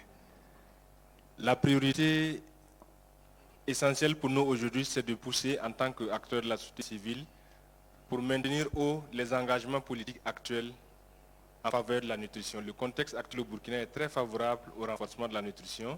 Le président du Faso est leader ALN pour la nutrition et il a placé l'ancrage à partir de maintenant à la présidence du Faso. C'est une bonne chose et c'est une bonne évolution que nous devons poursuivre et à travers le plaidoyer maintenir toutes ces actions pour que la nutrition soit institutionnalisée au Burkina et que, peu importe le régime politique qui viendra, que la nutrition vraiment puisse être portée comme une priorité au niveau du Burkina Faso. Voilà. Great. Let's pass to Peru and Paul. One absolute top priority to continue the progress. One absolute top priority.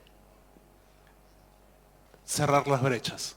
Cerrar las brechas entre urbano y rural, cerrar las brechas entre regiones, cerrar la brecha, todas las diferencias que los promedios esconden. Thank you. Let's go to Vietnam. Absolute one top priority. Our top priority is effective multi-sectoral coordination for the nutrition. It means more money for nutrition and more nutrition for the money. Yes, we like that. Diomed, la priorité absolue. La priorité absolue, c'est la mise à recherche du programme stratégie multisectorielle de sécurité alimentaire au niveau communautaire. Thank you. And now we're going to end with our host nation, and we're going to go back to the west coast of Africa. In Ghana, the next steps, what's the absolute top priority? I think it's the aspect of leadership that deals with how do you achieve coherence, because we are focused on doing things, but doing them differently and not bringing them together. For Rwanda? Okay. Because I'm not Rwandan. But we just get one still. It's a recommendation. Yeah, okay. I think Rwanda is one of those countries where they're really doing a good job on accountability for programs at the local level. So my recommendation would be to invest more in programs where gaps have been identified, because they have a strong accountability mechanisms that they can benefit from, so that investment can take them another notch further. Thank you. Because you're sure those investments will translate into progress. And for Nepal, the absolute top priority between now, 2025 and 2030? I think there are many. It's very difficult to, stick yourself, just one. But I will try You to... get two. You're Okay. the host nation. I knew we were going to negotiate this one. Please give me 3 then. What do you say? Do we give him 3? Do we Yes. give him 3? Okay. 3 short ones. The first and foremost is the commitment from Okay. political and bureaucratic level. That's very important, very important. Second, aligning issue of nutrition with the development endeavors and initiatives. That's very important because you are investing a lot in physical infrastructure. You are building a bridge, but you are not investing on the education and health of your kid. Let them understand that the brain of a child develops almost 80% during golden 1,000 days. That understanding has to be there. Last but not least, it's very important, sir. Development partner needs to understand the need and reality of the country in question. They should align their priorities with the need of the country where they have been working. Thank you. Thank you very much. Now, we have a short period of time to open up for plenary discussions before I turn it over to Ellen, who's going to wrap everything up in 3 minutes. So what I'm going to ask you is to really, again, I'm going to ask you to really focus your questions to the countries in the room, the 7. And so as you ask your questions, please identify the question, the country to which you would like to pose the question. Again, we have Nepal, Ghana, Rwanda, Peru, Vietnam, Burkina Faso, and Burundi. And of course, we have another few days together. So, and I'm not sure who has the roaming mic. Okay. Well, we've got lots, and you can start auctioning it off if you'd like. We heard we need to invest, so. Good afternoon, Miriam from World Vision. My question is to Ghana and Rwanda. Well, first of all, to all of you okay, Rwanda. The work that you're doing to identify drivers is really important and so valuable to what we're doing because civil society spends a lot of time working with governments to develop multi-sectoral action plans for nutrition. What tends to get put in there is everything under the sun.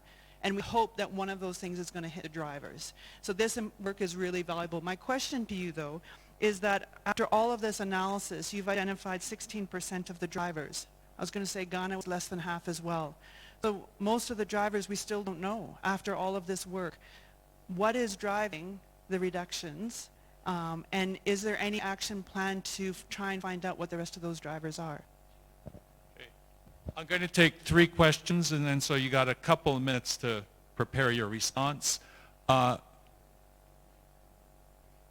Who's next? We're going to go for gender balance. My name is Dhananjay Paudel from Nepal. Can I ask 2 questions because of host country? Okay. So we'll ask to Ghana. Yes, gentlemen, we have presented very nice presentation, comprehensive. I'm only one question.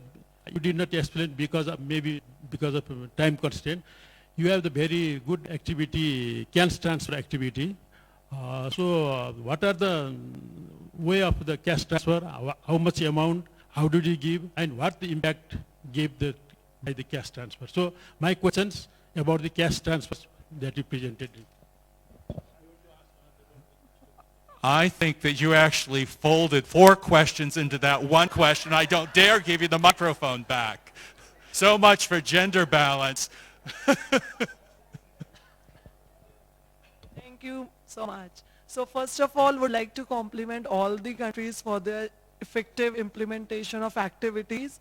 And my question to Rwanda colleague regarding, like, you have already mentioned that 18% reduction or the 18% of the deliveries are happening in the health facilities.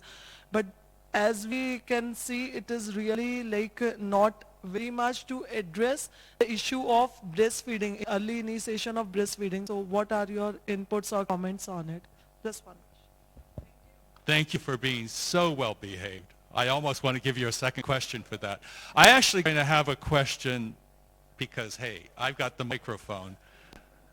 Okay, all right, fine. We're going to take one more question. Yes, go. Please go ahead.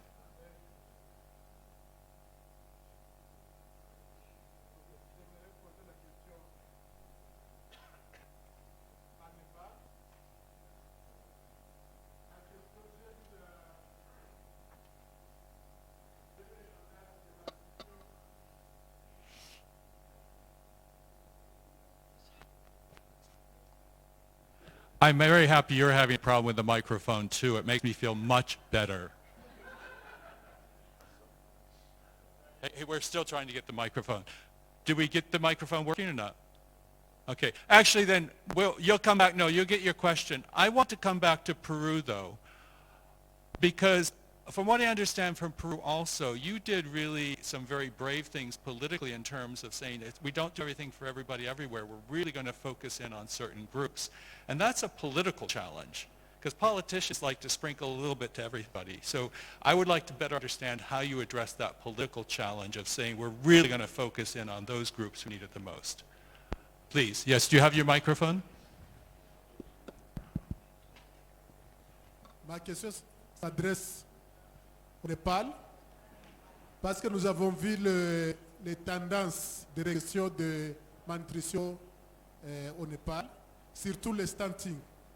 Mais nous avons vu aussi la malnutrition aiguë qui augmente. J'aimerais savoir pourquoi on a pu mettre l'effort à la réduction des stunting, mais la réduction il y a augmentation de acute malnutrition. We'll see. We'll go back to responses. Let's see, do we start with Ghana to respond first? So the question was, our cash transfer program, how are we running it?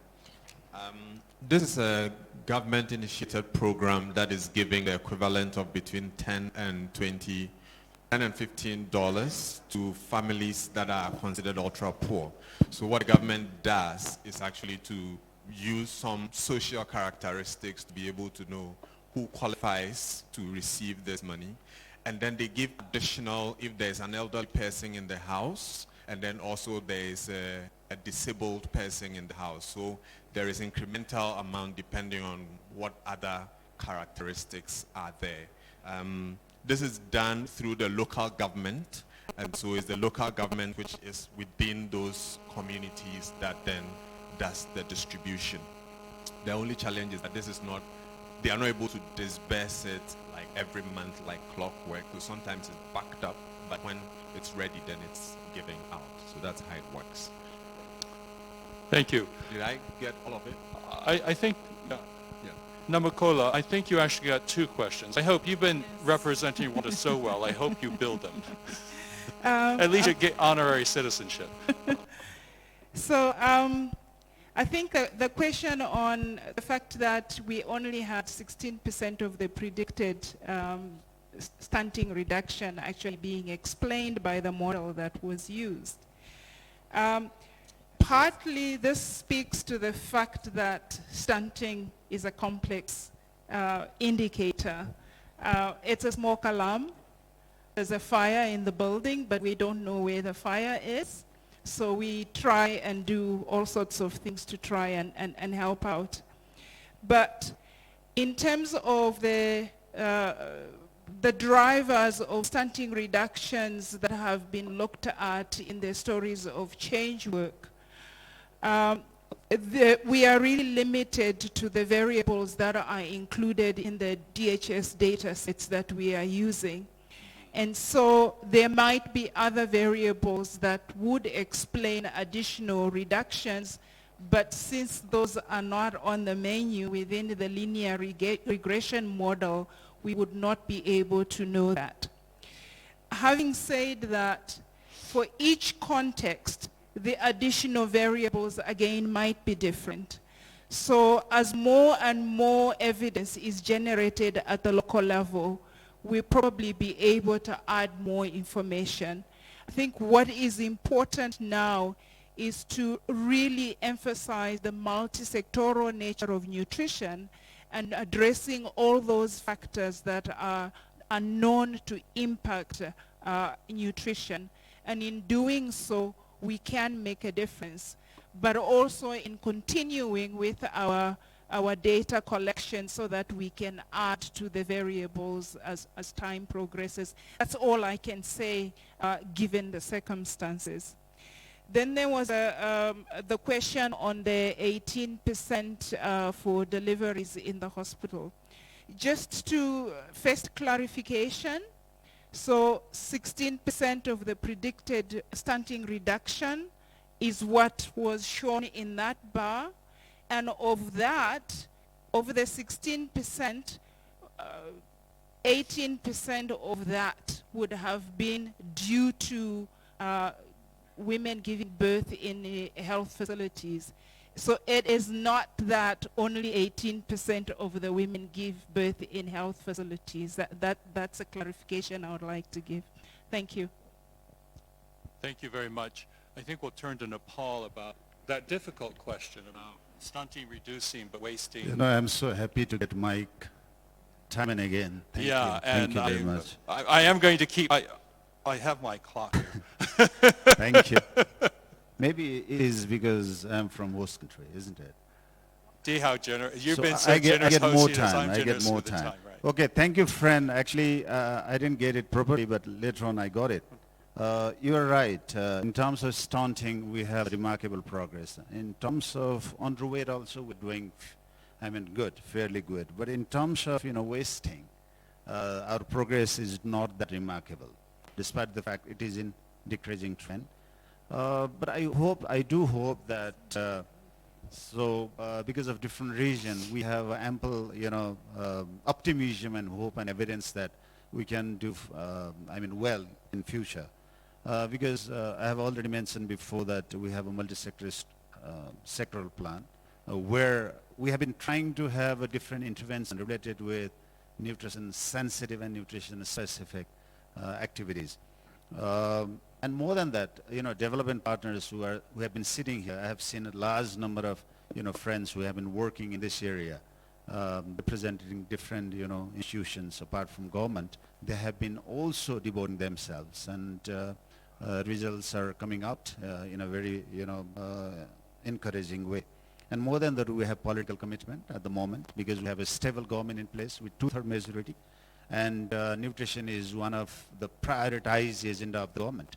We have just enacted 15th Five plan with the slogan of Prosperous Nepal and Happy Nepali. So in the Happy Nepali front, the healthy citizen is one of the indicators. So definitely we'll be working hard, and we are working hard, and the result will be better. I'm a very optimistic person, sir.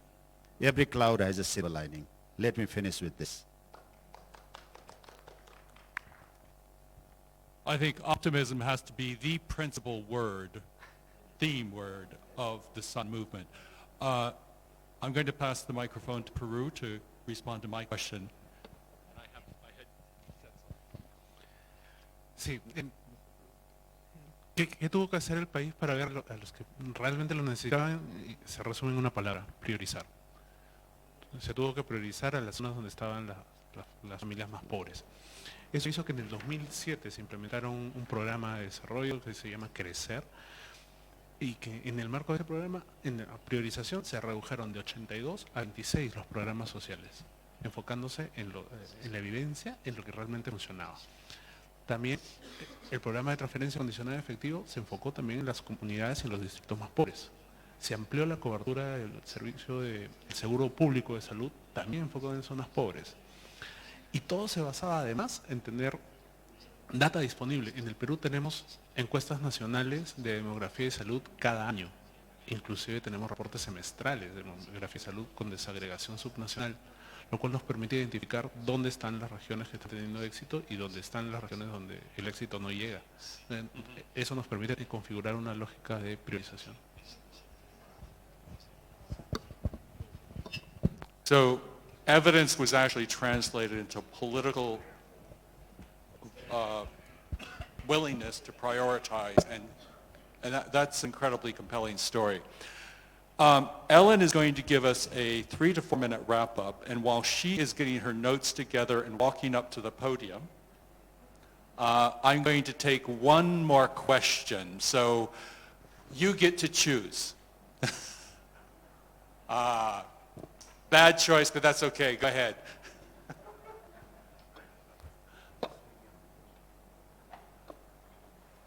But no questions to Nepal.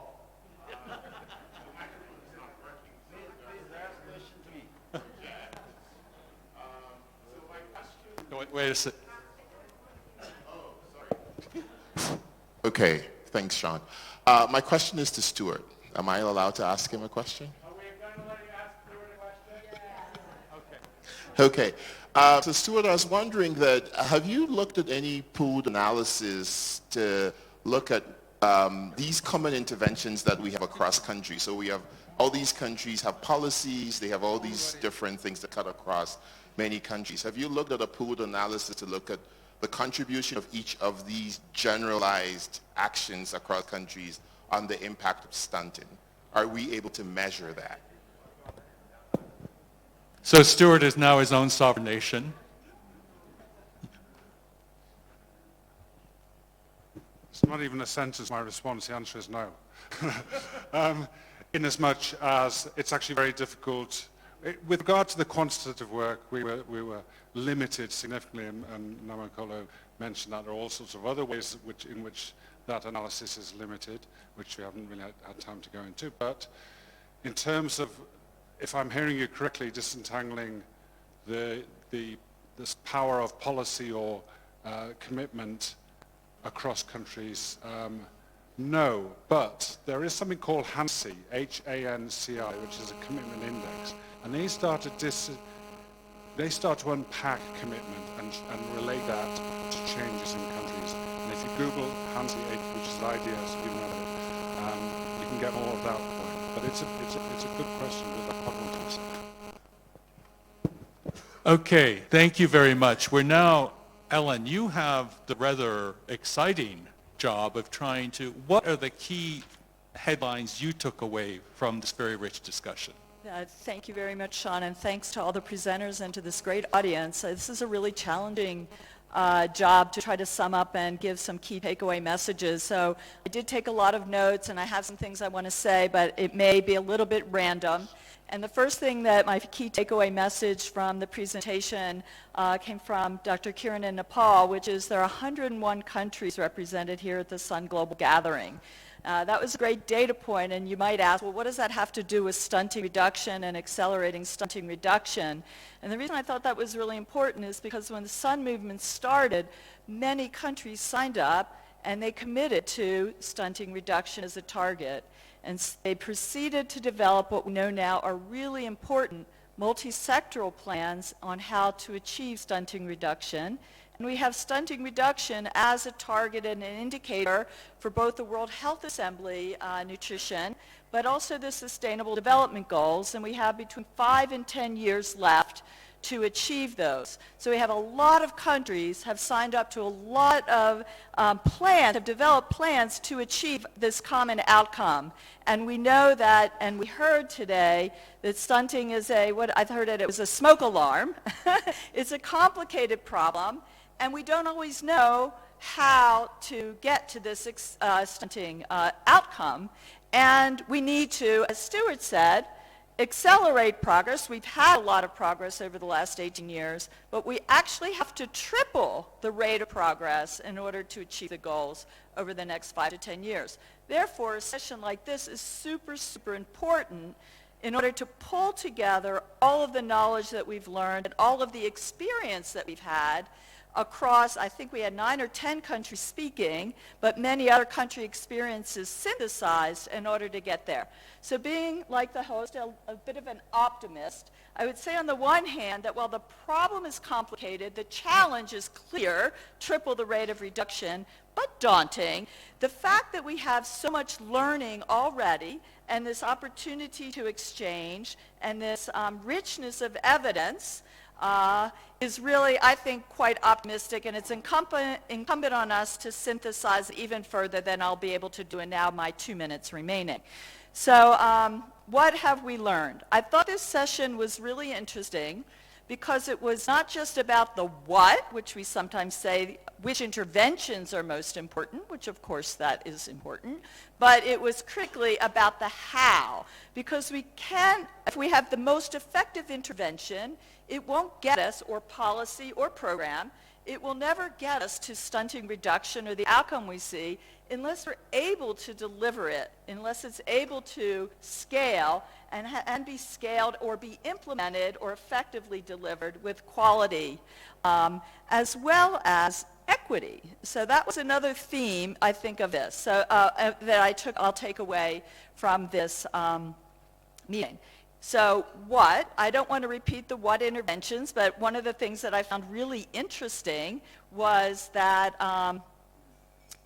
something Nadia said in her presentation from the exemplars. And exemplars was interesting because it looked at positive outliers, and it said that, you know, we need a balance between the nutrition-sensitive and the nutrition-specific interventions, the direct nutrition interventions, and those policies that we heard need to be aligned to have shared and harmonized nutrition outcomes. So that one thing that I took away that was quite different was that this balance is, the split is about 50-50 from the exemplars experience. So that was a bit of new information to me. Looking at the importance of context was also something that repeatedly was mentioned. We have a common challenge. We learned that there's common solutions and there's common ways to deliver things, but these differences of who's being left behind, where are those differences, and how have different countries achieved those changes is really, really important. So equity, reaching those who are left behind, looking at and using local data to contextualize the solution, but having common national plans that are driving and getting coherence across sectors with effective coordination is really critical. We need to bridge gaps. We need to reduce inequities. Translating evidence into political willingness was something that was common everywhere. We heard, and I learned, that there's all different types of commitment now. There's different levels and stages. It's not enough to announce that you're going to do something, but you have to commit at different levels. And everyone, and I think that's one feature of the SUN movement, is everyone here has committed themselves in one way or another to a common outcome. So getting these different types of political commitment and willingness to use evidence to prioritize what needs to be done was something that I think we just talked about recently. We need to use evidence to promote more money for nutrition and more nutrition for the money. And I know I'm almost out of time here. In terms of the how to achieve stunting reduction, I've talked a little bit about commitment. I can't understate the importance of leadership.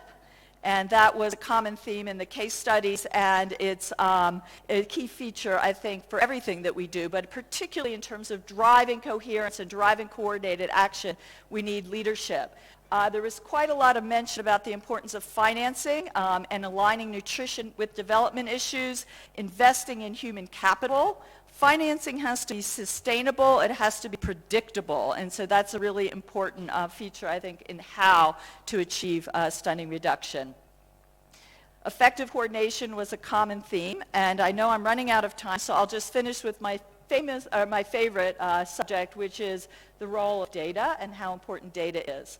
This was a common element in the stories of change. We wouldn't be here today talking about how to get there if we didn't have data. So the role of data and the importance of data can't be understated.